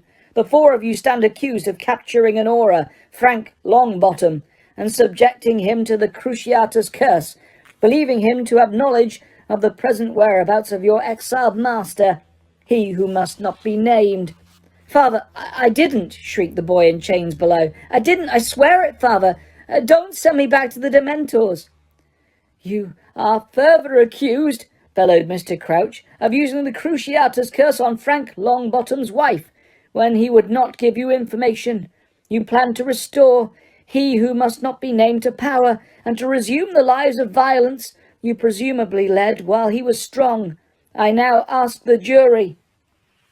"Mother!" screamed the boy below, and the wispy little witch beside Crouch began to sob, rocking backwards and forwards. "Mother, stop him! Mother, I didn't do it! It wasn't me!" "I now ask the jury," shouted Mr. Crouch, "to raise their hands if they believe, as I do, that these crimes deserve a life sentence in Azkaban." In unison, the witches and wizards along the right-hand side of the dungeon raised their hands. The crowd around the walls began to clap, as it had for Bagman, their faces full of savage triumph. The boy began to scream, "No! Mother, no! I didn't do it! I didn't do it! I didn't know! Don't send me there! Don't let him!" The Dementors were gliding back into the room. The boy's 3 companions rose quietly from their seats. The woman with the heavy-lidded eyes looked up at Crouch and called, "The Dark Lord will rise again, Crouch. Throw us into Azkaban. We will wait. He will rise again and will come for us. He will reward us beyond any of his other supporters. We alone were faithful. We alone tried to find him." But the boy was trying to fight the Dementors off, even though Harry could see their cold, draining power starting to affect him. The crowd were jeering, some of them on their feet, as the woman swept out of the dungeon, and the boy continued to struggle. "I'm your son!" he screamed up at Crouch. "I'm your son!" "You are no son of mine!" bellowed Mr. Crouch, his eyes bulging suddenly. "I have no son!" The wispy witch beside him gave a great gasp and slumped in her seat. She had fainted. Crouch appeared not to have noticed. "Take them away!" Crouch roared at the Dementors, spit flying from his mouth. "Take them away! and may they rot there. Father, Father, I wasn't involved. No, no, Father, please. I think, Harry, it is time to return to my office, said a quiet voice in Harry's ear. Harry started. He looked around. Then he looked on his other side. There was an Albus Dumbledore sitting on his right, watching Crouch's son being dragged away by the Dementors, and there was an Albus Dumbledore on his left, looking right at him. Come, said Dumbledore on his left, and he put his hand under Harry's elbow. Harry felt himself rising into the air. The dungeon dissolved around him for a moment. All was blackness, and then he felt as though he had done a slow-motion somersault, suddenly landing flat on his feet in what seemed like the dazzling light of Dumbledore's sunlit office. The stone basin was shimmering in the cabinet in front of him, and Albus Dumbledore was standing beside him. Professor, Harry gasped. I know I shouldn't have. I didn't mean the cabinet door was sort of open. I quite understand, said Dumbledore. He lifted the basin, carried it over to his desk, placed it upon the polished top, and sat down in the chair behind it. He motioned Harry to sit down opposite him. Harry did so, staring at the stone basin. The contents had returned to their original silvery white state, swirling and rippling beneath his gaze. What is it? Harry asked shakily. This. It is called a pensieve, said Dumbledore. I sometimes find, and I'm sure you know the feeling, that I simply have too many thoughts and memories crammed into my mind. Said Harry, who couldn't truthfully say that he ever felt anything of the sort. At these times, said Dumbledore, indicating the stone basin, I use the pensieve. Only simply siphons the excess thoughts from one's mind, pours them into the basin, and examines them at one's pleasure. It becomes easier to spot patterns and links, you understand, when they are in this form. You mean that stuff's your thoughts? Harry said, staring at the swirling white substance in the basin. Certainly, said Dumbledore. Let me show you. Dumbledore drew his wand out of the inside of his robes and placed the tip into his own silvery hair near his temple. When he took the wand away, hairs seemed to be clinging to it. But then Harry saw that it was in fact a glistening strand of some strange silvery white substance that filled the pensieve. Dumbledore added this fresh thought to the basin, and Harry, astonished, saw his own face swimming around in the surface of the bowl. Dumbledore placed his long hands on either side of the pensieve and swirled it, rather as a gold prospector would swirl for fragments of gold, and Harry saw his own face change smoothly into Snape's, who opened his mouth and spoke to the ceiling, his voice echoing slightly. It's coming back. Karkaroff's too, stronger and clearer than ever. A connection I could have made without assistance, Dumbledore sighed, but never mind. He peered over the top of his half-moon spectacles at Harry, who was gaping at Snape's face, which was continuing to swirl around the bowl. I was using the pensieve when Mr. Fudge arrived for our meeting, and put it away rather hastily. Undoubtedly, I did not fasten the cabinet door properly. Naturally, it would have attracted your attention. I'm sorry, Harry mumbled. Dumbledore shook his head. Curiosity is not a sin, he said, but we should exercise caution with our curiosity. Yes, indeed. Frowning slightly, he prodded the thoughts within the basin with the tip of his wand. Instantly a figure rose out of it, a plump, scowling girl of around 16, who began to revolve slowly, with her feet still in the basin. She took no notice whatsoever of Harry or Professor Dumbledore. When she spoke, her voice echoed, as Snape's had done, as though it was coming from the depths of the stone basin. He put a hex on me, Professor Dumbledore, and I was only teasing him, sir. I only said I'd seen him kissing Florence behind the greenhouses last Thursday. But why, Bertha? Said Dumbledore sadly, looking up at the now silently revolving girl. Why did you have to follow him in the first place? Bertha, Harry whispered, looking up at her. Was that Bertha Jorkins? Yes, said Dumbledore, prodding the thoughts in the basin again. Bertha sank back into them, and they became silvery and opaque once more. That was Bertha, as I remember her at school. The silvery light from the pensieve illuminated Dumbledore's face, and it struck Harry suddenly how very old he was looking. He knew, of course, that Dumbledore was getting on in years, but somehow he never really thought of Dumbledore as an old man. So, Harry, said Dumbledore quietly, "before you got lost in my thoughts. You wanted to tell me something." "Yes," said Harry. "Professor, I was in divination just now, and I fell asleep." He hesitated here, wondering if a reprimand was coming, but Dumbledore merely said, "Quite understandable. Continue." "Well, I had a dream," said Harry. "A dream about Lord Voldemort. He was torturing Wormtail. You know who Wormtail—" "I do know," said Dumbledore promptly. "Please continue." "Voldemort got a letter from an owl. He said something like Wormtail's blunder had been repaired. He said someone was dead. Then he said Wormtail wouldn't be fed to the snake. There was a snake beside his chair. He said he'd be feeding me to it instead. Then he did the Cruciatus curse on Wormtail, and my scar hurt." Harry said, "It woke me up. It hurt so badly." Dumbledore merely looked at him. That's all," said Harry. "I see," said Dumbledore quietly. "I see. Now, has your scar hurt at any other time this year, excepting the time it woke you up over the summer?" "No, How did you know it woke me up over the summer?" said Harry, astonished. "You are not Sirius' only correspondent," said Dumbledore. "I have also been in contact with him ever since he left Hogwarts last year. It was I who suggested the mountainside cave as the safest place for him to stay." Dumbledore got up and began walking up and down behind his desk. Every now and then he placed his wand tip onto his temple, removed another shining silver thought, and added it to the pensieve. The thoughts inside began to swirl so fast that Harry couldn't make out anything clearly. It was merely a blur of colour. "Professor," he said quietly after a couple of minutes. Dumbledore stopped pacing and looked at Harry. "My apologies," he said quietly. He sat back down at his desk. Do you know why my scar's hurting me?" Dumbledore looked very intently at Harry for a moment, and then said, "I have a theory. No more than that. It is my belief that your scar hurts both when Lord Voldemort is near you and when he is feeling a particularly strong surge of hatred." "But why?" "Because you and he are connected by the curse that failed," said Dumbledore. "That is no ordinary scar." "So you think that dream, did it really happen?" "It is possible," said Dumbledore. "I would say probable. Harry, did you see Voldemort?" "No," said Harry.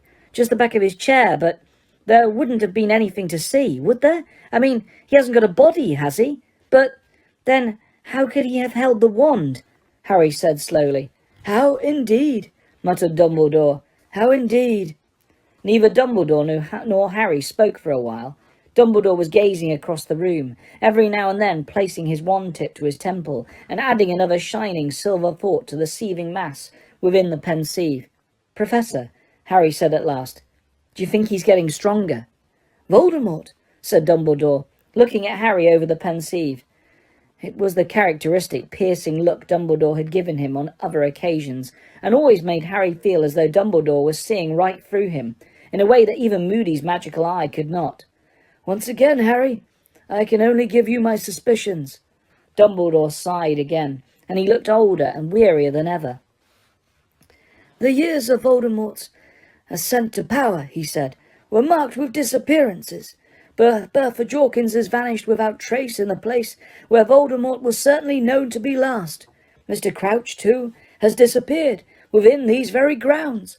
And there was a third disappearance, one which the Ministry, I regret to say, does not consider of any importance, for it concerns a Muggle. His name was Frank Bryce. He lived in the village where Voldemort's father grew up, and he has not been seen since last August. You see, I read the Muggle newspapers, unlike most of my Ministry friends." Dumbledore looked very seriously at Harry. "These disappearances seem to me to be linked. The Ministry disagrees, as you may have heard, while waiting outside my office." Harry nodded. Silence fell between them again, Dumbledore extracting thoughts every now and then. Harry felt as though he ought to go, but his curiosity held him in his chair. "Professor," he said again. "Yes, Harry," said Dumbledore. Could I ask you about that court thing I was in the pensieve?" "You could," said Dumbledore heavily. "I attended it many times. But some trials come back to me more clearly than others, particularly now."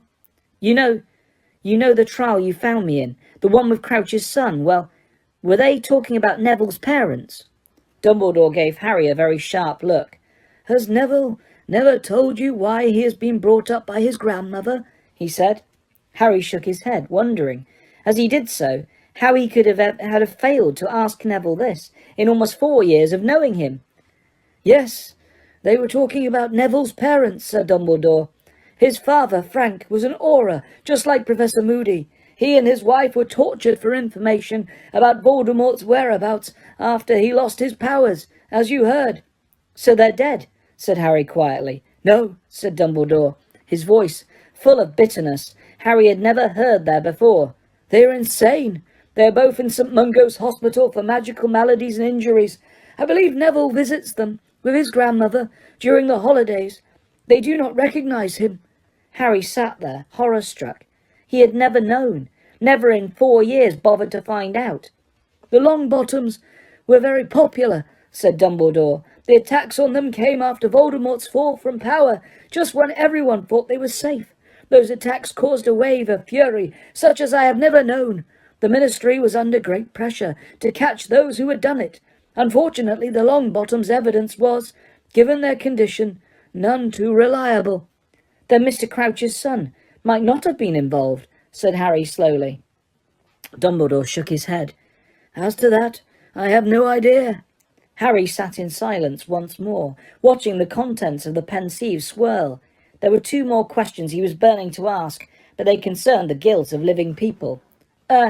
He said, Mr. Bagman has never been accused of any dark activity since, said Dumbledore calmly. Right, said Harry hastily, staring at the contents of the pensieve again, which was swirling more slowly now that Dumbledore had stopped adding thoughts.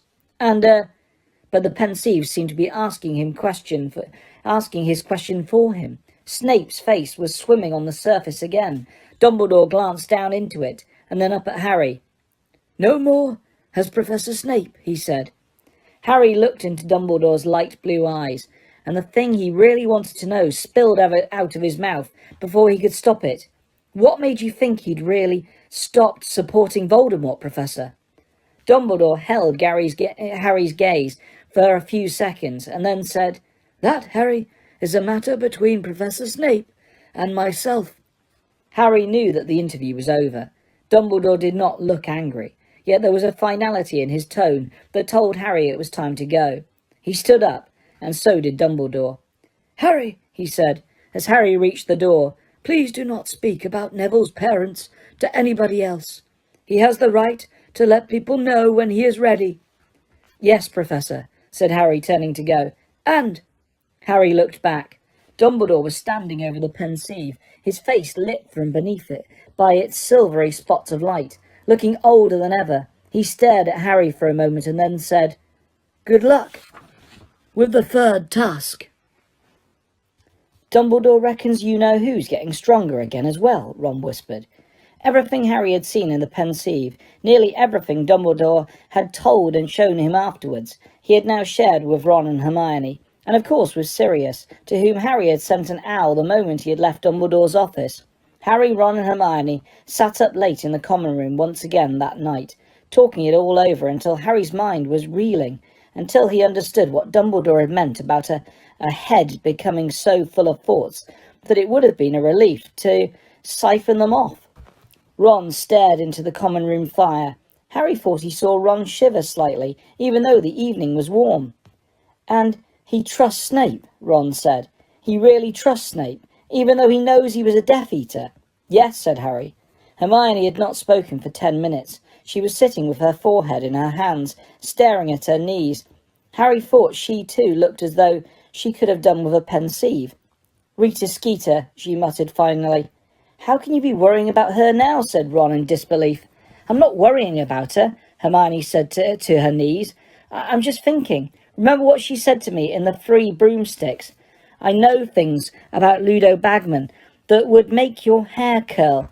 This is what she meant, isn't it? She reported his trial. She knew he'd passed information to the Death Eaters. And Winky too, remember. Mr. Bagman is a bad wizard. Mr. Crouch would have been furious he got off. He would have talked about it at home. Yeah, but Bagman didn't pass information on purpose, did he? Hermione shrugged. "And Fudge reckons Madame Maxime attacked Crouch," Ron said, turning back to Harry. "Yeah," said Harry, "but he's only saying that because Crouch disappeared near the Beauxbatons carriage." "We never thought of her, did we?" said Ron slowly. "Mind you, she's definitely got giant blood, and she doesn't want to admit it." "Of course she doesn't," said Hermione sharply, looking up. "Look what happened to Hagrid when Rita found out about his mother. Look at Fudge jumping to conclusions about her just because she's part giant. Who needs that sort of prejudice? I'd probably say I had big bones if I knew that's what I'd get for telling the truth." Hermione looked at her watch. "We haven't done any practicing," she said, looking shocked. "We were going to do the impediment jinx. We'll have to really get down to it tomorrow. Come on, Harry. We need to get some sleep." Harry and Ron went slowly upstairs to their dormitory. As Harry pulled on his pyjamas, he looked over at Neville's bed. True to his word to Dumbledore, he had not told Ron and Hermione about Neville's parents. As Harry took off his glasses and climbed into his four-poster, he imagined how it must feel to have parents still living, but unable to recognise you. He often got sympathy from strangers for being an orphan, but as he listened to Neville's snores, he thought that Neville deserved it more than he did. Lying in the darkness, Harry felt a rush of anger and hate towards the people who had tortured Mr. and Mrs. Longbottom. He remembered the jeers of the crowd as Crouch's son and his companions had been dragged from the court by the Dementors. He understood how they had felt. Then he remembered the milk-white face of the screaming boy and realised with a jolt that he had died a year later. It was Voldemort, Harry thought, staring up at the canopy of his bed in the darkness. It all came back to Voldemort. He was the one who had torn these families apart, who had ruined all these lives. Ron and Hermione were supposed to be revising for their exams, which would finish on the day of the third task, but they were putting most of their efforts into helping Harry prepare. "Don't worry about it," Hermione said shortly, when Harry pointed this out to them, and said he didn't mind practicing on his own for a while. "At least we'll get top marks in Defence Against the Dark Arts. We'd never have found out about all these hexes in class." "Good training for when we're all auras," said Ron excitedly, attempting the impediment jinx on a wasp that had buzzed into the room and making it stop dead in mid-air. The mood in the castle as they entered June became excited and tense again. Everyone was looking forward to the third task, which would take place a week before the end of term. Harry was practicing hexes in every available moment. He felt more confident about this task than either of the others. Difficult and dangerous though it would undoubtedly be, Moody was right. Harry had managed to find his way past monstrous creatures and enchanted barriers before now, and this time he had some notice, some chance to prepare himself for what lay ahead. Tired of walking in on them all over the school, Professor McGonagall had given Harry permission to use the empty Transfiguration classroom in lunchtimes. He had soon mastered the impediment jinx, a spell to slow down and obstruct attackers, the reductor curse, which would enable him to blast solid objects out of his way, and the 4-point spell, a useful discovery of Hermione's, which would make his wand point due north, therefore enabling him to check whether he was going in the right direction within the maze. He was still having trouble with the shield charm, though. This was supposed to cast a temporary invisible wall around himself that deflected minor curses. Hermione managed to shatter it with a well-placed jelly-legs jinx. Harry wobbled around the room for 10 minutes afterwards before she had looked up the counter jinx. "You're still doing really well, though," Hermione had said encouragingly, looking down her list and crossing all those spells they had already learnt. "Some of these are bound to come in handy." "Come and look at this," said Ron, who was standing by the window. He was staring down into the grounds. "What's Malfoy doing?" Harry and Hermione went to see. Malfoy, Crabbe and Goyle were standing in the shadow of the tree below. Crabbe and Goyle seemed to be keeping a lookout. Both were smirking. Malfoy was holding his hand up to his mouth and speaking into it. "He looks like he's using a walkie-talkie," said Harry curiously. "He can't be," said Hermione. "I've told you those sort of things don't work around Hogwarts. Come on, Harry," she added briskly, turning away from the window and moving back into the middle of the room. "Let's try that shield charm again." Sirius was sending daily owls now. Like Hermione, he seemed to want to concentrate on getting Harry through the last task before they concerned themselves with anything else. He reminded Harry in every letter that whatever might be going on outside the walls of Hogwarts was not Harry's responsibility, nor was it within his power to influence it. "If Voldemort is really getting stronger again," he wrote, "my priority is to ensure your safety. He cannot hope to lay hands on you while you're under Dumbledore's protection. But all the same, take no risks. Concentrate on getting through the maze safely, and then we can turn our attention to other matters." Harry's nerves mounted as June the 24th drew closer, but they were not as bad as those he had had before the first and second tasks. For one thing, he was confident that, this time, he had done everything in his power to prepare for the task. For another, this was the final hurdle, and however well or badly he did, the tournament would at last be over, which would be an enormous relief. Breakfast was a very noisy affair at the Gryffindor table on the morning of the third task. The post owls appeared, bringing Harry a good luck card from Sirius. It was only a piece of parchment, folded over and bearing a muddy paw print on its front, but Harry appreciated it all the same. A screech owl arrived for Hermione, carrying her morning copy of the Daily Prophet as usual. She unfolded the paper, glanced at the front page, and spat out a mouthful of pumpkin juice all over it. "What?" said Harry and Ron together, staring at her. "Nothing," said Hermione quickly, trying to shove the paper out of sight, but Ron grabbed it. He stared at the headline and said, "No way, not today. That old cow." "What?" said Harry. "Rita Skeeter again?" "No," said Ron, and just like Hermione, he attempted to push the paper out of sight. "It's about me, isn't it?" said Harry. "No," said Ron, in an entirely unconvincing tone. But before Harry could demand to see the paper, Draco Malfoy shouted across the Great Hall from the Slytherin table, "Hey, Potter! Potter, how's your head? You feeling all right? Sure you're not going to go berserk on us?" Malfoy was holding a copy of the Daily Prophet too. Slytherins up and down the table were sniggering, twisting in their seats to see Harry's reaction. "Let me see it," Harry said to Ron. "Give it here." Very reluctantly, Ron handed over the newspaper. Harry turned it over and found himself staring at his own picture beneath a banner headline, "Harry Potter, Disturbed and Dangerous."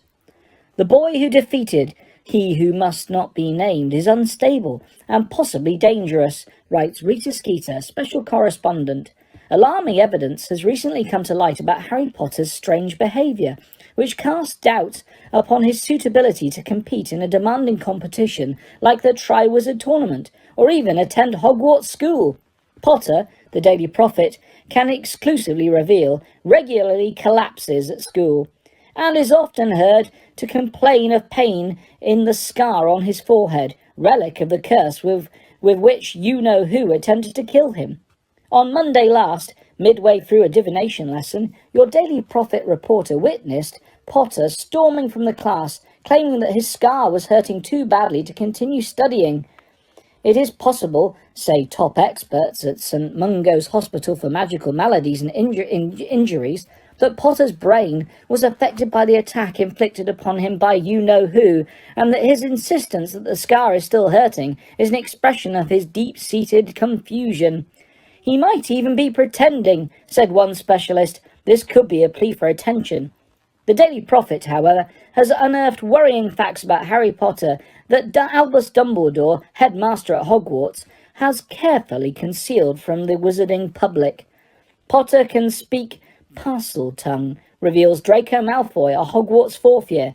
There was a lot of attacks on students a couple of years ago, and most people thought Potter was behind them after they saw him lose his temper at a dueling club and set a snake on another boy. It was all hushed up, though, but he's made friends with werewolves and giants, too. We think he'll do anything for a bit of power. Parseltongue, the ability to converse with snakes, has long been considered a dark art. Indeed, the most famous Parselmouth of our times is none other than you-know-who himself, a member of the Dark Force Defense League, who wished to remain unnamed, stated that he would regard any wizard who could speak Parseltongue as worthy of investigation. Personally, I would be highly suspicious of anybody who could converse with snakes, as serpents are often used in the worst kinds of dark magic, and are historically associated with evildoers. Similarly, anyone who seeks out the company of such vicious creatures as werewolves and giants would appear to have a fondness for violence. Albus Dumbledore should surely consider whether a boy such as this should be allowed to compete in the Triwizard Tournament. Some fear that Potter might resort to the dark arts in his desperation to win the tournament, the third task of which takes place this evening." "Come off, gone off me a bit, hasn't she?" said Harry lightly, folding up the paper. Over on the Slytherin table, Malfoy, Crabbe and Goyle were laughing at him, tapping their heads with their fingers, pulling grotesquely mad faces and waggling their tongues like snakes. "How did she know your scar hurt in divination?" Ron said. "There's no way she was there. There's no way she could have heard." The window was open," said Harry. "I opened it to breathe." "You were at the top of the North Tower," Hermione said. "Your voice couldn't have carried all the way down to the grounds." "Well, you're the one who's supposed to be researching magical methods of bugging," said Harry. "You tell me how she did it." I've been trying," said Hermione, but An odd, dreamy expression suddenly came over Hermione's face. She slowly raised a hand and ran her fingers through her hair. "You all right?" said Ron, frowning at her. "Yes," said Hermione breathlessly. She ran her fingers through her hair again, and then held her hand up to her mouth, as though speaking into an invisible walkie-talkie. Harry and Ron stared at each other. "I've had an idea," Hermione said, gazing into space. "I think I know, because then no one would be able to see, even Moody, and she'd have been able to get into the window ledge. But she's not allowed. She's definitely not allowed. I think we've got her.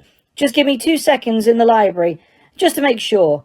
With that, Hermione seized her school bag and dashed out of the Great Hall. "Oi!" Ron called after her. "We've got our Ministry of Magic exam in 10 minutes. "Blimey," he said, turning back to Harry. "She must really hate that Skeeter woman to risk missing the start of an exam. What are you going to do in the Bins class? Read again?" Exempt from the end-of-term tests as a Triwizard champion, Harry had been sitting at the back of every exam class so far, looking up fresh hexes for the third task. "Suppose so," Harry said to Ron, but just then Professor McGonagall came walking along the Gryffindor table towards him. "Potter, the champions are congregating in the chamber off the hall after breakfast," she said. "But the task's not till tonight," said Harry, accidentally spilling scrambled eggs down his front, afraid he had mistaken the time. "I'm aware of that, Potter," she said. "The champions' families are invited to watch the final task, you know. This is simply a chance for you to greet them." She moved away. Harry gaped after her. "She doesn't expect the Dursleys to turn up, does she?" he asked Ron blankly. "Dunno," said Ron. "Harry, I'd better hurry. I'm going to be late for Bins. See you later." Harry finished his breakfast in the emptying Great Hall. He saw Fleur Delacour get up from the Ravenclaw table and join Cedric as he crossed to the side chamber and entered. Crumb slouched off to join them shortly afterwards. Harry stayed where he was. He really didn't want to go into the chamber. He had no family who would turn up to see him risk his life anyway. But just as he was getting up, thinking that he might as well go to the library and do a Spotmore hex revision, the door of the side chamber opened and Cedric stuck his head out. "Harry, come on. They're waiting for you." Utterly perplexed, Harry got up. The Dursleys couldn't possibly be here, could they? He walked across the hall and opened the door into the chamber. Cedric and his parents were just inside the door. Victor Crumb was over in a corner, conversing with his dark-haired mother and father in rapid Bulgarian. He had inherited his father's hooked nose. On the other side of the room, Fleur was jabbering away in French to her mother. Fleur's little sister, Gabrielle, was holding her mother's hand. She waved to Harry, who waved back. Then he saw Mrs. Weasley and Bill standing in front of the fireplace beaming at him. "Surprise!" Mrs. Weasley said excitedly, as Harry smiled broadly and walked over to them. "Thought we'd come and watch you, Harry." She bent down and kissed him on the cheek. "You all right?" said Bill, grinning at Harry and shaking his hand. "Charlie wanted to come, but he couldn't get time off.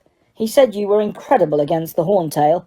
Fleur Delacour, Harry noticed, was eyeing Bill with great interest over her mother's shoulder. Harry could tell she had no objection whatsoever to long hair or earrings with fangs on them. "This is really nice of you," Harry muttered to Mrs. Weasley. "I thought for a moment the Dursleys." Said Mrs. Weasley, pursing her lips. She had always refrained from criticising the Dursleys in front of Harry, but her eyes flashed every time they were mentioned. "It's great being back here," said Bill, looking around the chamber. Violet, the fat lady's friend, winked at him from her frame. "Haven't seen this place for 5 years. Is that picture of the Mad Knight still around? Sir Cadogan?" "Oh, yeah," said Harry, who had met Sir Cadogan the previous year. "And the fat lady," said Bill. "She was here in my time," said Mrs. Weasley. "She gave me such a telling off one night when I got back into the dormitory at 4 in the morning." "What were you doing out of your dormitory at 4 in the morning?" said Bill, surveying Mrs. Weasley with amazement. Mrs. Weasley grinned, her eyes twinkling. "Your father and I had been for a nighttime stroll," she said. "He got caught by Apollyon Pringle. He was the caretaker in those days. Your father's still got the marks." "Fancy giving us a tour, Harry?" said Bill. "Yeah, okay," said Harry, and they made their way back towards the door into the Great Hall. As they passed Amos Diggory, he looked around. "There you are! Hi, are you?" he said, looking Harry up and down. "Bet you're feeling quite as full of yourself now Cedric's caught you up on points, are you?" "What?" said Harry. "Ignore him," said Cedric in a low voice to Harry, frowning after his father. "He's been angry ever since Rita Skeeter's article about the Triwizard Tournament. You know, when she made out you were the only Hogwarts champion." "Didn't bother to correct her, though, did he?" said Amos Diggory, loudly enough for Harry to hear, as he made to walk out of the door with Mrs. Weasley and Bill. "Still, you'll show him," said he. "Beat him once more, haven't you?"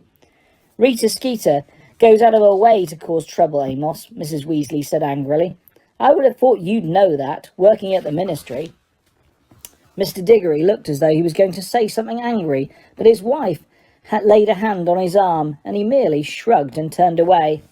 Harry had a very enjoyable morning, walking over the sunny grounds with Bill and Mrs. Weasley, showing them the Beauxbatons carriage and the Durmstrang ship.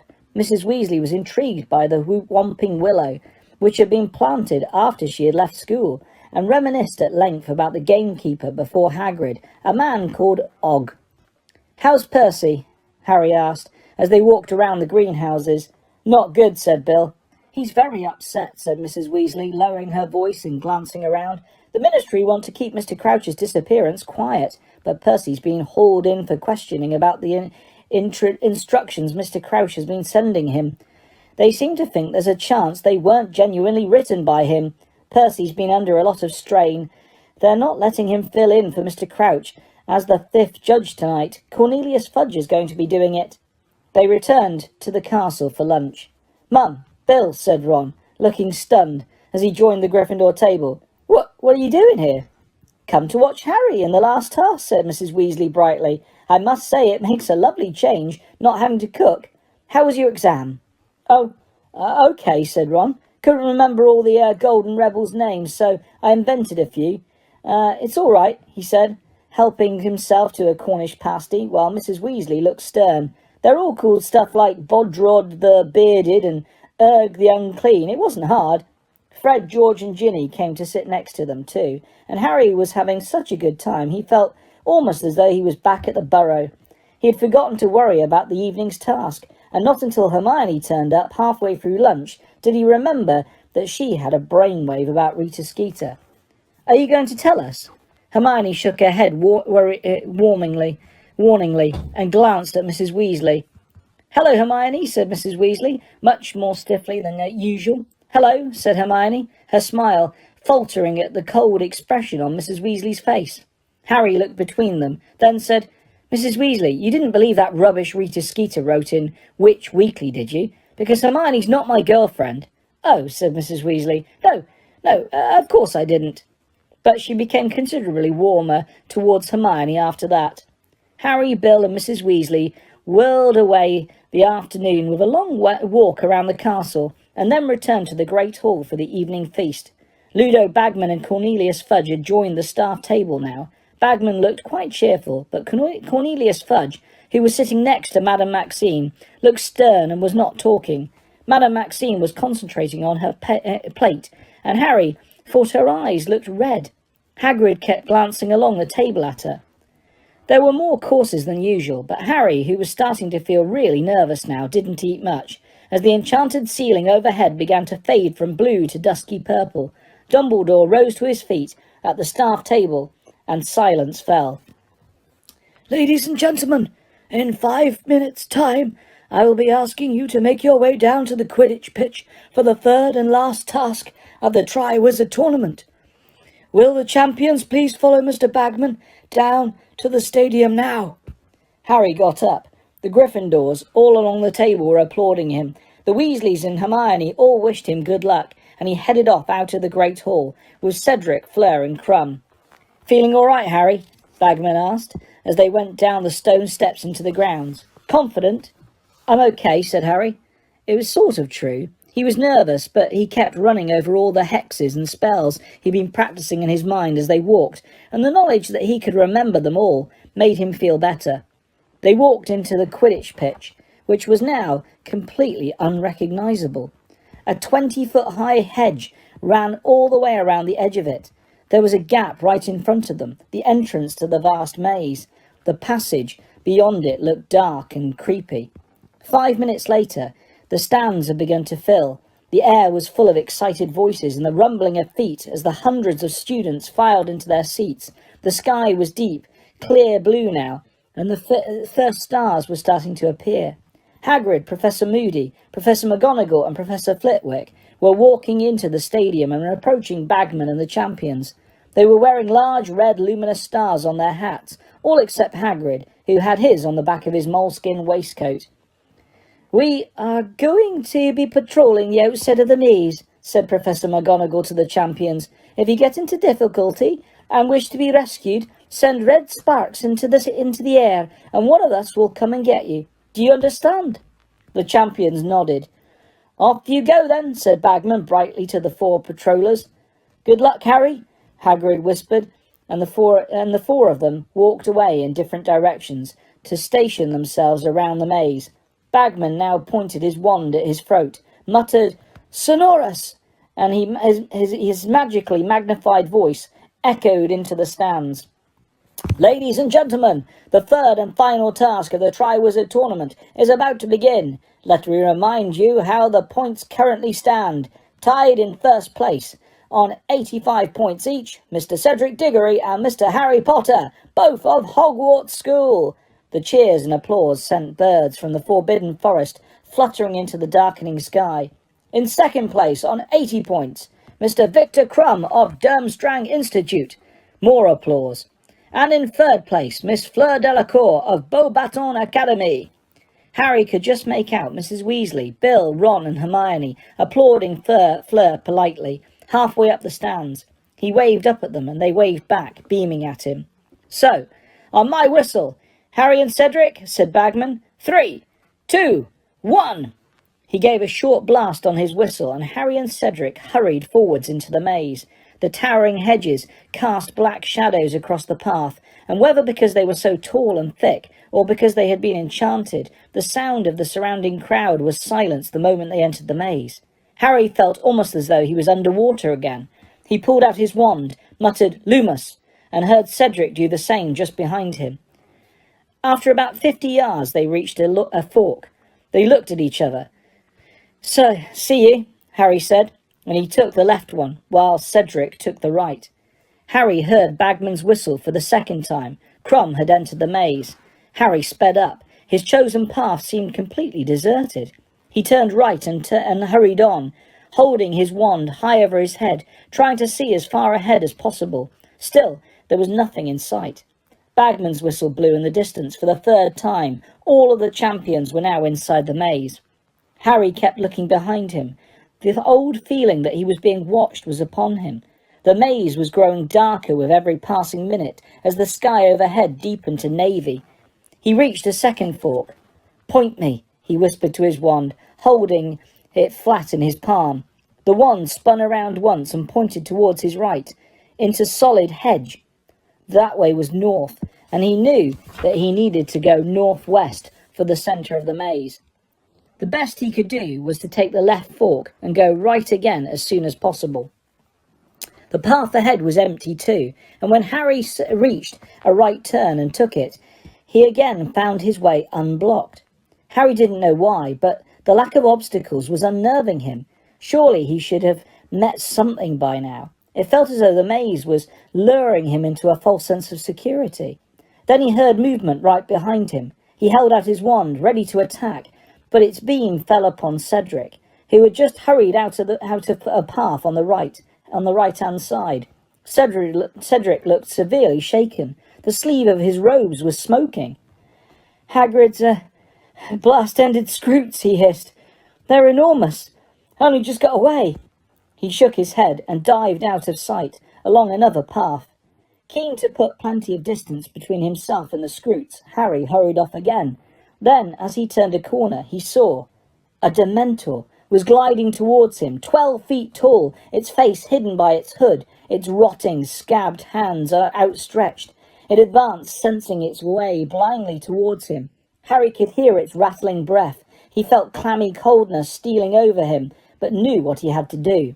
He summoned the happiest thought he could, concentrated with all his might on the thought of getting out of the maze and celebrating with Ron and Hermione, raised his wand and cried, "Expecto Patronum!" A silver stag erupted from the end of Harry's wand and galloped towards the Dementor, which fell back and tripped over the hem of its robes. Harry had never seen a Dementor stumble. "Hang on!" he shouted, advancing in the wake of his silver Patronus. "You're a boggart! Ridiculous!" There was a loud crack, and the shapeshifter exploded in a wisp of smoke. The silver stag faded from sight. Harry wished it could have stayed. He could have used some company, but he moved on as quickly and quietly as possible, listening hard, his wand held high once more. Left, right, left again. Twice he found himself facing dead ends. He did the 4-point spell again and found that he was going far too east. He turned back, took a right turn, and saw an old golden mist floating ahead of him. Harry approached it cautiously, pointing the wand's beam at it. This looked like some kind of enchantment. He wondered whether he might be able to blast it out of the way. "Reducto," he said. The spell shot straight through the mist, leaving it intact. He supposed he should have known better. The reductor course was for solid objects. What would happen if he walked through the mist? Was it worth chancing it? Or should he double back? He was still hesitating when a scream shattered the silence. "Fleur!" Harry yelled. There was silence. He stared all around him. What had happened to her? Her scream seemed to have come from somewhere ahead. He took a deep breath and ran through the enchanted mist. The world turned upside down. Harry was hanging from the ground with his hair on end, his glasses dangling off his nose, threatening to fall into the bottomless sky. He clutched them to the end of his nose and hung there, terrified. It felt as though his feet were glued to the grass, which had now become the ceiling. Below him in the dark, star-spangled heavens stretched endlessly. He felt as though, if he tried to move out of his feet, one of his feet, he would fall away from the earth completely. "Think," he told himself, as all the blood rushed to his head. "Think!" But not one of the spells he had practiced had been designed to combat a sudden reversal of ground and sky. Did he dare move his foot? He could hear the blood pounding to his ears. He had two choices: try and move or send up a red sparks and get rescued and disqualified from the task. He shut his eyes so he wouldn't be able to see the view of endless space below him and pulled his right foot as hard as he could away from the grassy ceiling. Immediately the world righted itself. Harry fell forwards onto his knees on the wonderfully solid ground. He felt temporarily limp with shock. He took a deep, steadying breath and then got up again and hurried forwards, looking back over his shoulder as he ran out of the golden mist, which twinkled innocently at him in the moonlight. He paused at a junction of two paths and looked around for some sign of Fleur. He was sure it had been she who had screamed. What had she met? Was she all right? There was no sign of red sparks. Did that mean she had got herself out of trouble, or was she in such trouble that she couldn't reach her wand? Harry took the right fork with a feeling of increasing unease, but at the same time he couldn't help thinking, one champion down. The cup was somewhere close by, and it sounded as though Fleur was no longer in the running. He'd got this far, hadn't he? What if he actually managed to win? Fleetingly, and for the first time since he'd found himself champion, he saw that image of himself, raising the Triwizard Cup in front of the rest of the school. He met nothing for 10 minutes except dead ends.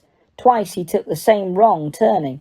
Finally he found a new route and started to jog along it, his wand light waving, making his shadow flicker and distort on the hedge walls. Then he rounded another corner and found himself facing a blast-ended scroot. Cedric was right. It was enormous. 10 feet long. It looked more like a giant scorpion than anything. Its long sting was curled over its back. Its thick armour glinted in the light from Harry's wand, which he pointed at it. Stupefy! The spell hit the Scroot's armour and rebounded. Harry ducked just in time, but could smell burning hair. It had singed the top of his head. The Scroot issued a blast of fire from its end and flew forwards towards him. Impedimenta! Harry yelled. The spell hit the Scroot's armour again and ricocheted off. Harry staggered back a few paces and fell over. Impedimenta! The Scroot was inches from him when it froze. He had managed to hit it on its fleshy, shell-less underside. Panting, Harry pushed himself away from it and ran hard in the opposite direction. The impediment jinx was not permanent. The Scroot would be regaining the use of its legs at any moment. He took a left path and hit a dead end, a right and hit another, forcing himself to stop. Heart hammering, he performed the 4-point spell again, backtracked and chose a path that would take him northwest. He'd been hurrying along the new path for a few minutes when he heard something on the path running parallel to his own, which made him stop dead. What are you doing? Yelled Cedric's voice. What the hell do you think you're doing? And then Harry heard Crumb's voice. Crucio! The air was suddenly full of Cedric's yells. Horrified, Harry began sprinting up the path, trying to find a way into Cedric's. When none appeared, he tried the reductor curse again. It wasn't very effective, but it burnt a small hole in the hedge, through which Harry forced his leg, kicking at the thick brambles and branches until they broke and made an opening. He struggled through it, tearing his robes, and looking to his right, saw Cedric jerking and twitching on the ground, Crumb standing over him.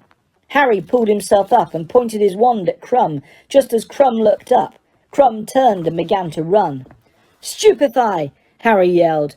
The spell hit Crumb in the back. He stopped dead in his tracks, fell forwards and lay motionless, face down in the grass. Harry dashed over to Cedric, who had stopped twitching and was lying there panting, his hands over his face. Are you all right? Harry said roughly, grabbing Cedric's arm. Yeah, panted Cedric. Yeah, I don't believe it. He crept up behind me. I heard him. I turned around and he had his wand on me. Cedric got up. He was still shaking. He and Harry looked down at Crumb. I can't believe this. I thought he was all right, Harry said, staring at Crumb. So did I, said Cedric. Did you hear Fleur scream earlier, said Harry. Yeah, said Cedric. You don't think Crumb got her too? I don't know, said Harry slowly. Should we leave him here? Cedric muttered. No, said Harry. I reckon we should send up red sparks. Someone will come and collect him. Otherwise he'll probably be eaten by a Scroot. He'd deserve it, Cedric muttered.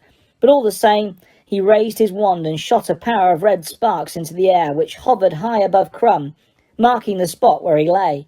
Harry and Cedric stood there in the darkness for a moment, looking around them. Then Cedric said, Well, suppose we'd better go on. What? Said Harry. Oh, yeah, right.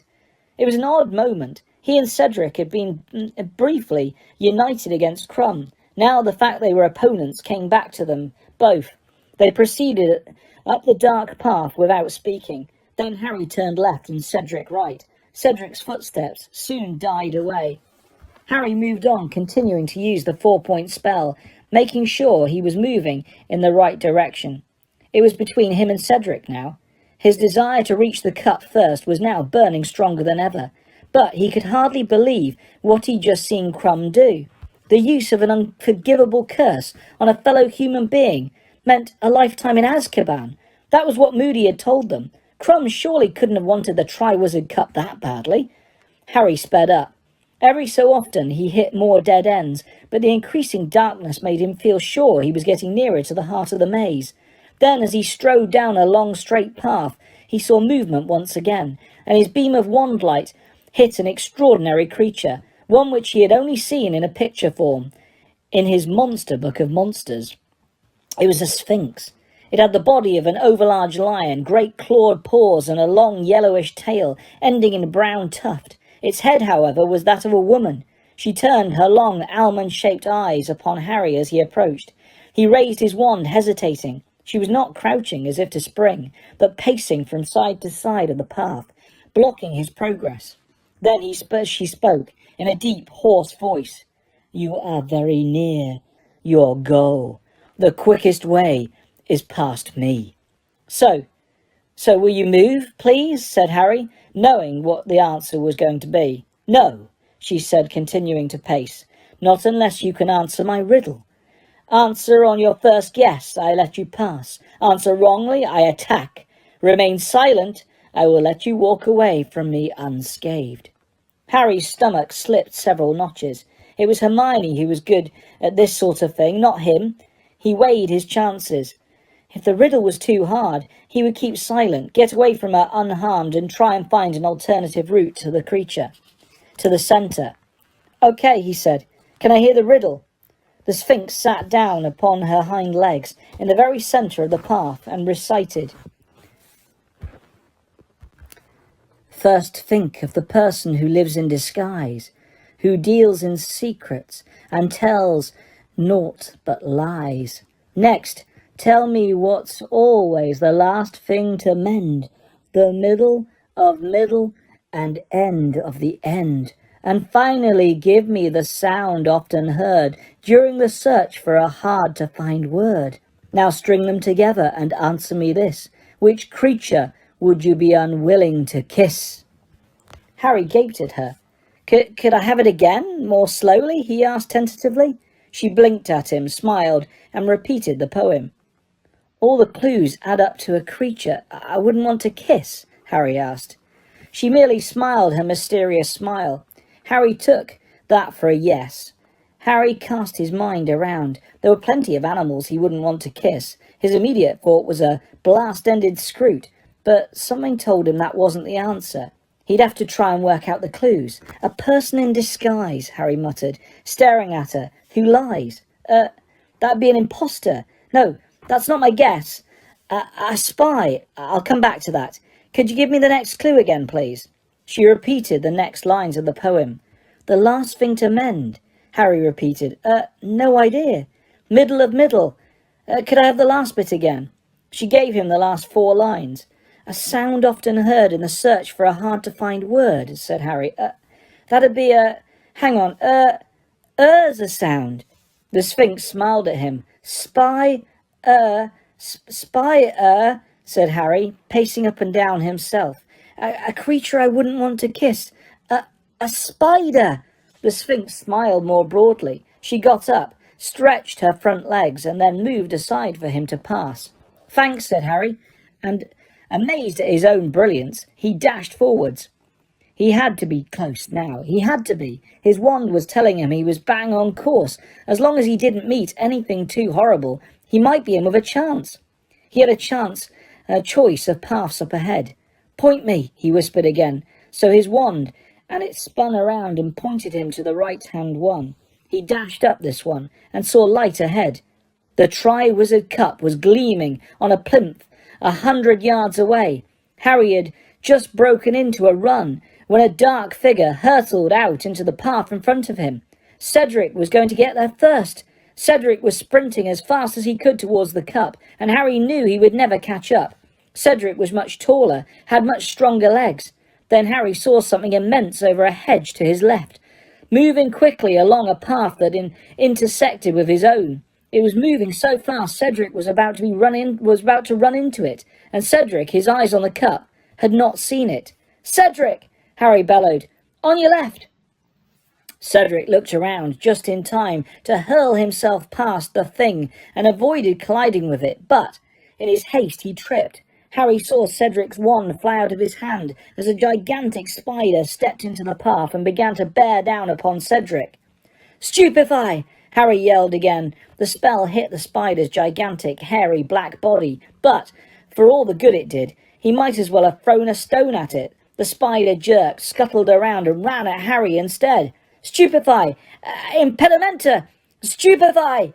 But it was no use. The spider was either so large or so magical that the spells were doing no more than aggravating it. Harry had one horrifying glimpse of 8 shining black eyes and razor-sharp pincers before it was upon him. He was lifted up into the air on its front legs. Struggling madly, he tried to kick it. His leg connected with the pincers, and next moment he was in excruciating pain. He could hear Cedric yelling, "Stupefy!" too, but his spell had no more effect than Harry's. Harry raised his wand as the spider opened its pincers once more and shouted, "Expelliarmus!" It worked. The disarming spell made the spider drop him, but that meant that Harry fell 12 feet onto his already injured leg, which crumpled beneath him. Without pausing to think, he aimed high at the spider's underbelly, as he had done with the scroot, and shouted, "Stupefy!" just as Cedric yelled the same thing. The two spells combined did what one alone had not. The spider keeled over sideways, flattening a nearby hedge, and strewing the path with a tangle of hairy legs. "Harry," he heard Cedric shouting, "you're right. Did it fall on you?" "No," Harry called back, panting. He looked down at his leg. It was bleeding badly. He could see some sort of thick, gluey secretion from the spider's pincers on his torn robes. He tried to get up, but his leg was shaking badly and did not want to support his weight. He leant against the hedge, gasping his breath and looking around. Cedric was standing feet from the Triwizard Cup, which was gleaming behind him. "Take it, then," Harry panted to Cedric. "Go on, take it. You're there." But Cedric didn't move. He merely stood there, looking at Harry. Then he turned to stare at the cup. Harry saw the longing expression on his face in its golden light. Cedric looked around at Harry again, who was now holding on to the hedge to support himself. Cedric took a deep breath. "You take it. You should win. That's twice you've saved my neck in here." "That's not how it's supposed to work," Harry said. He felt angry. His leg was very painful. He was aching all over from trying to throw off the spider, and after all his efforts, Cedric had beaten him to it, just as he'd beaten Harry to ask Cho to the ball. "The one who reaches the cup first gets the points. That's you. I'm telling you. I'm not going to win any races on this leg." Cedric took a few paces nearer to the stunned spider, away from the cup, shaking his head. "No," he said. "Stop being noble," said Harry irritably. "Just take it. Then we can get out of here." Cedric watched Harry steadying himself, holding tight to the hedge. "You told me about the dragons," Cedric said. "I would have gone down in the first task if you hadn't told me what was coming." I had help on that too," Harry snapped, trying to mop up his bloody leg with his robes. "You helped me with the egg. We're square." "I had help on the egg in the first place," said Cedric. "We're all square," said Harry, testing his leg gingerly. It shook violently as he put weight on it. He had sprained his ankle when the spider had dropped him. "You should have got more points on the second task," said Cedric mellishly. "You stayed down to get all the hostages. I should have done that."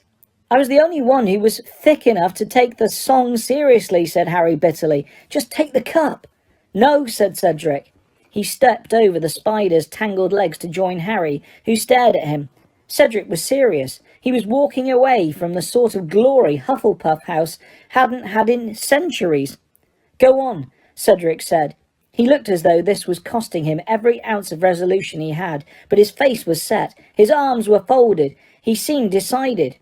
Harry looked from Cedric to the cup.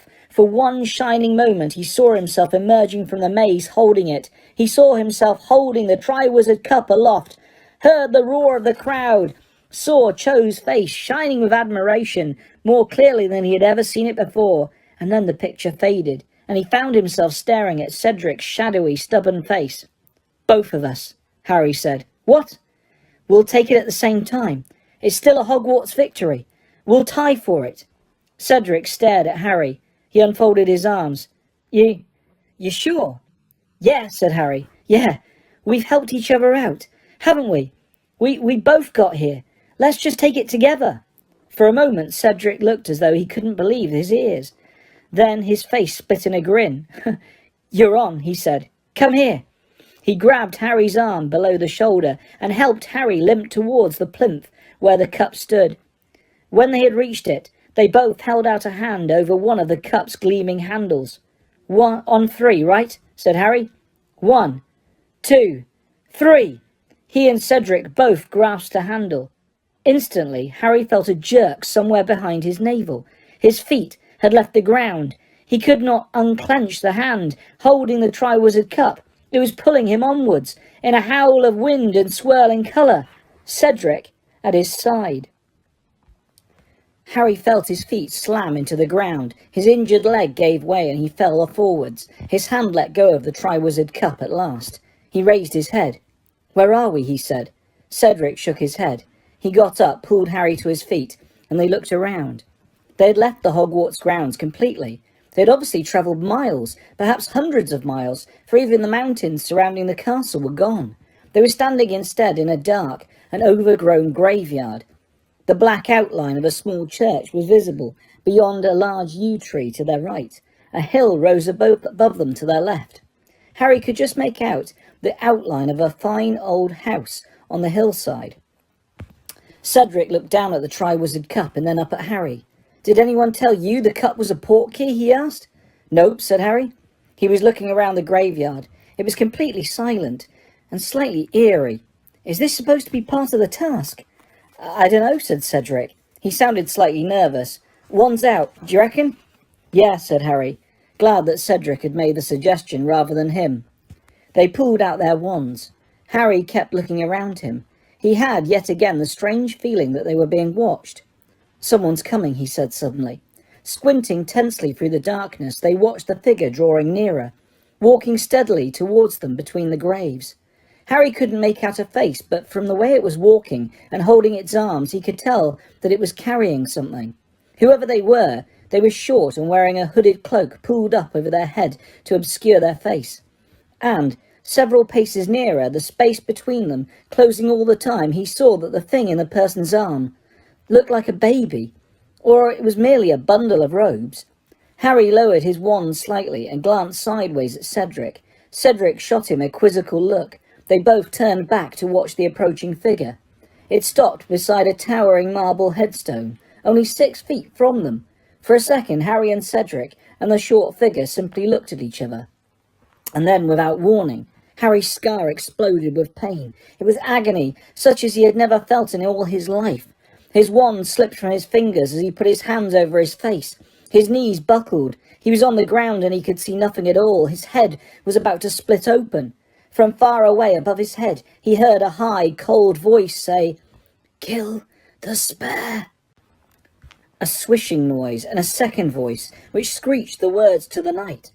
"Avada Kedavra."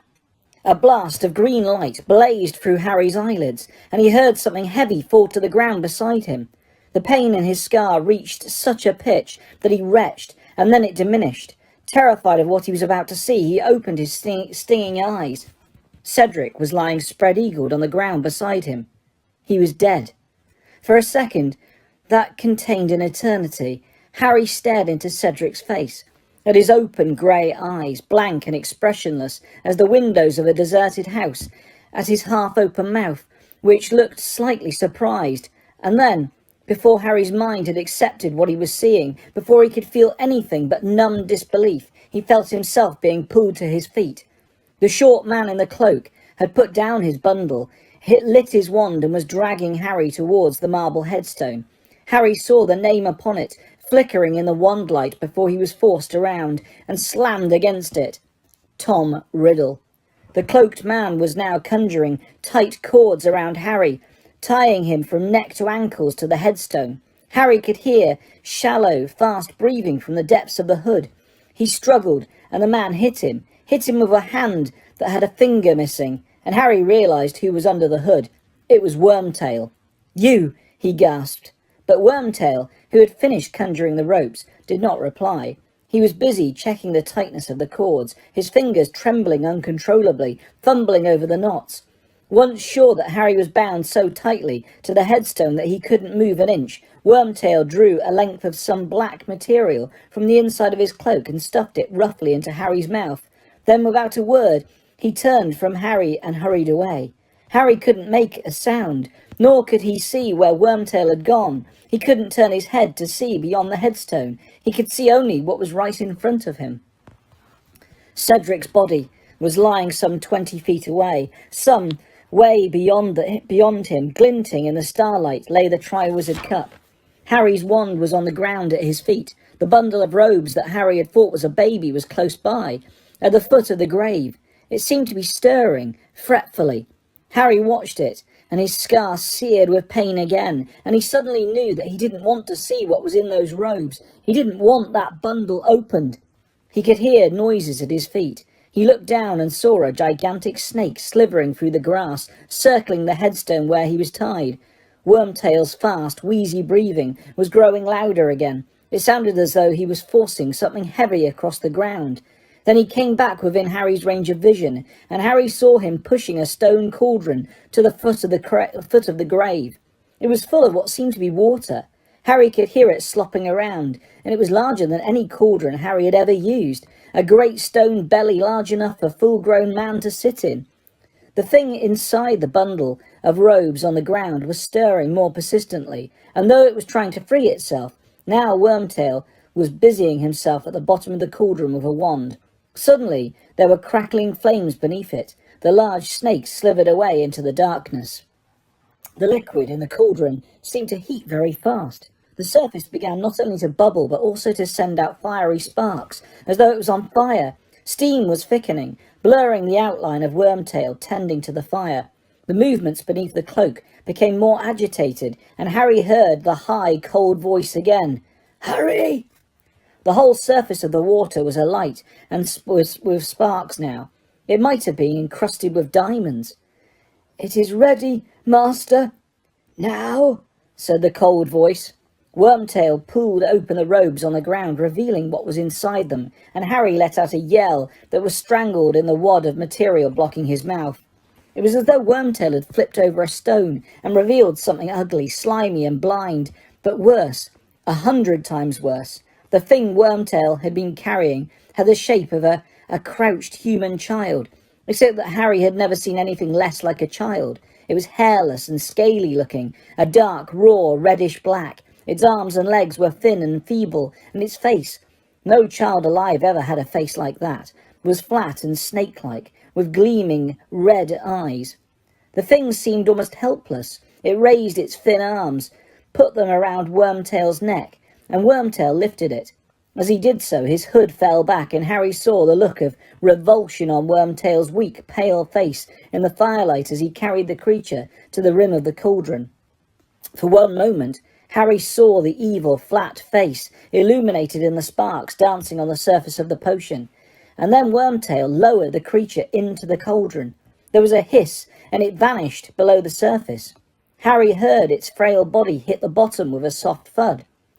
Let it drown, Harry thought, his scar burning almost past endurance. Please, let it drown. Wormtail was speaking. His voice shook. He seemed frightened beyond his wits. He raised his wand, closed his eyes, and spoke to the night. "Bone of the Father, unknowingly given, you will renew your son." The surface of the grave at Harry's feet cracked. Horrified, Harry watched as a fine trickle of dust rose into the air at Wormtail's command and fell softly into the cauldron. The diamond surface of the water broke and hissed. It sent sparks in all directions and turned a vivid, poisonous-looking blue. And now Wormtail was whimpering. He pulled a long, thin, shining silver dagger from inside his robes.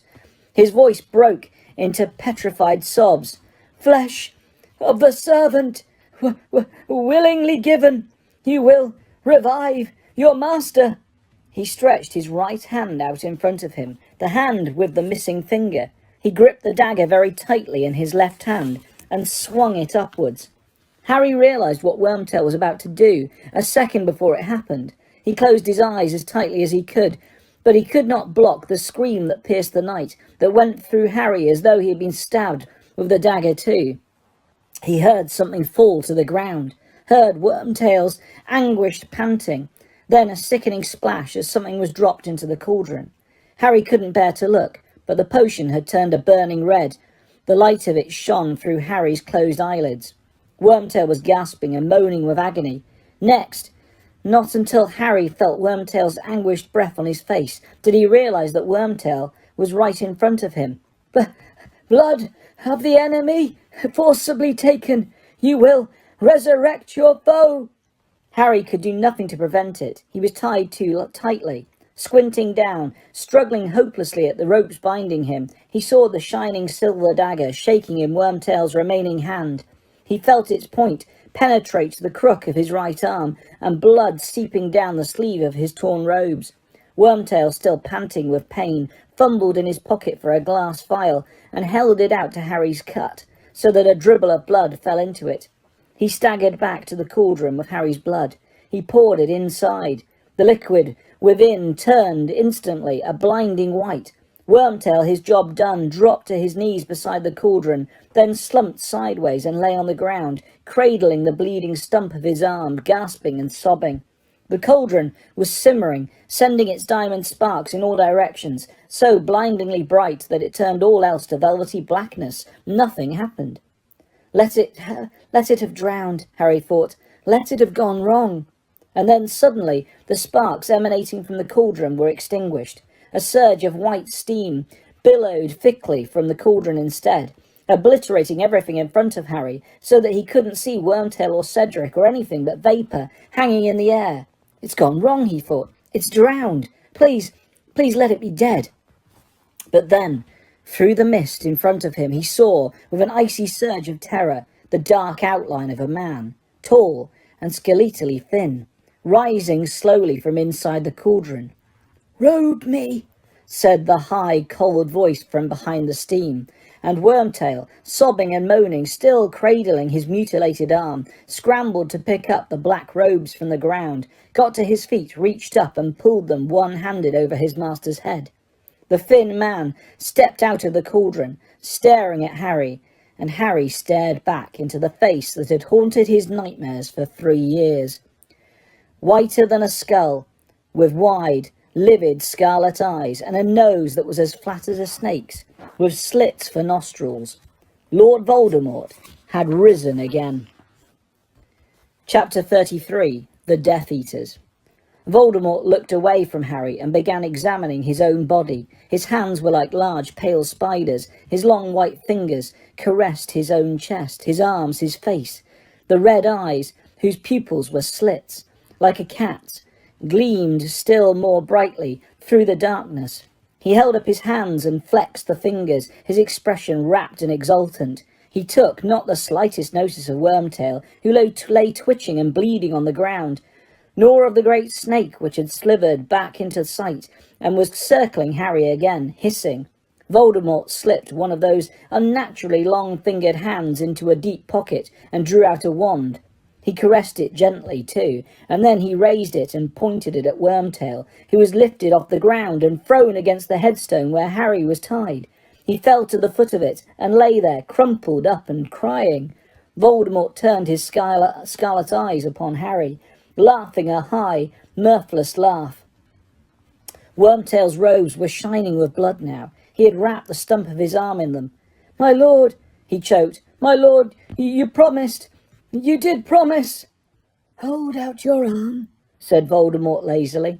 "Oh, master, thank you, master."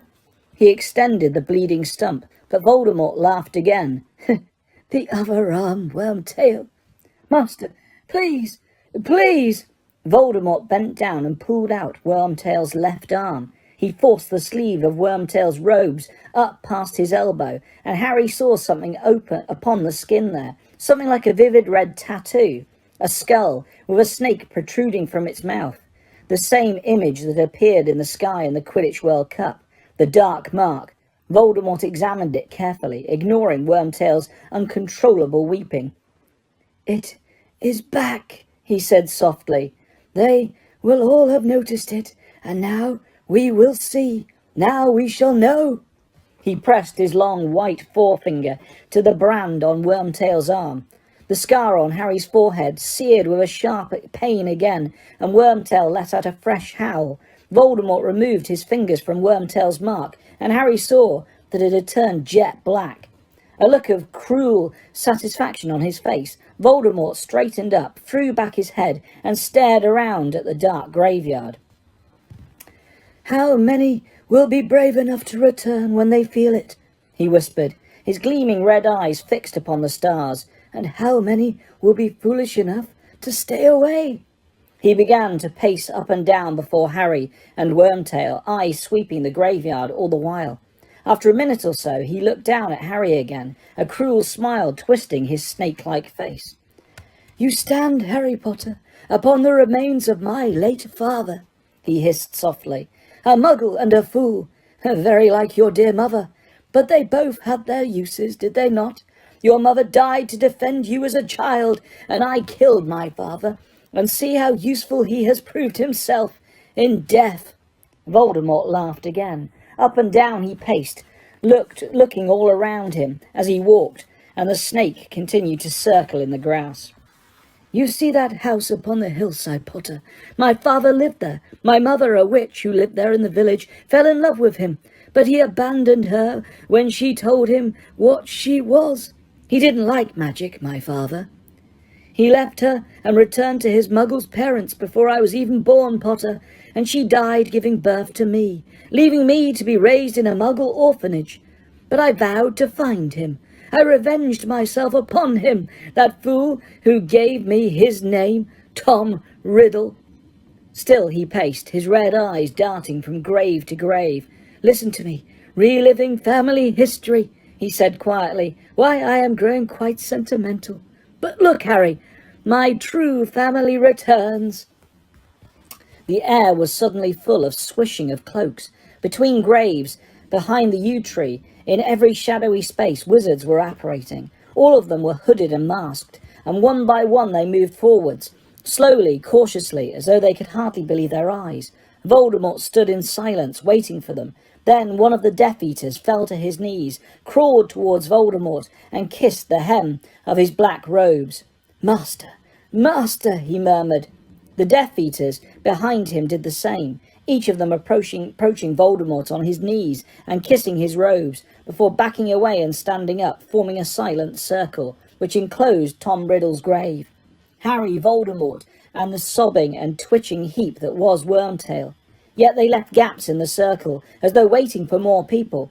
Voldemort, however, did not seem to expect more. He looked around at the hooded faces, and though there was no wind, a rustling seemed to run around the circle as though it had shivered. "Welcome, Death Eaters," said Voldemort quietly. 13 years. 13 years since last we met, yet you answer my call as though it was yesterday. We are still united under the dark mark. Then, or are we?" He put back his terrible face and sniffed, his slit-like nostrils widening. "I smell guilt," he said. "There is a stench of guilt upon the air."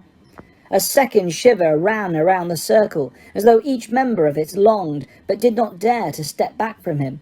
"I see you all, whole and healthy, with your powers intact, such prompt appearances, and I ask myself, why did this band of wizards never come to the aid of their master, to whom they swore eternal loyalty?" No one spoke. No one moved except Wormtail, who was upon the ground, still sobbing over his bleeding arm. "And I answer myself," whispered Voldemort. "They must have believed me broken. They thought I was gone. They slipped back among my enemies, and they pleaded innocence and ignorance and bewitchment. And then I asked myself, but how could they have believed I would not rise again? They who knew the steps I took long ago to guard myself against mortal death. They who had seen proofs of the immensity of my power in the times when I was mightier than any wizard living. And I answer myself, perhaps they believed a still greater power could exist, one that could vanquish even Lord Voldemort. Perhaps they now pay allegiance to another. Perhaps that champion of commoners, of mudbloods and muggles, Albus Dumbledore." At the mention of Dumbledore's name, the members of the circle stirred, and some muttered and shook their heads. Voldemort ignored them. "It is a disappointment to me. I confess myself disappointed. One of the men suddenly flung himself forwards, breaking the circle, trembling from head to foot. He collapsed at Voldemort's feet. "Master!" he shrieked. "Master, forgive me! Forgive us all!" Voldemort began to laugh. He raised his wand. "Crucio!" The Death Eater on the ground writhed and shrieked. Harry was sure the sound must carry to the houses around. Let the police come, he thought desperately. Anyone, anything. Voldemort raised his wand. The tortured Death Eater lay flat upon the ground, gasping. "Get up, Avery," said Voldemort softly. "Stand up. You ask for forgiveness. I do not forgive. I do not forget. 13 long years. I want 13 years' repayment before I forgive you. Wormtail here has paid some of his debt already. Have you not, Wormtail?" He looked down at Wormtail, who continued to sob. "You returned to me, not out of loyalty, but out of fear of your old friends. You deserve this pain, Wormtail. You know that, don't you?" "Yes, master," moaned Wormtail. "Please, master, please." "Yet you helped return me to my body," said Voldemort coolly, watching Wormtail sob on the ground. "Worthless and traitorous as you are, you helped me. And Lord Voldemort rewards his helpers." Voldemort raised his wand again and whittled it through the air. A streak of what looked like molten silver hung shining in the wand's wake. Momentarily shapeless, it writhed and then formed itself into a gleaming replica of a human hand, bright as moonlight, which soared downwards and fixed itself upon Wormtail's bleeding wrist. Wormtail's sobbing stopped abruptly, his breathing harsh and ragged. He raised his head and stared in disbelief at the silver hand, now attached seamlessly to his arm, as though he was wearing a dazzling glove. He flexed the shining fingers, then trembling picked up a small twig on the ground and crushed it into powder. "My lord," he whispered, "master, it is beautiful. Thank you, thank you." He scrambled forwards on his knees and kissed the hem of Voldemort's robes. "May your loyalty never waver again, Wormtail," said Voldemort. "No, my lord, never, my lord." Wormtail stood up and took his place in the circle, staring at his powerful new hand, his face still shining with tears. Voldemort now approached the man on Wormtail's right. "Lucius, my slippery friend," he whispered, halting before him, "I am told that you have not renounced the old ways, though to the world you present a respectable face. You are still ready to take the lead in a spot of Muggle torture, I believe. Yet you never try to find me, Lucius. Your exploits at the Quidditch World Cup were fun, I dare say, but might not your energies have been better directed towards finding and aiding your master?" "My lord, I was constantly on the alert," came Lucius Malfoy's voice swiftly from beneath the hood. "Had there been any sign from you, any whisper of your whereabouts, I would have been at your side immediately. Nothing could have prevented me." "And yet you ran from my mark when a faithful Death Eater sent it into the sky last summer," said Voldemort lazily. And Mr. Malfoy stopped talking abruptly. "Yes, I know all about that, Lucius. You have disappointed me. I expect more faithful service in future." Of course, my lord, of course. You are merciful, thank you." Voldemort moved on and stopped, staring at the space, large enough for 2 people, which separated Malfoy and the next man. "The Lestrangers should stand here," said Voldemort quietly, "but they are entombed in Azkaban. They were faithful. They went to Azkaban rather than renounce me. When Azkaban is broken open, the Lestrangers will be honoured beyond their dreams. The Dementors will join us. They are our natural allies. We will recall the banished giants. I shall have all my devoted servants return to me, and an army of creatures whom all fear." He walked on. Some of the Death Eaters he passed in silence, but he paused before others and spoke to them. "McNair, destroying dangerous beasts for the Ministry of Magic now, Wormtail tells me. You shall have better victims than that soon, McNair. Lord Voldemort will provide." "Thank you, master, thank you," murmured McNair. "And here," Voldemort moved on to the 2 largest hooded figures, "we have Crabbe. You will do better this time, will you not? Crabbe, and you, Goyle." They bowed clumsily, muttering dully. "Yes, master, "We will, master." "The same goes for you, not," said Voldemort quietly as he walked past a stooped figure in Mr. Goyle's shadow. "My lord, I prostrate myself before you. I am your most faithful—" "That will do," said Voldemort. He had reached the largest gap of all, and he stood surveying it with his blank red eyes, as though he could see people standing there. "And here we have 6 missing Death Eaters. 3 dead in my service, 1 too cowardly to return. He will pay. 1 who I believe has left me forever. He will be killed, of course. And 1 who remains my most faithful servant, who has already re-entered my service." The Death Eaters stirred. Harry saw their eyes dart sideways at each other through their masks. "He is at Hogwarts, that faithful servant, and it was through his efforts that our young friend arrived tonight."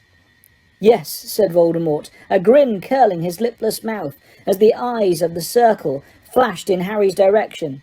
"Harry Potter has kindly joined us for my rebirthing party. One might go so far as to call him my guest of honour." There was a silence. Then the Death Eater to the right of Wormtail stepped forward, and Lucius Malfoy's voice spoke from under the mask. "Master, we crave to know. We beg you to tell us how you have achieved this miracle, how you managed to return to us." "Ah, what a story it is, Lucius," said Voldemort, "and it begins and ends with my young friend here." He walked lazily over to stand next to Harry, so that the eyes of the whole circle were upon the 2 of them. The snake continued to circle. "You know, of course, that they have called this boy my downfall," Voldemort said softly, his red eyes upon Harry, whose scar began to burn so fiercely that he almost screamed in agony. "You all know that on the night I lost my powers and my body, I tried to kill him. His mother died in an attempt to save him, and unwittingly provided him with a protection I admit I had not foreseen. I could not touch the boy." Voldemort raised one of his long white fingers and put it very close to Harry's cheek. "His mother left upon him the traces of her sacrifice. This is old magic. I should have remembered it. I was foolish to overlook it. But no matter, I can touch him now." Harry felt the cold tip of the long white finger touch him, and thought his head would burst with the pain. Voldemort laughed softly in his ear, then took the finger away and continued addressing the Death Eaters. "I miscalculated, my friends. I admit. My curse was deflected by the woman's foolish sacrifice, and it rebounded upon me. Ha! Pain beyond pain, my friends. Nothing could have prepared me for it. I was ripped from my body. I was less than spirit, less than the meanest ghost. But still I was alive. What I was, even I do not know. I, who have gone further than anybody along the path that leads to immortality. You know my goal, to conquer death. And now I was tested, and it appeared that one or more of my experiments had worked. For I had not been killed, though the curse should have done it.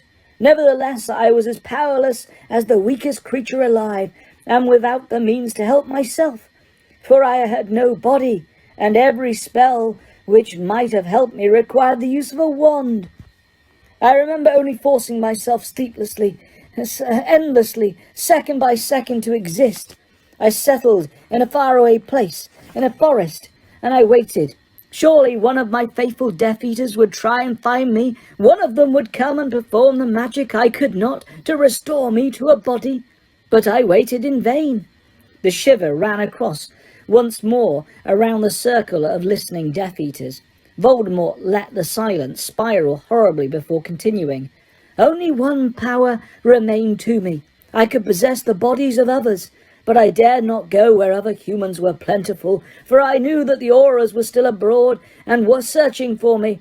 I sometimes inhabited animals, snakes, of course, being my preference, but I was a little better off inside than as pure spirit, for their bodies were ill-adapted to perform magic, and my possession of them shortened their lives. None of them lasted long. Then, 4 years ago, the means for my return seemed assured. A wizard, young, foolish, and gullible, wandered across my path in the forest I had made my home. Oh, he seemed the very chance I had been dreaming of, for he was a teacher at Dumbledore's school. He was easy to bend to my will. He brought me back to this country, and after a while I took possession of his body to supervise him closely as he carried out my orders. But my plan failed. I did not manage to steal the Philosopher's Stone. I was not to be assured immortal life. I was thwarted once again by Harry Potter. Silence once more. Nothing was stirring, not even the leaves on the yew tree. The Death Eaters were quite motionless, the glittering eyes in their masks fixed upon Voldemort and upon Harry. The servant died when I left his body.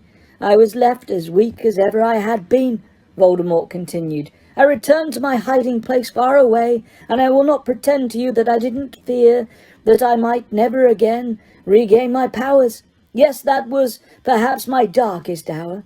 I could not hope that I would be sent another wizard to possess, as I had given up hope, now that any of my Death Eaters cared what had become of me.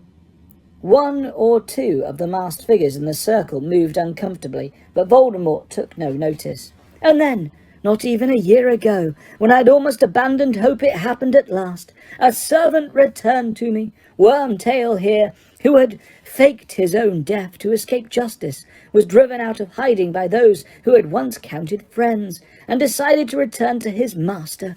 He sought me in the country where it had long been rumoured I was hiding, helped, of course, by the rats he met along the way. Wormtail has a curious affinity with rats. Do you not, Wormtail? His filthy little friends told him there was a place deep in an Albanian forest that they avoided, where small animals like themselves had met their deaths by a dark shadow that possessed them. But his journey back to me was not smooth, was it, Wormtail? For hungry one night on the edge of the very forest where he had hoped to find me, he foolishly stopped at an inn for some food, and whom should he meet there but one Bertha Jorkins, a witch from the Ministry of Magic. Now see the way that fate favours Lord Voldemort. This might have been the end of Wormtail, and of my last hope for regeneration. But Wormtail, displaying a presence of mind I would not ever have expected of him, convinced Bertha Jorkins to accompany him on a night-time stroll. He overpowered her. He brought her to me, and Bertha Jorkins, who might have ruined all, proved instead to be a gift beyond my wildest dreams, for with a little persuasion she became a veritable mine of information. She told me that the Triwizard Tournament would be played at Hogwarts this year. She told me that she knew of a faithful Death Eater who would be only too willing to help me, if I could only contact him. She told me many things, but the means I used to break the memory charm upon her were powerful, and when I had extracted all useful information from her, her mind and body were both damaged beyond repair. She had now served her purpose. I could not possess her. I disposed of her. Voldemort smiled his terrible smile, his red eyes blank and pitiless. Wormtail's body, of course, was ill-adapted for possession, as all assumed him dead, and would attract far too much attention if seen. However, he was the able-bodied servant I needed, and poor wizard though he is, Wormtail was able to follow the instructions I gave him, which would return me to a rudimentary, weak body of my own, a body I would be able to inhabit while awaiting the essential ingredients for true rebirth. A spell or two of my own invention, a little help from my dear Nagini. Voldemort's red eyes fell upon the continually circling snake, a potion concocted from unicorn blood, and the snake venom Nagini provided. I was soon returned to an almost human form and strong enough to travel. There was no hope of stealing the Philosopher's Stone any more, for I knew that Dumbledore would have seen to it that it was destroyed. But I was willing to embrace mortal life again before chasing immortal. I set my sights lower. I would settle for my old body back again and my old strength. I knew that to achieve this, it is an old piece of dark magic, the potion that revived me tonight. I would need 3 powerful ingredients. Well, one of them was already in hand, was it not, Wormtail? Flesh given by a servant. My father's bone, naturally, meant that we would have to come here where he was buried. But the blood of a foe, Wormtail would have led me Let me use any wizard, would you not, Wormtail? Any wizard who had hated me, as so many of them still do. But I knew the one I must see. If I was to rise again more powerful than that I had been when I had fallen, I wanted Harry Potter's blood.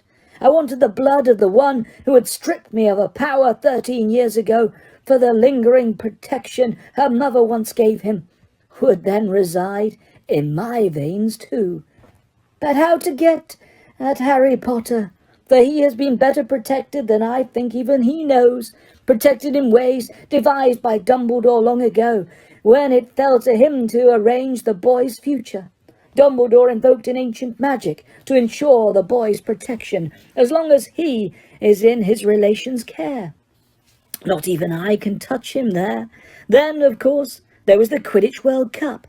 I thought his protection might be weaker there, away from his relations and Dumbledore. But I was not yet strong enough to attempt kidnap in the midst of a horde of Ministry wizards. And then the boy would return to Hogwarts, where he is under the crooked nose of that muggle-loving fool from morning until night. So how could I take him?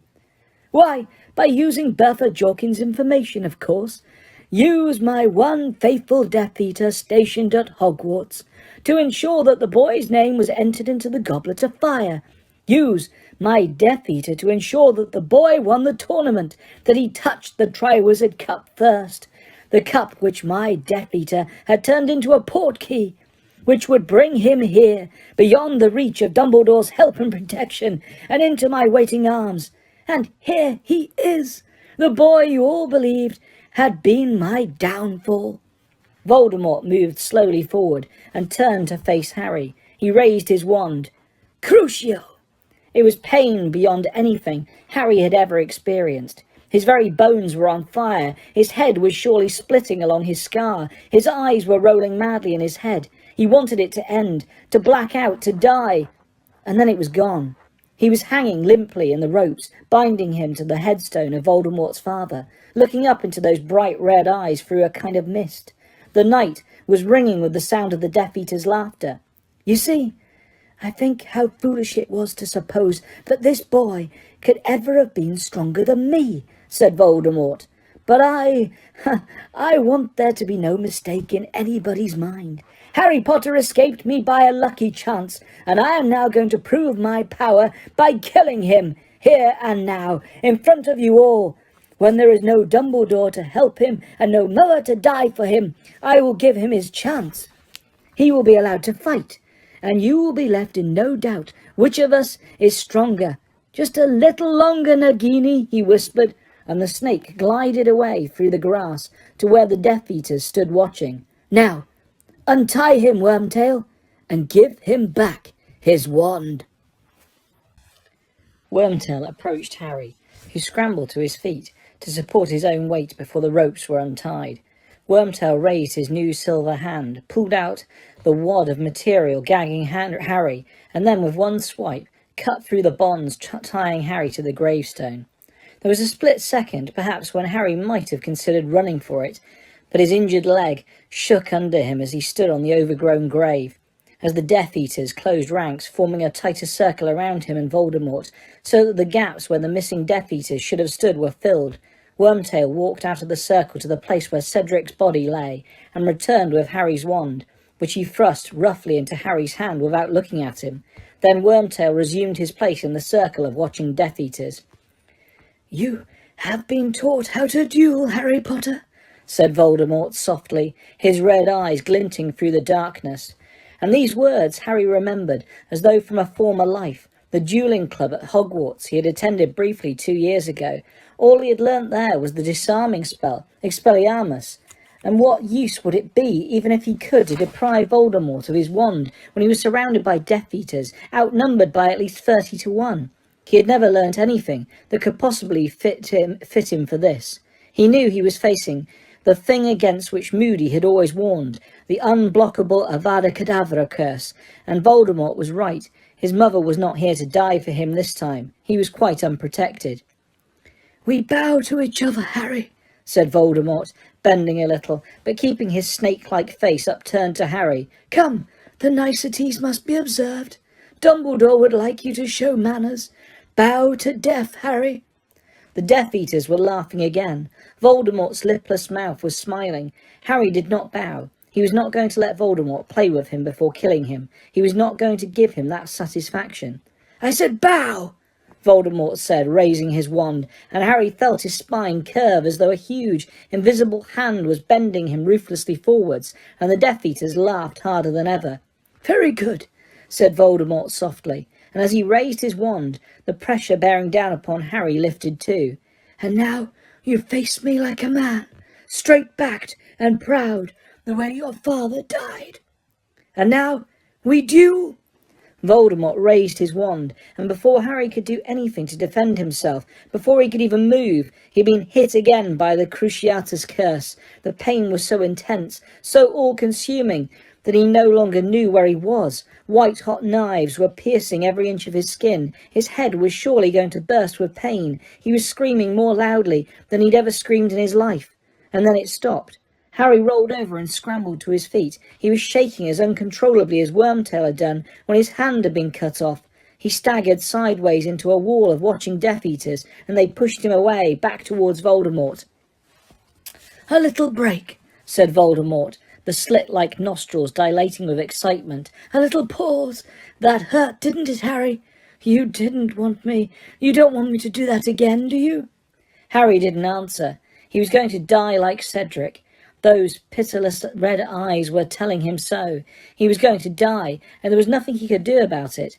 But he wasn't going to play along. He wasn't going to obey Voldemort. He wasn't going to beg.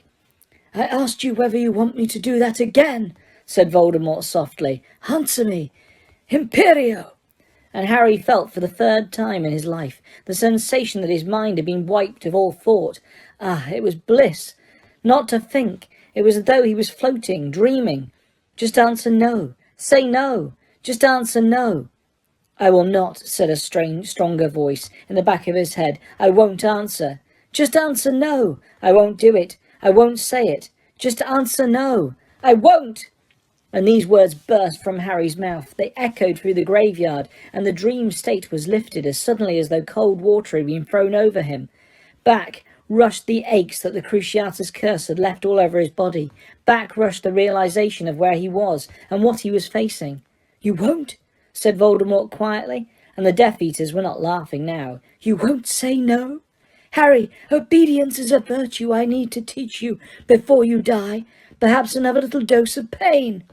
Voldemort raised his wand, but this time Harry was ready. With the reflexes born of his Quidditch training, he flung himself sideways onto the ground. He rolled behind the marble headstone of Voldemort's father, and he heard it crack as the curse missed him. "We're not playing hide-and-seek, Harry," said Voldemort's soft, cold voice, drawing nearer as the Death Eaters laughed. "You cannot hide from me. Does this mean you are tired of our duel? Does this mean that you would prefer to finish it now, Harry? Come out, Harry. Come out and play. Then it will be quick. It might even be painless. I would not know. I have never died." Harry crouched behind the headstone and knew the end had come. There was no hope, no help to be had, and as he heard Voldemort draw nearer still, he knew one thing only, and it was beyond fear or reason. He was not going to die crouching here like a child playing hide-and-seek. He was not going to die kneeling at Voldemort's feet. He was going to die upright like his father, and he was going to die trying to defend himself, even if no defence was possible.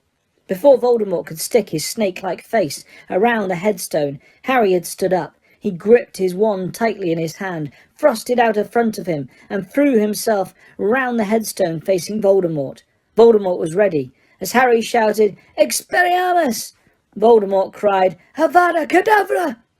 A jet of green light issued from Voldemort's wand, just as a jet of red light blasted from Harry's. They met in mid-air, and suddenly Harry's wand was vibrating as though an electric charge was surging through it. His hand seized up around it. He couldn't have released it if he wanted to, and a narrow beam of light was now connecting the two wands, neither red nor green, but bright, deep gold. And Harry followed the beam with his astonished gaze, saw that Voldemort's long white fingers too were gripping a wand that was shaking and vibrating. And then, nothing could have prepared Harry for this. He felt his feet lift from the ground. He and Voldemort were both being raised into the air, their wands still connected by that thread of shimmering golden light. They were gliding away from the tombstone of Voldemort's father, and then came to rest on a patch of ground that was clear of three of graves. The Death Eaters were shouting. They were asking Voldemort for instructions. They were closing in, reforming the circle around Harry and Voldemort, the snake slithering at their heels, some of them drawing their wands. The golden thread connecting Harry and Voldemort splintered. Through the wands remaining connected, 1,000 more offshoots arced high over Harry and Voldemort, crisscrossing all around them until they were enclosed in a golden dome-shaped web, a cage of light, beyond which the Death Eaters circled like jackals, their cries strangely muffled now. "Do nothing!" Voldemort shrieked to the Death Eaters, and Harry saw his red eyes wide with astonishment at what was happening, saw him fighting to break the thread of light, still connecting his wand with Harry's. Harry held onto his wand more tightly, with both hands, and the golden thread remained unbroken. "Do nothing unless I command you!" Voldemort shouted to the Death Eaters, and then an unearthly and beautiful sound filled the air. It was coming from every thread of the light-spun web vibrating around Harry and Voldemort. It was a sound Harry recognised, though he had heard it only once before in his life. Phoenix Song. It was the sound of hope to Harry, the most beautiful and welcome thing he had ever heard in his life. He felt as though the song was inside him instead of just around him. It was the sound he connected with Dumbledore, and it was almost as though a friend was speaking in his ear. "Don't break the connection."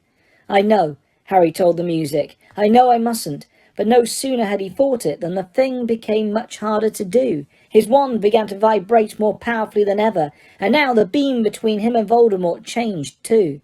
It was as though large beads of light were sliding up and down the thread, connecting the wands. Harry felt his wand give a shudder under his hand as the light beads began to slide slowly and steadily his way. The direction of the beam's movement was now towards him, from Voldemort, and he felt his wand shudder angrily.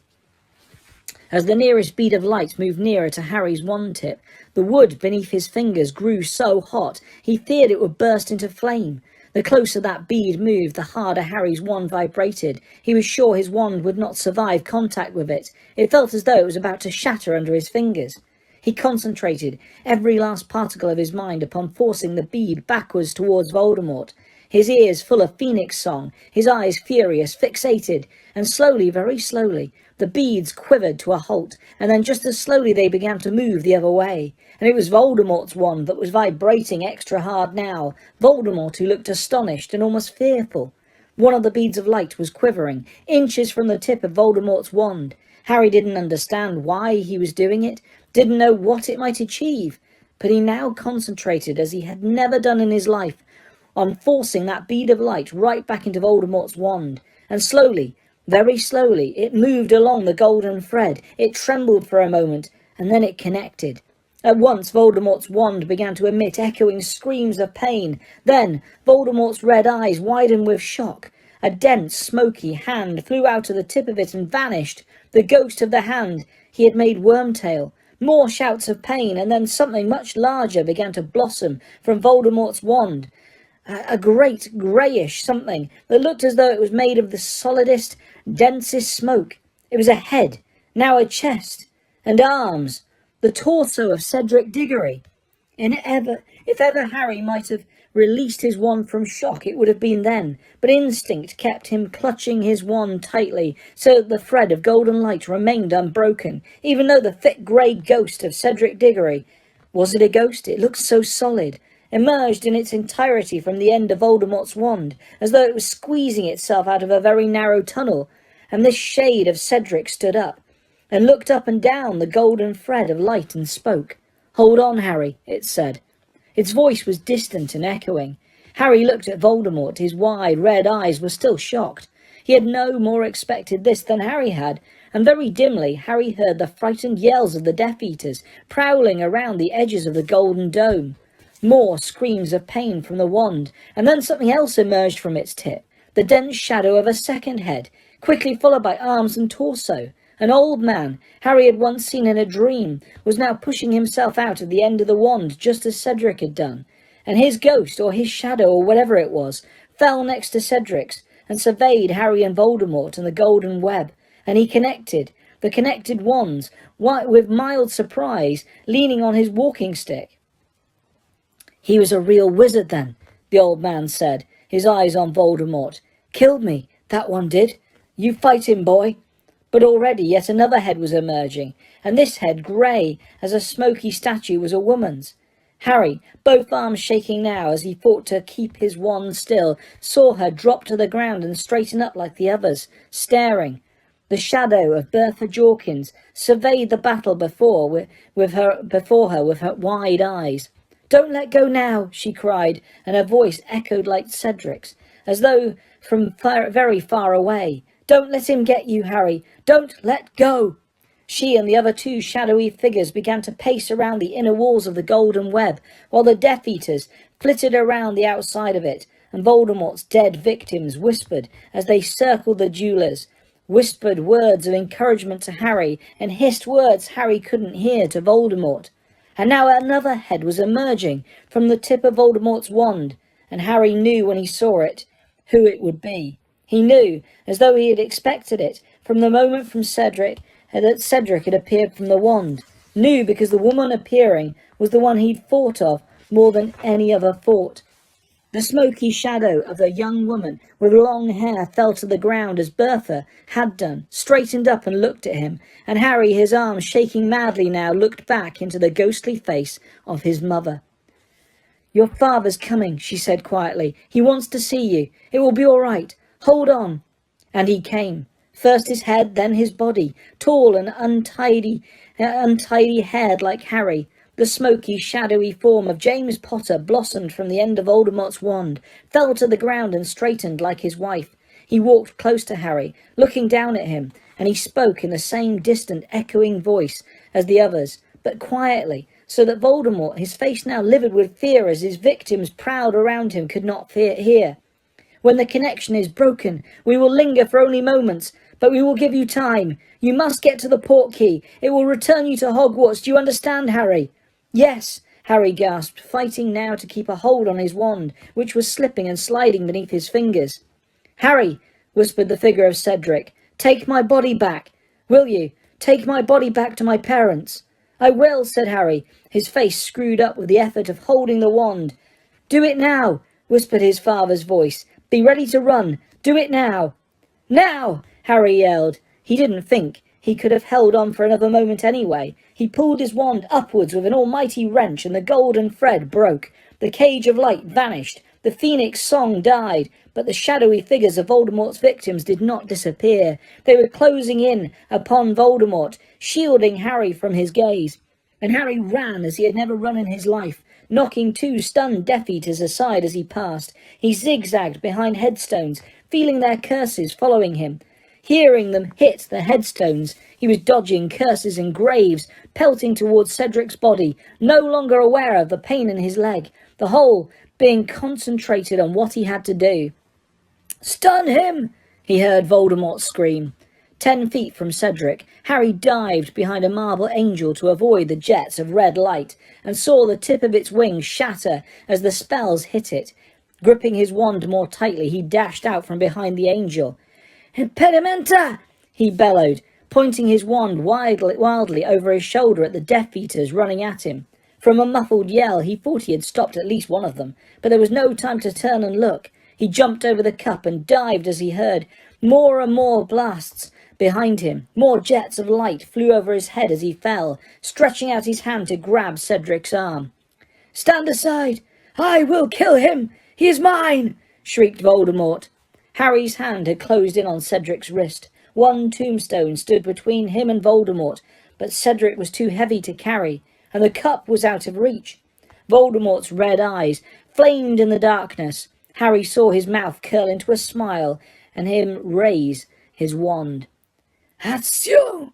Harry yelled, pointing his wand at the Triwizard Cup. It flew into the air and soared towards him. Harry caught it by the handle. He heard Voldemort scream of fury at the same time as he felt the jerk behind his navel that meant the portkey had worked. It was speeding him away in a whirl of wind and colour, Cedric along with him. They were going back. Harry felt himself slam flat into the ground. His face was pressed into grass. The smell of it filled his nostrils. He had closed his eyes while the portkey transported him, and he kept them closed now. He did not move. All the breath seemed to have been knocked out of him. His head was swimming so badly he felt as though the ground beneath him was swaying like the deck of a ship. To hold himself steady, he tightened his hold on two things he was still clutching: the smooth, cold handle of the Triwizard Cup and Cedric's body. He felt as though he would slide away into the blackness, gathering at the edges of his brain if he let go of either of them. Shock and exhaustion kept him on the ground, breathing in the smell of the grass, waiting for someone to do something to happen, and all the while his scar burnt dully on his forehead. A torrent of sound deafened and confused him. There were voices everywhere, footsteps, screams. He remained where he was, his face screwed up against the noise, as though it was a nightmare that would pass. Then a pair of hands seized him roughly and turned him over. "Harry! Harry!" He opened his eyes. He was looking up at the starry sky, and Albus Dumbledore was crouched over him. The dark shadows of a crowd of people pressed in around them, pushing nearer. Harry felt the ground beneath his head reverberating with their footsteps. He had come back to the edge of the maze. He could see the stands rising above him, the shapes of people moving in them, the stars above. Harry let go of the cup, but he clutched Cedric to him even more tightly. He raised his free hand and seized Dumbledore's wrist, while Dumbledore's face swam in and out of focus. "He's back," Harry whispered. "He's back. Voldemort." "What's going on? What's happened?" The face of Cornelius Fudge appeared upside down over Harry. It looked white, appalled. "My God! Diggory!" it whispered. "Dumbledore, he's dead!" The words were repeated. The shadowy figures pressing in on them gasped it to them around them, and then others shouted it, screeched it into the night. "He's dead! He's dead! Cedric Diggory! Dead!" Harry let go of him. He heard Fudge's voice say, and he felt fingers trying to prise him from Cedric's limp body, but Harry wouldn't let him go. Then Dumbledore's face, which was still blurred and misted, came closer. "Harry, you can't help him now. It's over. Let's go." "You wanted me to bring him back," Harry muttered. It seemed important to explain this. "He wanted me to bring him back to his parents." "That's right, Harry. Let's get going. Let's go now." Dumbledore bent down, and with extraordinary strength for a man so old and thin, raised Harry from the ground and set him on his feet. Harry swayed, his head was pounding, his injured leg would no longer support his weight. The crowd around them jostled, fighting to get closer, pressing darkly on him. "What's happened? What's wrong with him?" "Diggory's dead." "He'll need to go to the hospital wing," Fudge was saying loudly. "He's ill, he's injured. Dumbledore, Diggory's parents, they're here, they're in the stands." "I'll take Harry, Dumbledore. I'll take him." "No, I would prefer." "Dumbledore, Amos Diggory's running. He's coming over. Don't you think you should tell him before he sees?" "Harry, stay here." Girls were screaming, sobbing hysterically. The scene flickered oddly before Harry's eyes. "It's all right, son. I've got you. Come on. Hospital wing." "Dumbledore said stay," said Harry thickly, the pounding in his scar making him feel as though he was about to throw up. His vision was blurring worse than ever. "You need to lie down. Come on now." Someone larger than Harry, stronger than Harry, was half pulling, half carrying him through the frightened crowd. Harry heard them gasping, screaming and shouting as the man supporting him pushed a path through them, taking him back to the castle, across the lawn, past the lake and the Durmstrang ship. Harry heard nothing but the heavy breathing of the man helping him walk. "What happened, Harry?" the man asked at last, as he left Harry up the stone steps. Clunk, clunk, clunk. It was Mad-Eye Moody. "Cup was a portkey," said Harry, as they crossed the entrance hall. "Took me and Cedric to a graveyard. Voldemort was there. Lord Voldemort." Clunk, clunk, clunk, up the marble stairs. "The Dark Lord was there. What happened then?" "Killed Cedric. They killed Cedric. And then?" Clunk, clunk, clunk, along the corridor. Made a potion. Got his body back. The Dark Lord got his body back. He's returned. And the Death Eaters came. And then we duelled. You duelled. You duel with the Dark Lord? Got away. My wand did something funny. I saw them. I saw my mum and dad. They came out of his wand. In here, Harry. In here, and sit down. You'll be all right now. Drink this. Harry heard a key scrape in a lock and felt a cup being pushed into his hands. Drink it. You'll feel better. Come on now, Harry. I need to know exactly what happened. Moody helped tip the stuff down Harry's throat. He coughed, a peppery taste burning his throat. Moody's office came into sharper focus, and so did Moody himself. He looked as white as fudge, and both eyes were fixed unblinkingly upon Harry's face. Voldemort's back, Harry. You're sure he's back? How did he do it? He took stuff from his father's grave, and from Wormtail and me, said Harry. His head felt clearer. His scar wasn't hurting so badly. He could now see Moody's face distinctly. Even though the office was dark, he could still hear screaming and shouting from the distant Quidditch pitch. What did the Dark Lord take from you? Said Moody. Blood, said Harry, raising his arm. His sleeve was ripped where Wormtail's dagger had torn it. Moody let out his breath in a long, low hiss. And the Death Eaters, they returned. Yes, said Harry. Loads of them. How did he treat them? Moody asked quietly. Did he forgive them? But Harry had suddenly remembered. He should have told Dumbledore. He should have said it straight away. There's a Death Eater at Hogwarts. There's a Death Eater here. They put my name in the Goblet of Fire. They made sure I got through to the end. Harry tried to get up, but Moody pushed him back down. I know who the Death Eater is, he said quietly. Karkaroff? Said Harry wildly. Where is he? Have you got him? Is he locked up? Karkaroff, said Moody with an odd laugh. Karkaroff fled tonight. When he felt the dark mark burn upon his arm, he betrayed too many faithful supporters of the Dark Lord to wish to meet them. But I doubt he will get far. The Dark Lord has always ways of tracking his enemies. Karkaroff's gone. He ran away, but then he didn't put my name in the cup. No, said Moody slowly. No, he didn't.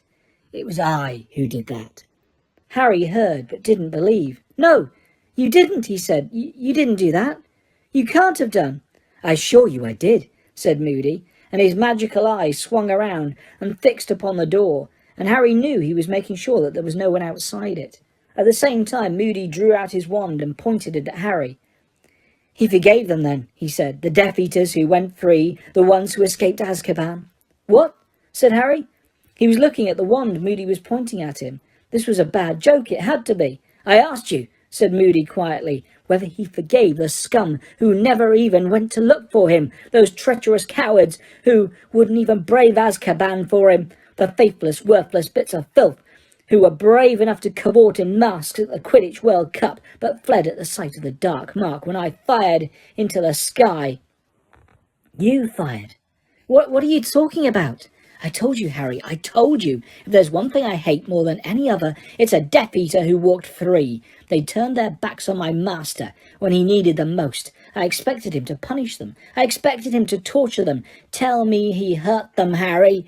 Moody's face was suddenly lit with an insane smile. Tell me how he told them that I alone remained faithful, prepared to risk everything to deliver to him the one thing he wanted above all. You didn't. It can't be you.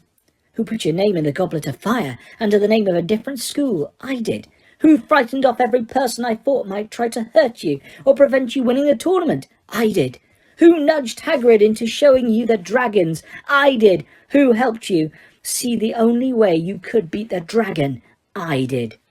Moody's magical eye had now left the door. It was fixed upon Harry. His lopsided mouth leered more widely than ever. It hasn't been easy, Harry, guiding you through these tasks without arousing suspicion. I've had to use every ounce of cunning I possess so that my hand would not be detectable in your success. Dumbledore would have been very suspicious if you had managed everything too easily. As long as you got into the maze, preferably with a decent head start, then I knew I would have a chance of getting rid of the other champions and leaving you way clear. But I also had to contend against your stupidity. The second task, that was when I was most afraid we would fail. I was keeping watch on you, Potter. I knew you hadn't worked out the egg's clue, so I had to give you another hint. You didn't, Harry said hoarsely. Cedric gave me the clue. Who told Cedric to open it underwater? I did. I trusted that he would pass the information on to you. Decent people are so easy to manipulate. Potter, I was sure Cedric would want to repay you for telling him about the dragons, so he did. But even then, Potter, even then you seemed likely to fail. I was watching all the time, all those hours in the library. Didn't you realise that the book you needed was in the dormitory all along? I planted it there early on. I gave it to the Longbottom boy, don't you remember? Magical Mediterranean water plants and their properties. It would have told you all you needed to about gillyweed. I expected you to ask everyone and anyone you could have for help. Longbottom would have told you in an instant. But you did not. You did not. You have a streak of pride and independence that might have ruined all. So what could I do? Feed you information from another innocent source? You told me at the Yule Ball a house elf called Dobby had given you a Christmas present.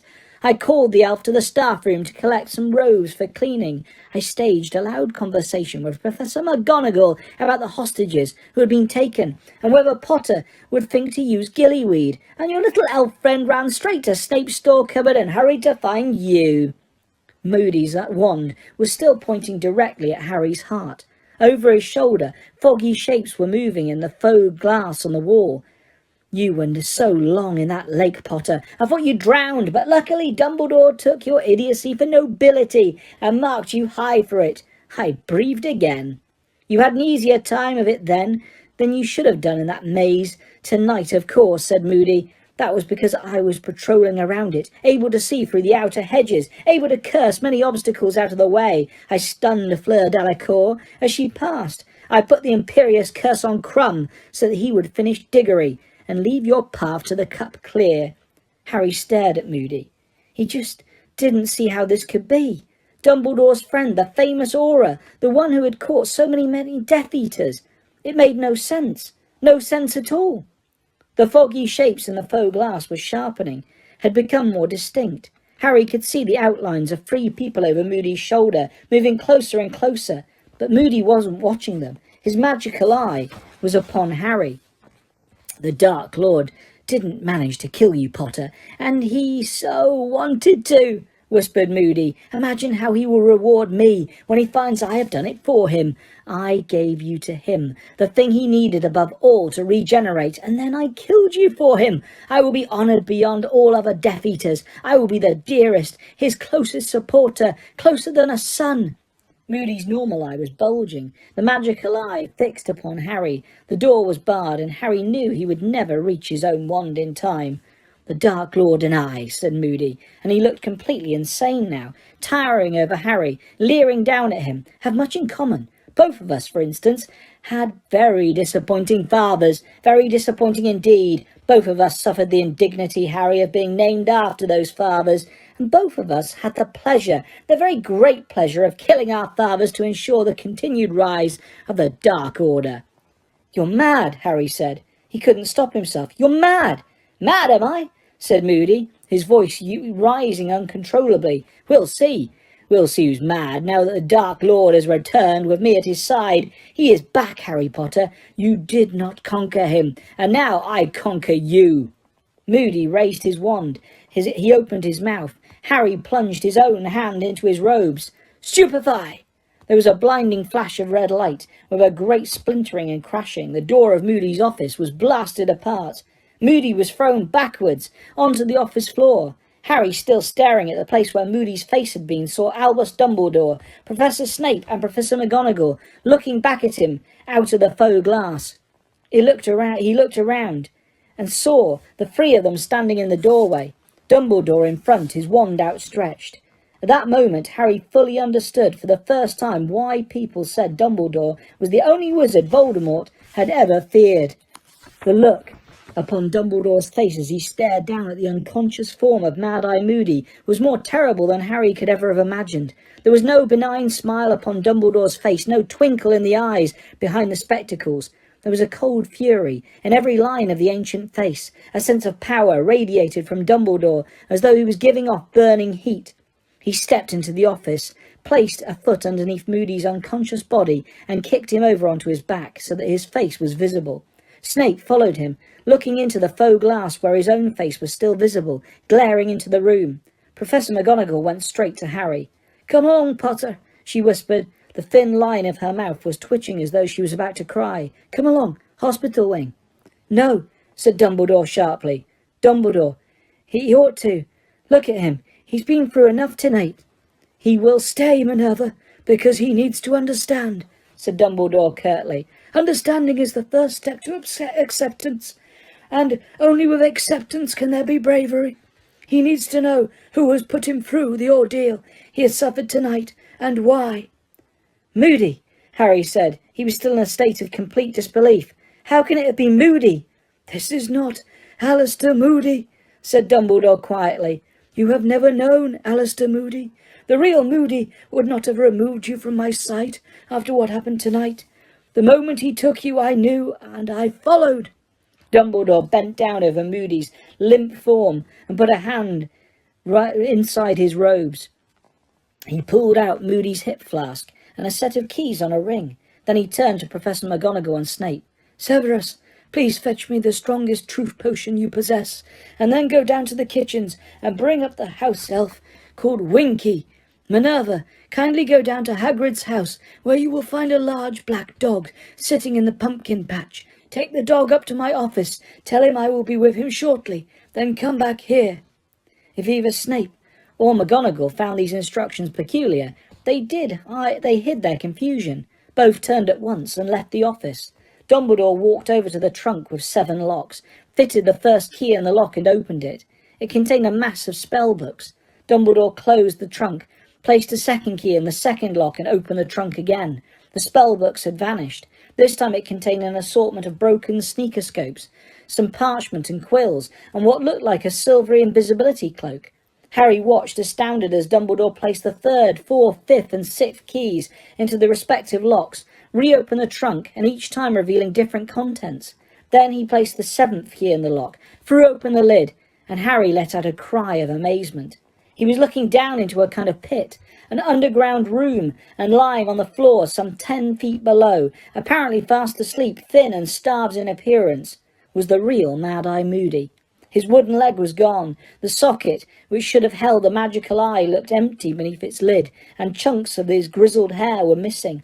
Harry stared, thunderstruck, between the sleeping Moody in the trunk and the unconscious Moody lying on the floor of the office. Dumbledore climbed onto the trunk, lowered himself and fell lightly onto the floor beside the sleeping Moody. He bent over him. "Stunned, controlled by the Imperious curse, very weak," he said. "Of course, they would have needed to keep him alive. Harry, throw down the impostor's cloak. Alistair is freezing. Madame Pomfrey will need to see him, but he seems in no immediate danger." Harry did as he was told. Dumbledore covered Moody in the cloak, tucked it around him, and clambered out of the trunk again. Then he picked up the hip flask that stood upon the desk, and unscrewed it and turned it over. A thick, glutinous liquid splattered onto the office floor. "Polyjuice potion, Harry," said Dumbledore. "You see the simplicity of it and the brilliance, for Moody never does drink except from his hip flask. He's well known for it. The impostor needed, of course, to keep the real Moody close by, so that he could continue making the potion. You see his hair?" Dumbledore looked down on the Moody in the trunk. "The impostor has been cutting it off all year. See where it is uneven. But I think in the excitement of tonight, our fake Moody might have forgotten to take it as frequently as he should have done. On the hour, every hour. We shall see." Dumbledore pulled out the chair at the desk and sat down upon it, his eyes fixed upon the unconscious Moody on the floor. Harry stared at him too. Minutes passed in silence. Then, before Harry's very eyes, the face of the man on the floor began to change. The scars were disappearing, the skin was becoming smooth, the mangled nose became a hole and started to shrink. The long mane of grizzled grey hair was withdrawing into the scalp and turning the colour of straw. Suddenly, with a loud clunk, the wooden leg fell away as a normal leg regrew in its place. Next moment, the magical eyeball had popped out of the man's face as a real eye replaced it. It rolled away across the floor and continued to swivel in every direction. Harry saw a man lying before him, pale-skinned, slightly freckled, with a mop of fair hair. He knew who he was. He had seen him in Dumbledore's Pensieve. He had watched him being led away from court by the Dementors, trying to convince Mr. Crouch that he was innocent. but he was lined around the eyes now and looked much older. There were hurried footsteps outside in the corridor. Snape had returned with Winky at his heels. Professor McGonagall was right behind them. "Crouch," Snape said, stopping dead in his doorway. "Barty, crouch." "Good heavens," said Professor McGonagall, stopping dead and staring down at the man on the floor.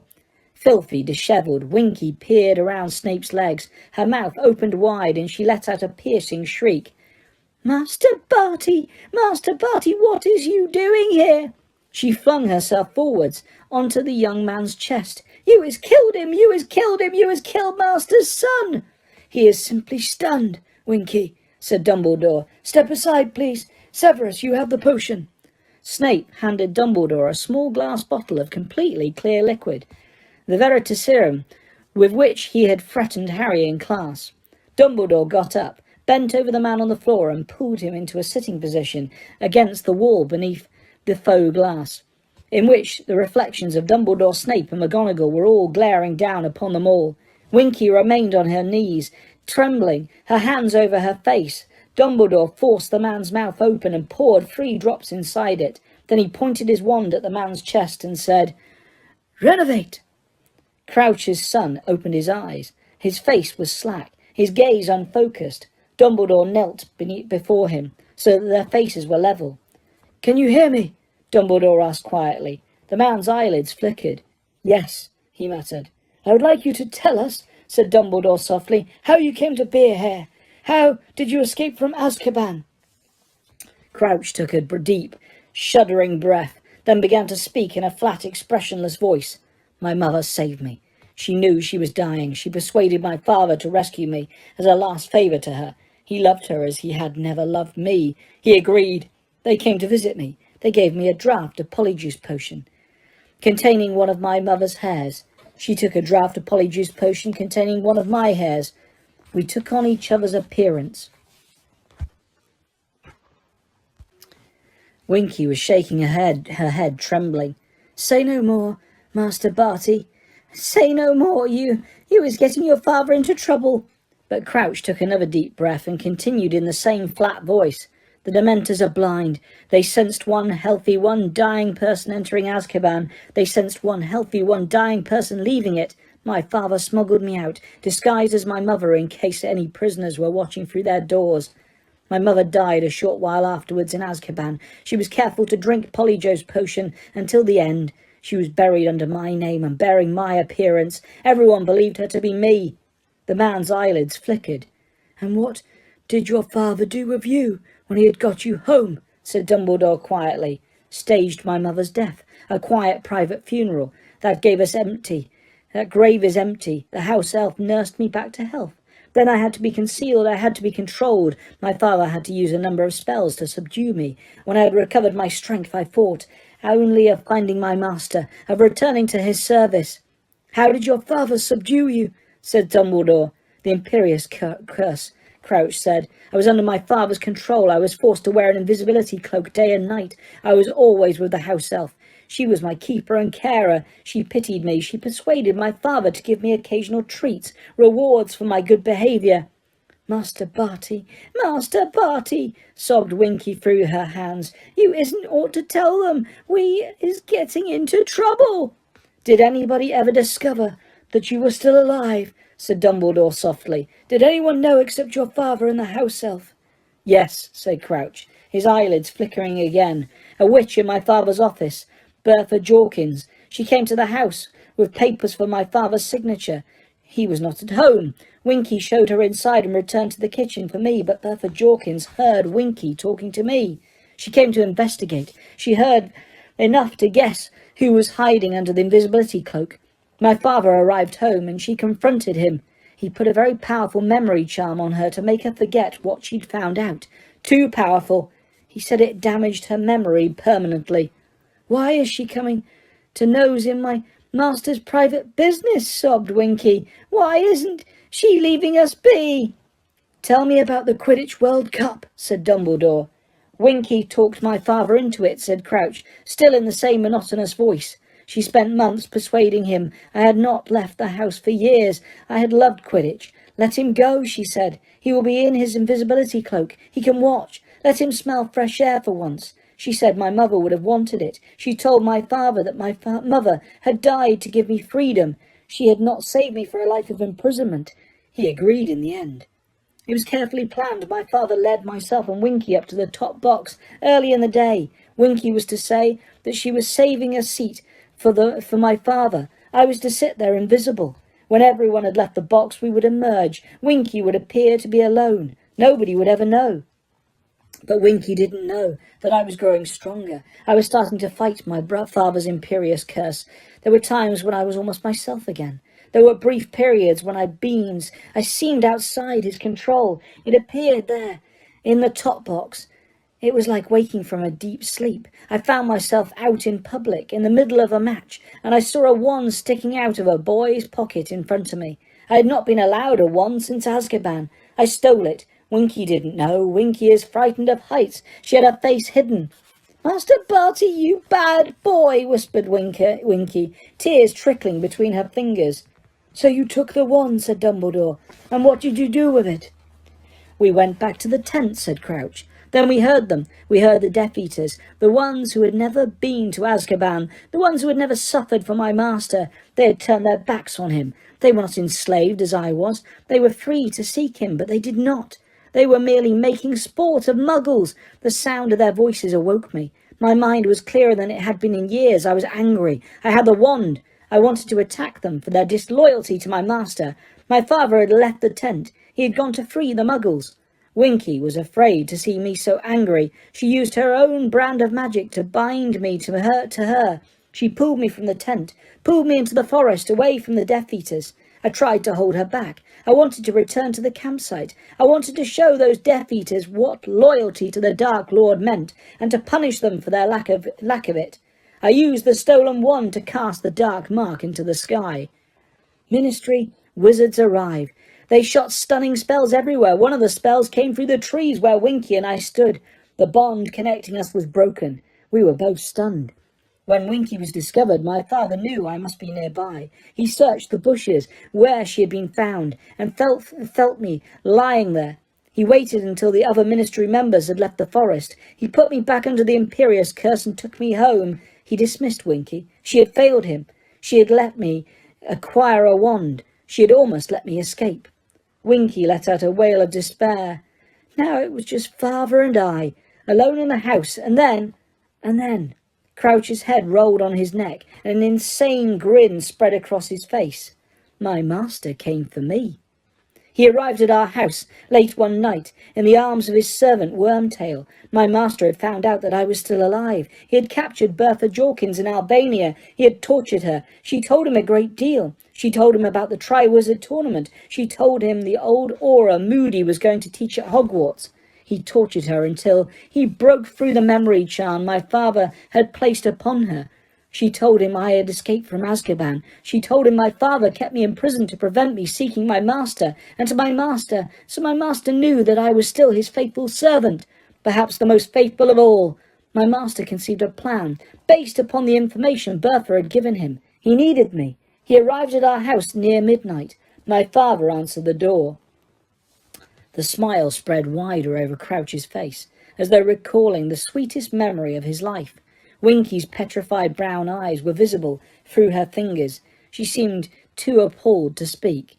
It was very quick. My father was placed under the Imperious curse by my master. Now my father was the one imprisoned, controlled. My master forced him to go about his business as usual, to act as though nothing was wrong, and I was released. I awoke. I was myself again, alive as I hadn't been in years. "And what did Lord Voldemort ask you to do?" said Dumbledore. "He asked me whether I was ready to risk everything for him. I was ready. It was my dream, my greatest ambition, to serve him, to prove myself to him. He told me he needed a place, a faithful servant at Hogwarts, a servant who would guide Harry Potter through the Triwizard Tournament without appearing to do so, a servant who would watch over Harry Potter, ensure he reached the Triwizard Cup, turn the cup into a portkey, which would take the first person to touch it into my master. But first..." "You needed Alistair Moody," said Dumbledore. His blue eyes were blazing, though his voice remained calm. Wormtail and I did it. We had prepared the polyjuice potion beforehand. We journeyed to his house. Moody put up a struggle. There was a commotion. We managed to subdue him just in time, forced him into a compartment of his own magical trunk, took some of his hair and added it to the potion. I drank it. I became Moody's double. I took his leg and his eye. I was ready to face Arthur Weasley when he arrived to sort out the muggles who had heard a disturbance. I made the dustbins move around the yard. I told Arthur Weasley I had heard intruders in my yard who had set the dustbins off. Then I packed up Moody's clothes and dark detectors, put them in the trunk with Moody and set off for Hogwarts. I kept him alive, under the Imperious curse. I wanted to be able to question him, to find out about his past, learn his habits, so that I could fool even Dumbledore. I also needed his hair to make the polyjuice potion. The other ingredients were easy. I stole Bloomslang skin from the dungeons when the potions master found me in his office. I said I was under orders to search it. "And what became of Wormtail after you attacked Moody?" said Dumbledore. "Wormtail returned to care for my master in my father's house and to keep watch over my father." "But your father escaped," said Dumbledore. "Yes. After a while he began to fight the Imperious curse just as I had done. There were periods where he knew what was happening. My master decided it was no longer safe for my father to leave the house. He forced him to send letters to the ministry instead. He made him write and say he was ill. But Wormtail neglected his duty. He was not watchful enough. My father escaped. My master guessed that he was heading for Hogwarts. My father was going to tell Dumbledore everything, to confess. He was going to admit that he had smuggled me from Azkaban. My master sent me the word of my father's escape. He told me to stop him at all costs. So I waited and watched. I used the map I had taken from Harry Potter, the map that had almost ruined everything." "Map," said Dumbledore quickly. "What map is this?" "Potter's map of Hogwarts. Potter saw me on it. Potter saw me stealing more ingredients for the polyjuice potion from Snape's office one night. He thought I was my father, as we have the same first name. I took the map from Potter that night. I told him my father hated dark wizards. Potter believed my father was after Snape. For a week I waited for my father to arrive at Hogwarts. At last, one evening, the map showed my father entering the grounds. I pulled on my invisibility cloak and went down to meet him. He was walking around the edge of the forest. Then Potter came, and Crumb. I waited. I could not hurt Potter. My master needed him. Potter ran to get Dumbledore. I stunned Crumb. I killed my father." "No!" wailed Winky. Master Barty, what is you saying?" "You killed your father," Dumbledore said, in the same soft voice. "What did you do with the body?" "Carried it into the forest, covered it with the invisibility cloak. I had the map with me. I watched Potter run into the castle. He met Snape. Dumbledore joined them. I watched Potter bringing Dumbledore out of the castle. I walked back out of the forest, doubled round behind them, went to meet them. I told Dumbledore Snape had told me where to come. Dumbledore told me to go and look for my father. I went back to my father's body, watched the map. When everyone was gone, I transfigured my father's body. He became a bone. I buried it, while wearing the invisibility cloak, in the freshly dug earth in front of Hagrid's cabin." There was complete silence now, except for Winky's continued sobs. Then Dumbledore said, "And tonight?" "I offered to carry the Triwizard Cup into the maze before dinner," whispered Barty Crouch, "turned it into a portkey. My master's plan worked. He is returned to power, and I will be honoured by him beyond the dreams of wizards." The insane smile lit his features once more, and his head drooped onto his shoulder as Winky wailed and sobbed at his side. Dumbledore stood up. He stared down at Barty Crouch for a moment with disgust on his face. Then he raised his wand once more, and ropes flew out of it, ropes which twisted themselves around Barty Crouch, binding him tightly. He turned to Professor McGonagall. "Minerva, could I ask you to stand guard here while I take Harry upstairs?" "Of course," said Professor McGonagall. She looked slightly nauseous, as though she had just watched someone being sick. However, when she drew out her wand and pointed it at Barty Crouch, her hand was quite steady. "Severus," Dumbledore turned to Snape, "please tell Madame Pomfrey to come down here. We need to get Alistair Moody into the hospital wing, then go down into the grounds, find Cornelius Fudge, and bring him up to his office. He will undoubtedly want to question Crouch himself. Tell him I will be in the hospital wing in half an hour's time if he needs me." Snape nodded silently and swept out of the room. "Harry," Dumbledore said gently. Harry got up and swayed again. The pain in his leg, which he had not noticed all the time he had listened to Crouch, now returned in full measure. He also realised that he was shaking. Dumbledore gripped his arm and helped him out of the dark corridor. "I want you to come up to my office first, Harry," he said quietly, as they headed up the passageway. "Sirius is waiting for us there." Harry nodded. A kind of numbness and a sense of complete unreality were upon him, but he did not care. He was even glad of it. He didn't want to have to think about anything that had happened since he had first touched the Triwizard Cup. He didn't want to have to examine the memories, fresh and sharp as photographs, which kept flashing across his mind. Mad-Eye Moody, inside the trunk, Wormtail, slumped on the ground, cradling his stump of an arm, Voldemort, rising from the steaming cauldron, Cedric, dead, Cedric, asking to be returned to his parents. "Professor," Harry mumbled, "where are Mr. and Mrs. Diggory?" "They are with Professor Sprout," said Dumbledore. His voice, which had been so calm throughout the interrogation of Barty Crouch, shook very slightly for the first time. "She was head of Cedric's house, and knew him best." They had reached the stone gargoyle. Dumbledore gave the password. It sprang aside, and he and Harry went up the moving spiral staircase to the oak door. Dumbledore pushed it open. Sirius was standing there. His face was white and gaunt, as it had been when he had escaped Azkaban. In one swift moment he had crossed the room. "Harry, are you all right?" "I knew it. I knew something like this. What happened?" His hands shook as he helped Harry into a chair in front of the desk. "What happened?" he asked more urgently. Dumbledore began to tell Sirius everything Barty Crouch had said. Harry was only half listening, so tired every bone in his body was aching. He wanted nothing more than to sit here, undisturbed, for hours and hours, until he fell asleep and didn't have to think or feel any more. There was a soft rush of wings. Fawkes, the phoenix, had left his perch, flown across the office and landed on Harry's knee. "Lo, Fawkes," said Harry quietly. He stroked the phoenix's beautiful scarlet and gold plumage. Fawkes blinked peacefully up at him. There was something comforting about his warm weight. Dumbledore had stopped talking. He sat down opposite Harry, behind his desk. He was looking at Harry, who avoided his eyes. Dumbledore was going to question him. He was going to make Harry relive everything. "I need to know what happened after you touched the portkey in the maze, Harry," said Dumbledore. "We can leave that till morning, can't we, Dumbledore?" said Sirius harshly. He had put a hand on Harry's shoulder. "Let him have a sleep. Let him rest." Harry felt a rush of gratitude towards Sirius, but Dumbledore took no notice of Sirius' words. He leant forwards towards Harry, very unwillingly. Harry raised his head and looked into those blue eyes. "If I thought I could help you," Dumbledore said gently, "by putting you into an enchanted sleep and allowing you to postpone the moment when you would have to think about what has happened tonight, I would do it. But I know better. Numbing the pain for a while will make it worse when you finally feel it. You have shown bravery beyond anything I could have expected of you. I ask you to demonstrate your courage one more time. I ask you to tell us what happened."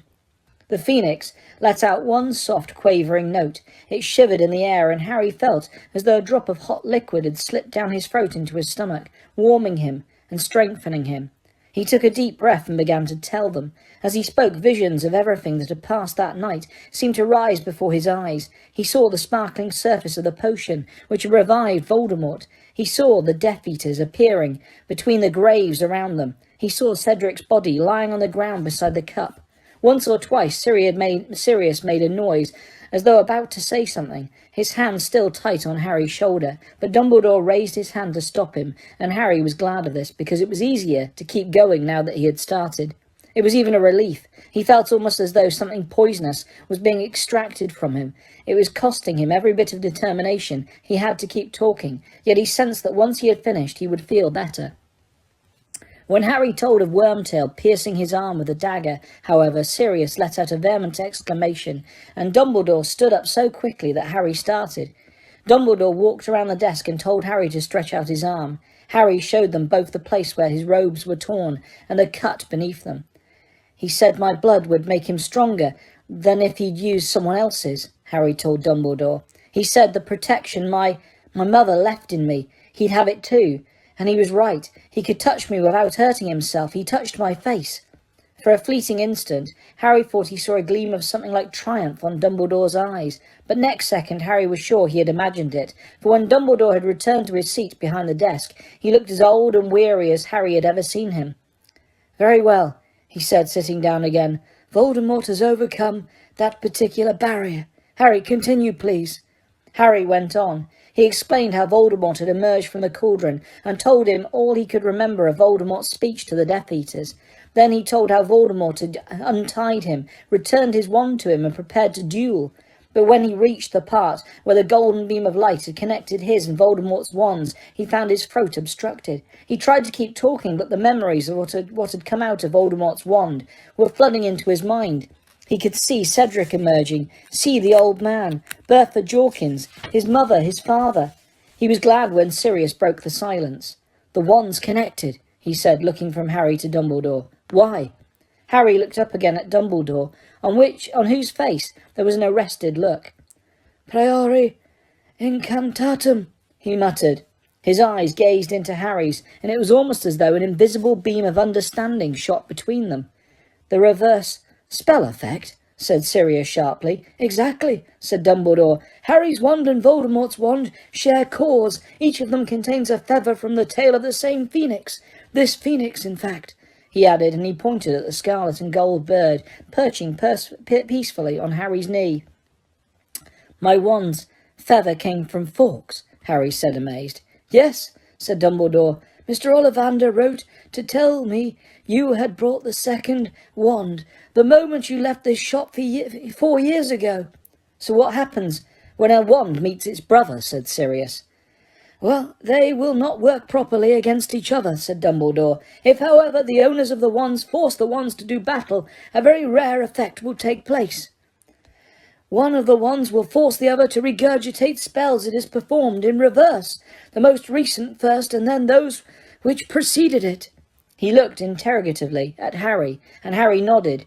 "Which means," said Dumbledore slowly, his eyes upon Harry's face, "that some form of Cedric must have reappeared."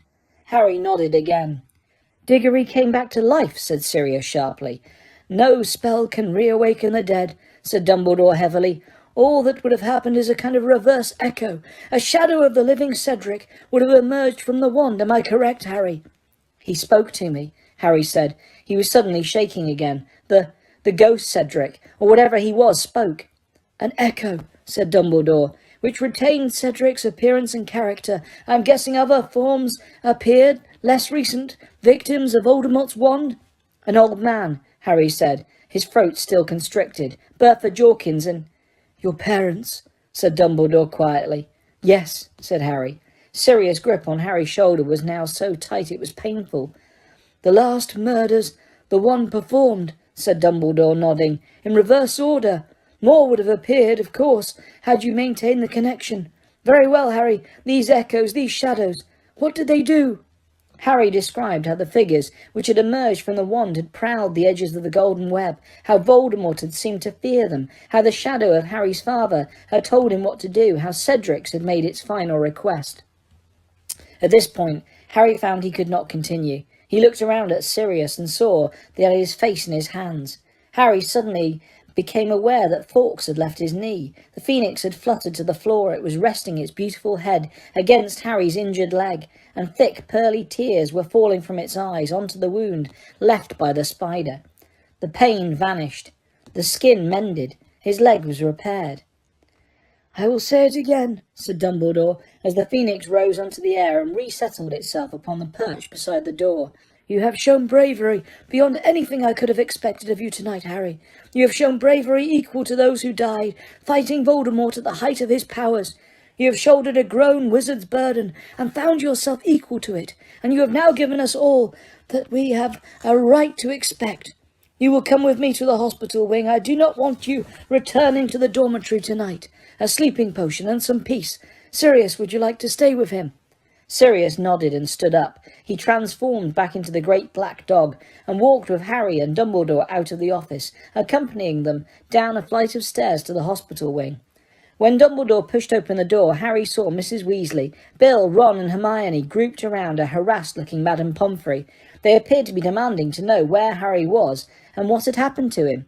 All of them whipped around as Harry, Dumbledore and the black dog entered, and Mrs. Weasley let out a kind of muffled scream. "Harry! Oh, Harry!" She started to hurry towards him, but Dumbledore moved between them. "Molly," he said, holding up a hand, "please listen to me for a moment. Harry has been through a terrible ordeal tonight. He has just had to relive it for me. What he needs now is sleep and peace and quiet. If he would like you would all to stay with him," he added, looking around at Ron, Hermione and Bill too, "you may do so. But I do not want you questioning him until he is ready to answer, and certainly not this evening." Mrs. Weasley nodded. She was very white. She rounded on Ron, Hermione and Bill as though they were being noisy and hissed, "Did you hear? He needs quiet."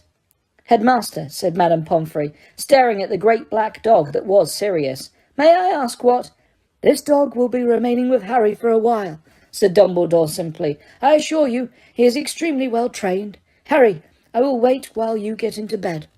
Harry felt an inexpressible sense of gratitude to Dumbledore for asking the others not to question him. It wasn't as though he didn't want them there, but the thought of explaining it all over again, the idea of reliving it one more time, was more than he could stand. "I will be back to see you as soon as I have met with Fudge, Harry," said Dumbledore. "I would like you to remain here tomorrow until I have spoken to the school." He left. As Madame Pomfrey led Harry to a nearby bed, he caught sight of the real Moody lying motionless in a bed at the far end of the room. His wooden leg and magical eye were lying on the bedside table. "Is he okay?" Harry asked. "He'll be fine," said Madame Pomfrey, giving Harry some pyjamas and pulling screens around him. He took off his robes, pulled on the pyjamas and got into bed. Ron, Hermione, Bill, Mrs. Weasley and the black dog came around the screen and settled themselves in chairs on either side of him. Ron and Hermione were looking at him almost cautiously, as though scared of him. "I'm all right," he told them, "just tired." Mrs. Weasley's eyes filled with tears as she smoothed his bed covers unnecessarily. Madame Pomfrey, who had bustled off to her office, returned holding a goblet and a small bottle of some purple potion. "You'll need to drink all of this, Harry," she said. "It's a potion for dreamless sleep." Harry took the goblet and drank a few mouthfuls. He felt himself becoming drowsy at once. Everything around him became hazy. The lamps around the hospital wing seemed to be winking at him in a friendly way, though the screen around his bed, his body felt as though it was sinking deeper into the warmth of the feather mattress. Before he could finish the potion, before he could say another word, his exhaustion had carried him off to sleep. Harry woke up so warm, so very sleepy, that he didn't open his eyes, wanting to drop off again. The room was still dimly lit. He was sure it was still night time, and had a feeling that he couldn't have been asleep very long. Then he heard whispering around him. "They'll wake him if they don't shut up. What are they shouting about? Nothing else can have happened, can it?" Harry opened his eyes blearily. Someone had removed his glasses. He could see fuzzy outlines of Mrs. Weasley and Bill close by. Mrs. Weasley was on her feet. "That's Fudge's voice," she whispered, "and that's Minerva McGonagall, isn't it? But what are they arguing about?" Now Harry could hear them too, people shouting and running towards the hospital ring. "Regrettable, but all the same, Minerva," Cornelius Fudge was saying loudly. "You should never have brought it inside the castle," yelled Professor McGonagall, "when Dumbledore finds out." Harry heard hospital doors burst open, unnoticed by any of the people around his bed, all of whom were staring at the door as Bill pulled back the screens. Harry sat up and put his glasses back on. Fudge came striding up the ward. Professors McGonagall and Snape were at his heels. "Where's Dumbledore?" Fudge demanded of Mrs. Weasley. "He's not here," said Mrs. Weasley angrily. "This is a hospital wing, Minister. Don't you think you'd better to—" But the door opened and Dumbledore came sweeping up the ward. "What has happened?" said Dumbledore sharply, looking from Fudge to Professor McGonagall. "Why are you disturbing these people? Minerva, I'm surprised at you. I asked you to stand guard over Barty Crouch." "There is no need to stand guard over him any more, Dumbledore," she shrieked. "The Minister has seen to that." Harry had never seen Professor McGonagall lose control like this. There were angry blotches of colour in her cheeks. Her hands were balled into fists. She was trembling with fury. "When we told Mr. Fudge that we had caught the Death Eater responsible for tonight's events," said Snape in a low voice. He seemed to feel his personal safety was in question. He insisted on summoning a Dementor to accompany him into the castle.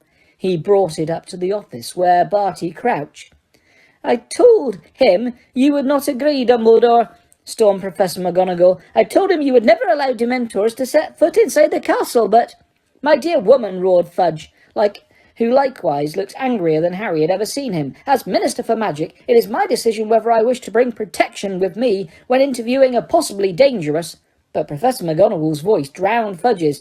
"The moment that thing entered the room," she screamed, pointing at Fudge, trembling all over, "it swooped down on Crouch and—" Harry felt a chill in his stomach as Professor McGonagall struggled to find words to describe what had happened.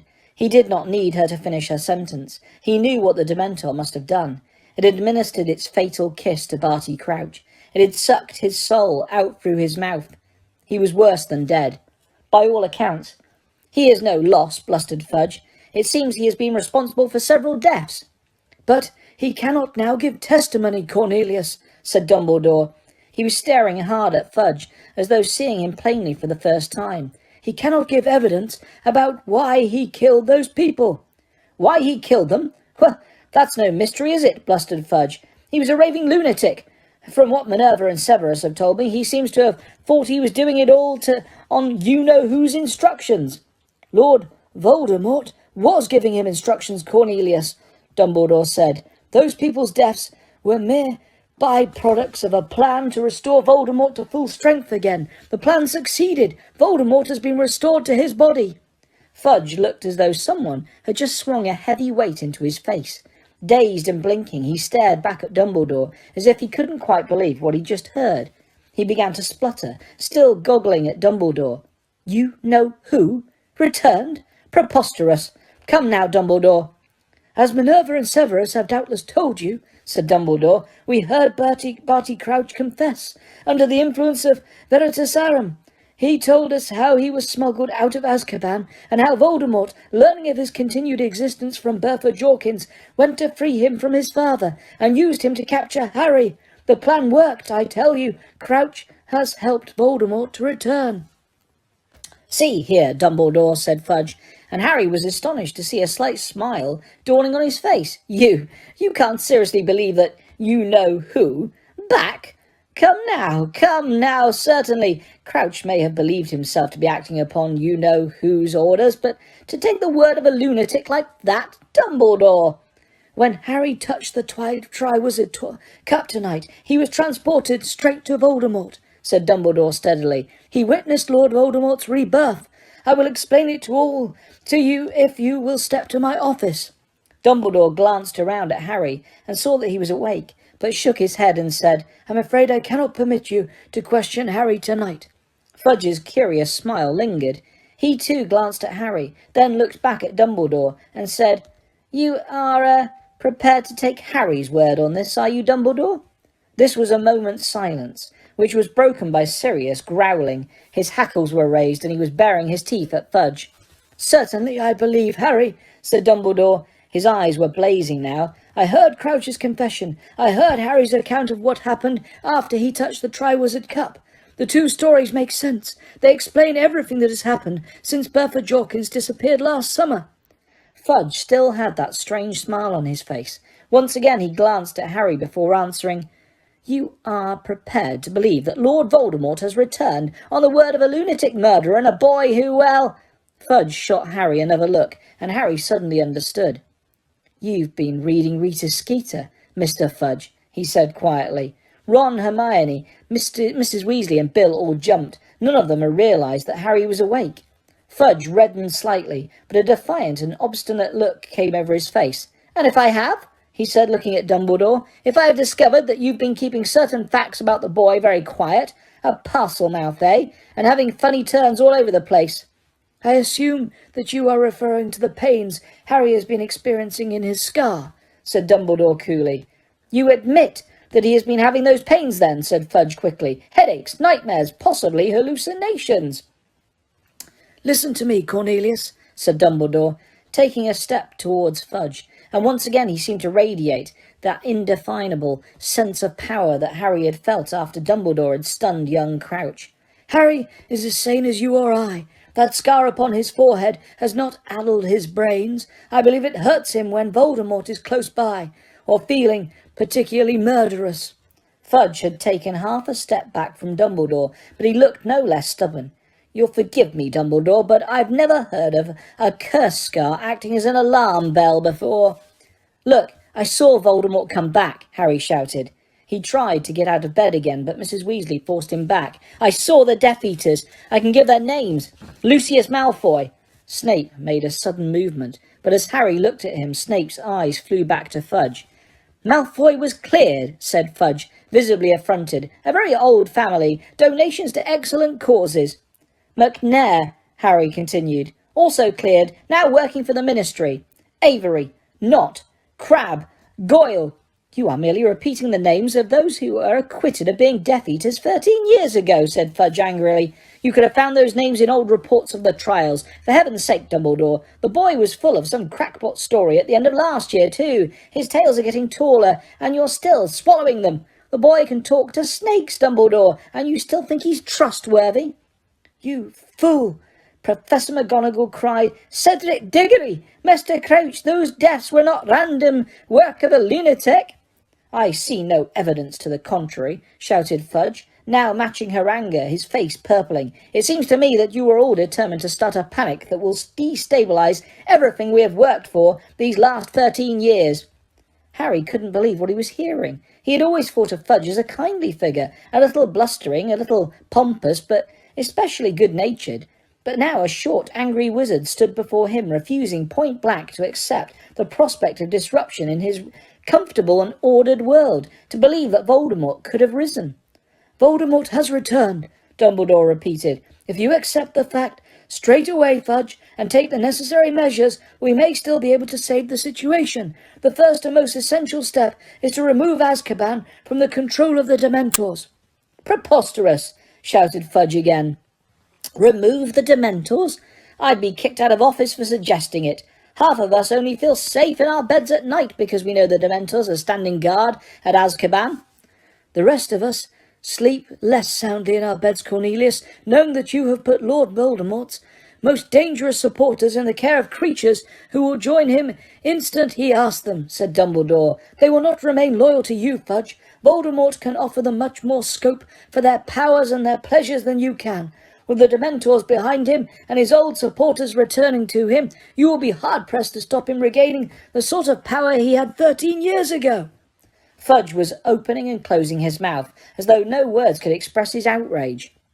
"The second step you must take, and at once," Dumbledore pressed on, "is to send envoys to the Giants." "Envoys to the Giants?" Fudge shrieked, finding his tongue again. "What madness is this?" "Extend them the hand of friendship now, before it is too late," said Dumbledore, "or Voldemort will persuade them, as he did before, that he alone, among wizards, will give them their rights and their freedom." "You cannot be serious," Fudge gasped, shaking his head and retreating further from Dumbledore. "If the magical community cannot get wind that I had approached the Giants, people hate them, Dumbledore. End of my career." "You are blinded," said Dumbledore, his voice rising now, the aura of power around him palpable, his eyes blazing once more, "by the love of the office you hold, Cornelius. You place too much importance, and you always have done, on the so-called purity of blood. You fail to recognize that it matters not what someone is born, but what they grow to be. Your Dementor has just destroyed the last remaining member of a pure-blood family as old as any, and see what that man chose to make of his life. I tell you now, take the steps I have suggested, and you will be remembered, in office or out, as one of the bravest and greatest ministers for magic we have ever known. Fail to act, and history will remember you as the man who stepped aside and allowed Voldemort a second chance to destroy the world we have tried to rebuild." "Insane," whispered Fudge, still backing away. "Mad." And then there was silence. Madame Pomfrey was standing frozen at the foot of Harry's bed, her hands over her mouth. Mrs. Weasley was still standing over Harry, her hand on his shoulder to prevent him rising. Bill, Ron and Hermione were staring at Fudge.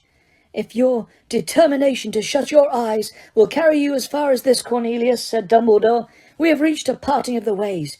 You must act as you see fit, and I I shall act as I see fit." Dumbledore's voice carried no hint of fret. It sounded like a mere statement, but Fudge bristled as though Dumbledore was advancing upon him with a wand. "Now, see here, Dumbledore," he said, waving a threatening finger. "I've seen you free rein. I've always had a lot of respect for you. I might not have agreed with some of your decisions, but I've kept quiet. There aren't many who would have let you hire werewolves or keep Hagrid or decide what to teach your students without reference to the Ministry. But if you're going to work against me—" "The only one against whom I intend to work," said Dumbledore, "is Lord Voldemort. If you are against him, then we remain, Corlius, on the same side." It seemed Fudge could think of no answer to this. He rocked backwards and forwards on his small feet for a moment and spun his bowler hat in his hands. Finally he said, with a hint of a plea in his voice, "He can't be back, Dumbledore. He just can't be." Snape strode forwards, past Dumbledore, pulling up the left sleeve of his robes as he went. He stuck out his forearm and showed it to Fudge, who recoiled. "There," said Snape harshly. "There. The dark mark. It is not as clear as it was an hour or so ago, when it burnt black, but you can still see it. Every Death Eater had the same burnt into him by the Dark Lord. It was a means of distinguishing each other, and his means of summoning us to him. When he touched the mark of any Death Eater, we were to disapparate, and apparate instantly at his side. This mark has been growing clearer all year. Karkaroff's too. Why do you think Karkaroff fled tonight? We both felt the mark burn. We both knew he had returned. Karkaroff fears the Dark Lord's vengeance. He betrayed too many of his fellow Death Eaters to be sure of a welcome back into the fold." Fudge stepped back from Snape too. He was shaking his head. He did not seem to have taken in a word Snape had said. He stared, apparently repelled, at the ugly mark on Snape's arm, then looked up at Dumbledore and whispered, "I don't know what you and your staff are playing at, Dumbledore, but I've had enough. I have no more to add. I will be in touch with you tomorrow, Dumbledore, to discuss the running of this school. I must return to the Ministry." He had almost reached the door when he paused. He turned around, strode back down the dormitory, and stopped at Harry's bed. "Your winnings," he said shortly, taking a large bag of gold out of his pocket and dropping it into Harry's bedside table. 1,000 galleons. There should have been a presentation ceremony, but in the circumstances— He crammed his bowler hat onto his head and walked out of the room, slamming the door behind him. The moment he had disappeared, Dumbledore turned to look at the group around Harry's bed. "There is work to be done," he said. "Molly, am I right in thinking that I can count on you and Arthur?" "Of course you can," said Mrs. Weasley. She was white to the lips, but she looked resolute. "He knows what Fudge is. It's Arthur's fondness for muggles that has held him back at the Ministry all these years. Fudge thinks he lacks proper wizarding pride." "Then I need to send a message to him," said Dumbledore. "All those that we can persuade of the truth must be notified immediately, and Arthur will be well placed to contact those at the Ministry who are not as short-sighted as Cornelius." "I'll go to Dad," said Bill, standing up. "I'll go now." "Excellent," said Dumbledore. "Tell him what has happened. Tell him I will be in direct contact with him shortly. He will need to be discreet, however, if Fudge thinks I am interfering at the Ministry." "Leave it to me," said Bill. He clapped a hand on Harry's shoulder, kissed his mother on the cheek, pulled on his cloak and strode quickly from the room. "Minerva," said Dumbledore, turning to Professor McGonagall, "I want to see Hagrid in my office as soon as possible. Also, if she will consent to come, Madame Maxime." Professor McGonagall nodded and left without a word. "Poppy," Dumbledore said to Madame Pomfrey, "would you be very kind and go down to Professor Moody's office, where I think you will find a house elf called Winky in considerable distress. Do what you can for her, and take her back to the kitchens. I think Dobby will look after her for us." "Very, very well," said Madame Pomfrey, looking startled, and she too left. Dumbledore made sure that the door was closed and that Madame Pomfrey's footsteps had died away before he spoke again. "And now," he said, "it is time for two of our number to recognise each other for what they are. Sirius, if you could resume your usual form." The great black dog looked up at Dumbledore, then in an instant turned back into a man. Mrs. Weasley screamed and leapt back from the bed. "Sirius Black!" she shrieked, pointing at him. "Mum, "Shut up!" Ron yelled. "It's okay." Snape had not yelled or jumped backwards, but the look on his face was one of mingled fury and horror. "Him," he snarled, staring at Sirius, whose face showed equal dislike. "What is he doing here?" "He is here by my invitation," said Dumbledore, looking between them. "As are you, Severus. I trust you both. It is time for you to lay aside your old differences and trust each other." Harry thought Dumbledore was asking for a near miracle. Sirius and Snape were eyeing each other with the utmost loathing. "I will settle in the short term," said Dumbledore, with a bite of impatience in his voice, "for a lack of open hostility. You will shake hands. You are on the same side now. Time is short, and unless the few of us who know the truth stand united, there is no hope for any of us." Very slowly, but still glaring at each other, as though each wished the other nothing but ill, Sirius and Snape moved towards each other and shook hands. They let go extremely quickly. "That will do to be going along with," said Dumbledore, stepping between them once more. "Now I have work for each of you. Fudge's attitude, though not unexpected, changes everything. Sirius, I need you to set off at once.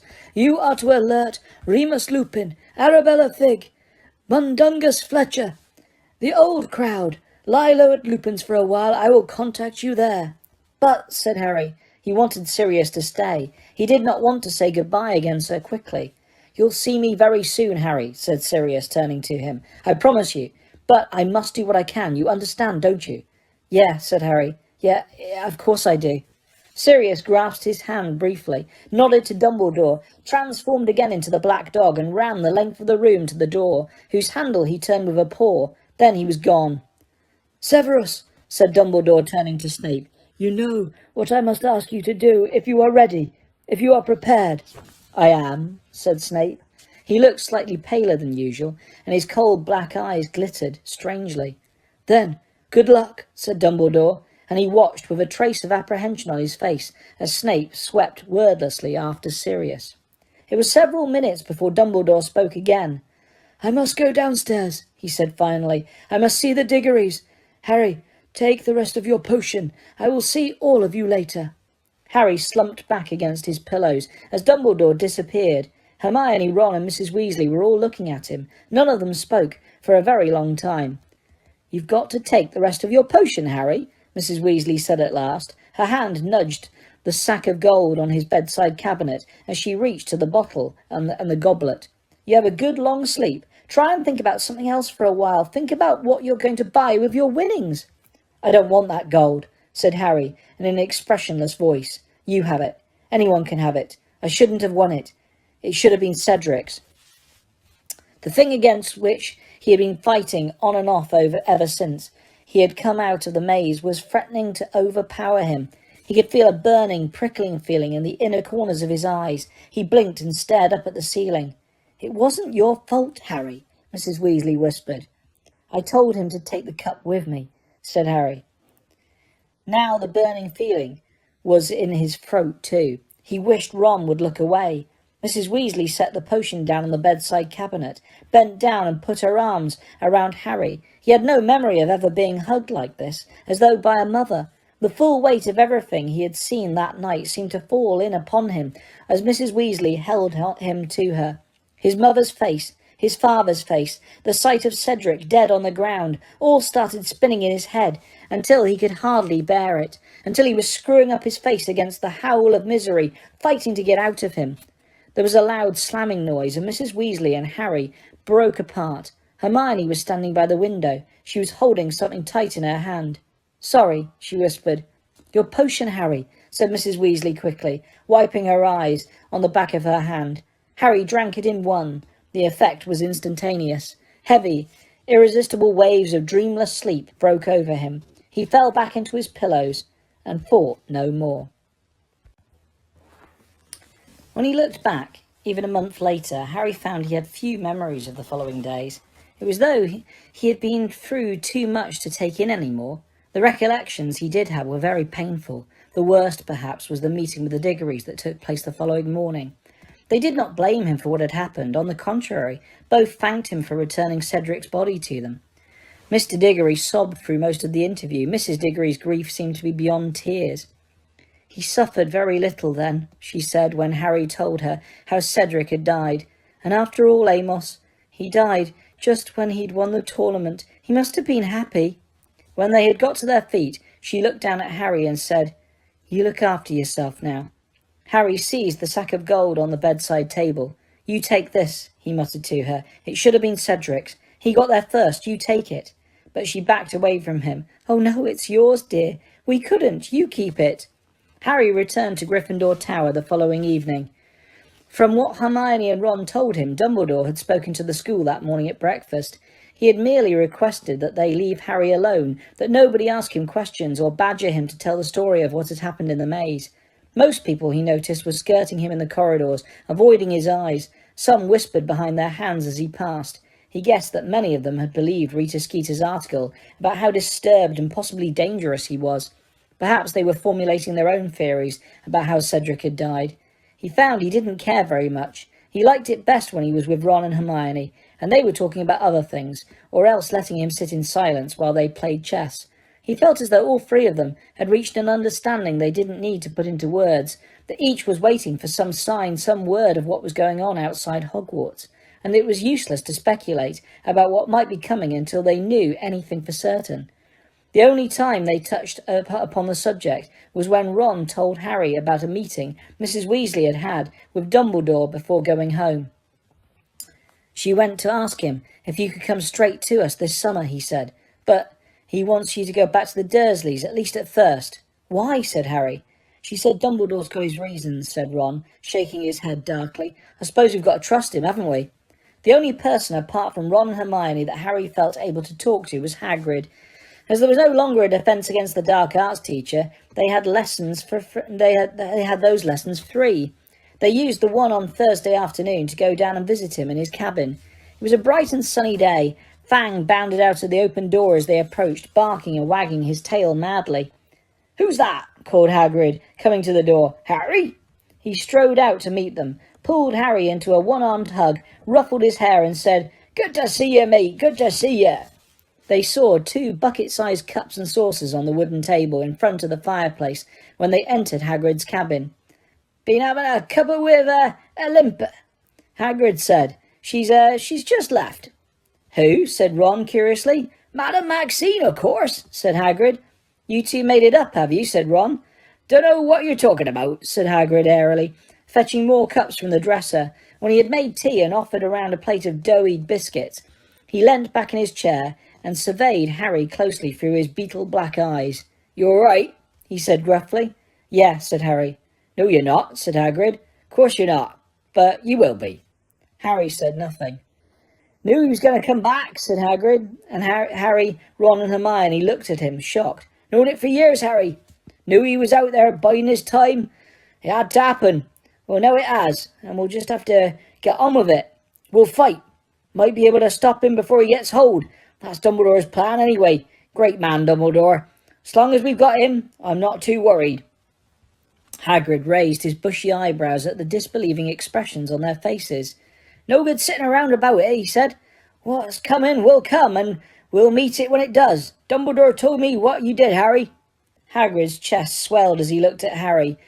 "You did as much as your father would have done, and I can give you no higher praise than that." Harry smiled back at him. It was the first time he'd smiled in days. "What's Dumbledore asked you to do, Hagrid?" he asked. "He sent Professor McGonagall to ask you and Madame Maxime to meet him last night." "Got a little job for me this over the summer," said Hagrid. "Secret, though. I'm not supposed to talk about it. Not even to you lot. Madame Maxime to you. Might be coming with me. I think she will. Think I got her persuaded." "Is it to do with Voldemort?" Hagrid flinched at the sound of the name. "Might be," he said evasively. "Now, who'd like to come on a visit the last Scroop with me? I was joking, he added hastily, seeing the looks on their faces. It was with a heavy heart that Harry packed his trunk up in the dormitory. On the night before his return to Privet Drive, he was dreading the leaving feast, which was usually a cause for celebration, when the winner of the Inter-House Championship would be announced. He had avoided being in the great hall when it was full ever since he had left the hospital wing, preferring to eat when it was nearly empty to avoid the stares of his fellow students. When he, Ron and Hermione entered the hall, they saw at once that the usual decorations were missing. The great hall was normally decorated with the winning house's colours for the leaving feast. Tonight, however, there were black drapes on the wall behind the teacher's table. Harry knew instantly that they were there as a mark of respect for Cedric. The real Mad-Eye Moody was at the staff table, his wooden leg and his magical eye back in place. He was extremely twitchy, jumping every time someone spoke to him. Harry couldn't blame him. Moody's fear of attack was bound to have been increased by his 10-month imprisonment in his own trunk. Professor Karkaroff's chair was empty. Harry wondered, as he sat down with the other Gryffindors, where Karkaroff was now, whether Voldemort had caught up with him. Madame Maxime was still there. She was sitting next to Hagrid. They were talking quietly together. Further along the table, sitting next to Professor McGonagall, was Snape. His eyes lingered on Harry for a moment as Harry looked at him. His expression was difficult to read. He looked as sour and unpleasant as ever. Harry continued to watch him, long after Snape had looked away. What was it that Snape had done on Dumbledore's orders? The night that Voldemort had returned. And why was Dumbledore so convinced that Snape was truly on their side? He had been their spy. Dumbledore had said so in the Pensieve. Snape had turned spy against Voldemort, at great personal risk. Was that the job he had taken up again? Had he made contact with the Death Eaters, perhaps? Pretended that he had never really gone over to Dumbledore, that he'd been, like Voldemort himself, biding his time? Harry's musings were ended by Professor Dumbledore, who stood up at the staff table. The great hall, which in any case had been less noisy than it usually was at the leaving feast, became very quiet. "The end," said Dumbledore, looking around at them all, "of another year." He paused, and his eyes fell upon the Hufflepuff table. Theirs had been the most subdued table before he had got to his feet, and theirs were still the saddest and palest faces in the hall. "There is much that I would like to say to you all tonight," said Dumbledore, "but I must first acknowledge the loss of a very fine person who should be sitting here." He gestured towards the Hufflepuffs, "enjoying our feast with us. I would like you all please to stand and raise your glasses to Cedric Diggory." They did it, all of them. The benches scraped as everyone in the hall stood and raised their goblets, and echoed in one loud, low, rumbling voice, "Cedric Diggory." Harry caught a glimpse of Cho through the crowd. There were tears pouring silently down her face. He looked down at the table as they all sat down again. "Cedric was a person who exemplified many of the qualities which distinguish Hufflepuff House," Dumbledore continued. "He was a good and loyal friend, a hard worker. He valued fair play. His death has affected you all, whether you knew him or well or not. I think that you have the right, therefore, to know exactly how it came about." Harry raised his head and stared at Dumbledore. "Cedric Diggory was murdered by Lord Voldemort." A panicked whisper swept the great hall. People were staring at Dumbledore in disbelief, in horror. He looked perfectly calm as he watched them mutter themselves into silence. "The Ministry of Magic," Dumbledore continued, "does not wish me to tell you this.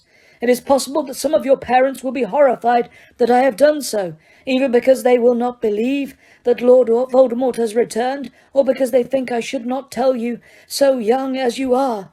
It is my belief, however, that the truth is generally preferable to lies, and that any attempt to pretend that Cedric died as the result of an accident or some sort of blunder of his own is an insult to his memory."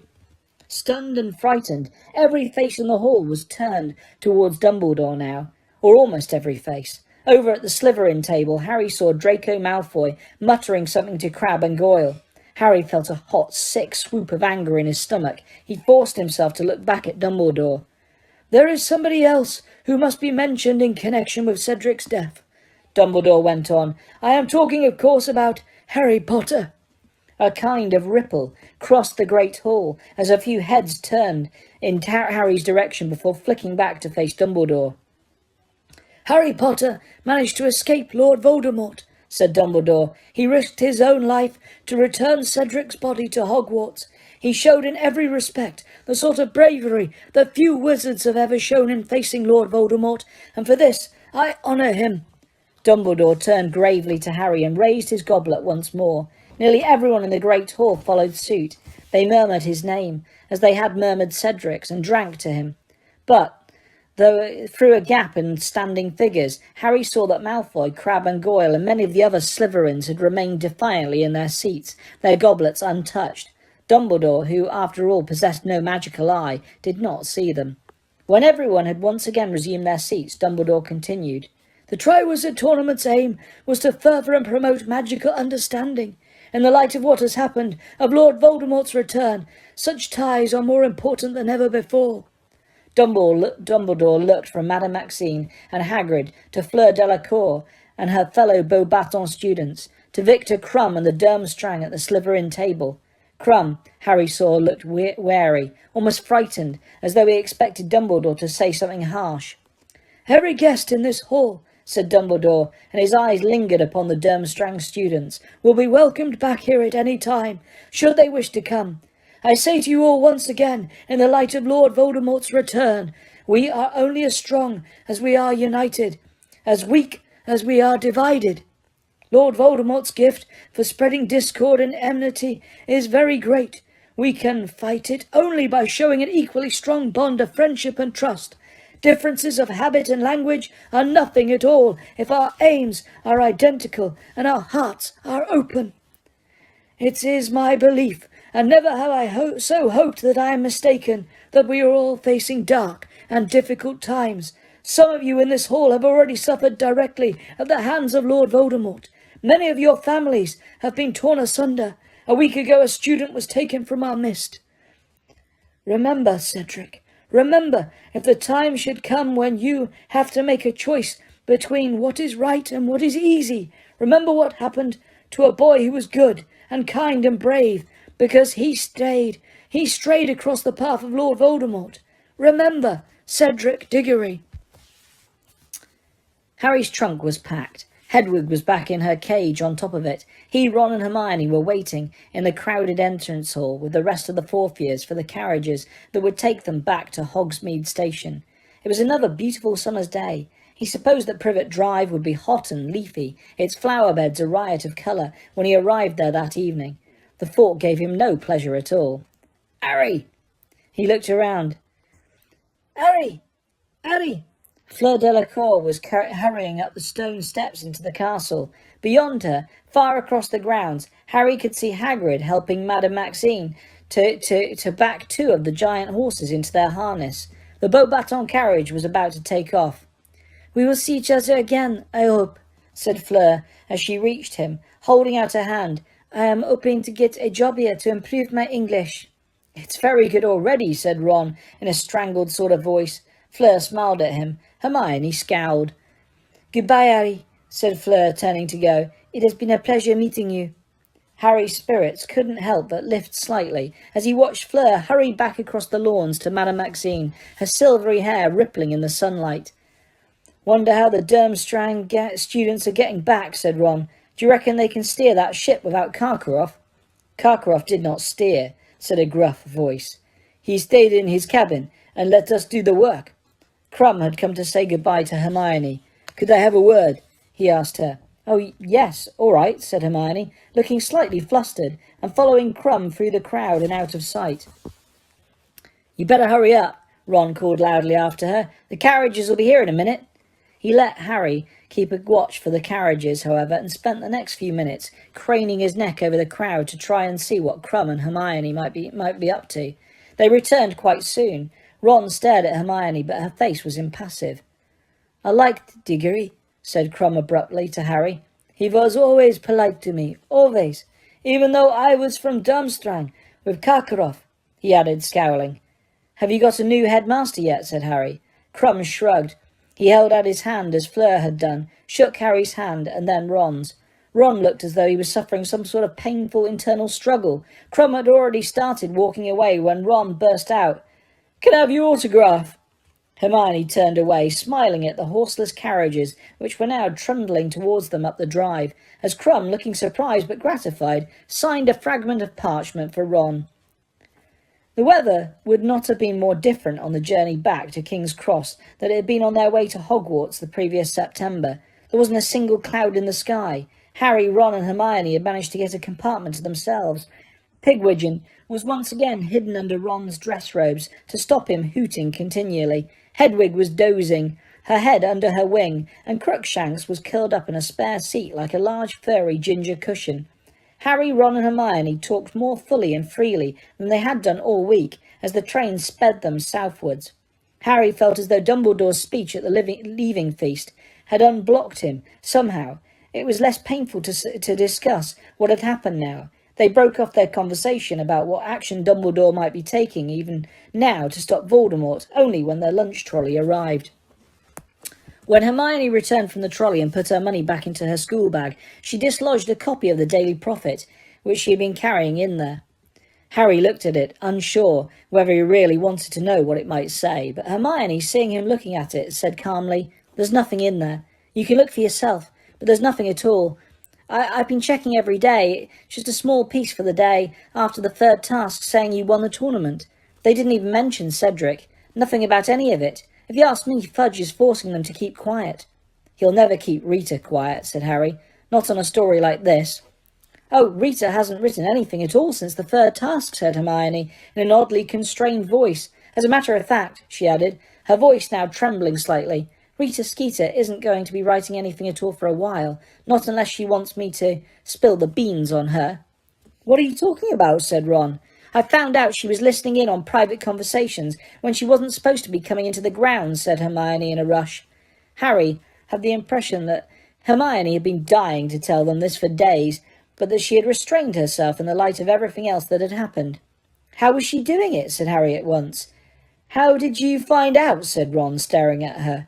"Well, it was you, really, who gave me the idea, Harry," she said. "Did I?" said Harry, perplexed. "How?" "Bugging," said Hermione happily. "But you said they didn't work." "Oh, not electronic bugs," said Hermione. "No, you see, Rita Skeeter," Hermione's voice trembled with quiet triumph, "is an unregistered animagus. She can turn—" Hermione pulled a small sealed glass jar out of her bag, "into a beetle." "You're kidding," said Ron. "You haven't—" "She's not." "Oh, yes, she is," said Hermione happily, brandishing the jar at them. "Inside were a few twigs and leaves and one large fat beetle. That's never—" "You're kidding," Ron whispered, lifting the jar to his eyes. "No, I'm not," said Hermione, beaming. "I caught her on the windowsill on the hospital wing. Look very closely and you'll notice the markings around her antennae are exactly like those foul glasses she wears." Harry looked and saw that she was quite right. He also remembered something. There was a beetle on the statue the night we heard Hagrid telling Madame Maxine about his mum. "Exactly," said Hermione, "and Victor pulled a beetle out of my hair after we'd had our conversation by the lake, and unless I'm very much mistaken, Rita was perched on the windowsill of the divination class the day your scar hurt. She's been buzzing around for stories all year." "When we saw Malfoy under that tree," said Ron slowly. "He was talking to her. In his hand," said Hermione. "He knew, of course. That's how she's been getting all those nice little interviews with the Slytherins. They couldn't care that she was doing something illegal, as long as they were giving her horrible stuff about us and Hagrid." Hermione took the glass jar back from Ron and smiled at the beetle, which buzzed angrily against the glass. "I've told her I'll let her out when we're back in London," said Hermione. "I've got an unbreakable charm on the jar, you see, so she can't transform, and I've told her she's to keep her quill to herself for a whole year. See if she can't break the habit of writing horrible lies about people." Smiling serenely, Hermione placed the beetle back inside her school bag. The door of the compartment slid open. "Very clever, Granger," said Draco Malfoy. Crabbe and Goyle were standing behind him. All three of them looked more pleased with themselves, more arrogant and more menacing than Harry had ever seen them. "So," said Malfoy slowly, advancing slightly into the compartment and looking about around him, a smirk quivering on his lips, "you caught some pathetic reporter and Potter's Dumbledore's favourite boy again. Big deal." His smirk widened. Crabbe and Goyle leered. "Trying not to think about it, are we?" said Malfoy softly, looking around at all three of them. "Trying to pretend it hasn't happened?" "Get out," said Harry. He had not been near Malfoy since he had watched him muttering to Crabbe and Goyle during Dumbledore's speech about Cedric. He could feel a kind of ringing in his ears. His hand gripped his wand under his robes. "You've picked the losing side, Potter. I warned you. I told you you ought to choose your company more carefully, remember? when we met on the train, first day at Hogwarts. I told you not to hang around with riff-raff like this." He jerked his head at Ron and Hermione. "Too late now, Potter. They'll be the first to go. Now the Dark Lord's back. Mudbloods and Muggle lovers first. Well, second. Diggory was the It was as though someone had exploded a box of fireworks within the compartment. Blinded by the blaze of the spells that had blasted from every direction, deafened by a series of bangs, Harry blinked and looked down at the floor. Malfoy, Crabbe and Goyle were all lying unconscious in the doorway. He, Ron and Hermione were on their feet, all three of them having used a different hex. Nor were they the only ones to have done so. "Thought we'd see what those three were up to," said Fred matter-of-factly, stepping onto Goyle and into the compartment. He had his wand out, and so did George. He was so careful to tread on Malfoy as he followed Fred inside. "Interesting effect," said George, looking down at Crabbe. "Who used the Furnunculus curse?" "Me," said Harry. "Odd," said George lightly. "I used Jelly Legs. Looks as though those two shouldn't be mixed. He seems to have sprouted little tentacles all over his face. Well, let's not leave him there. They don't add much to the decor."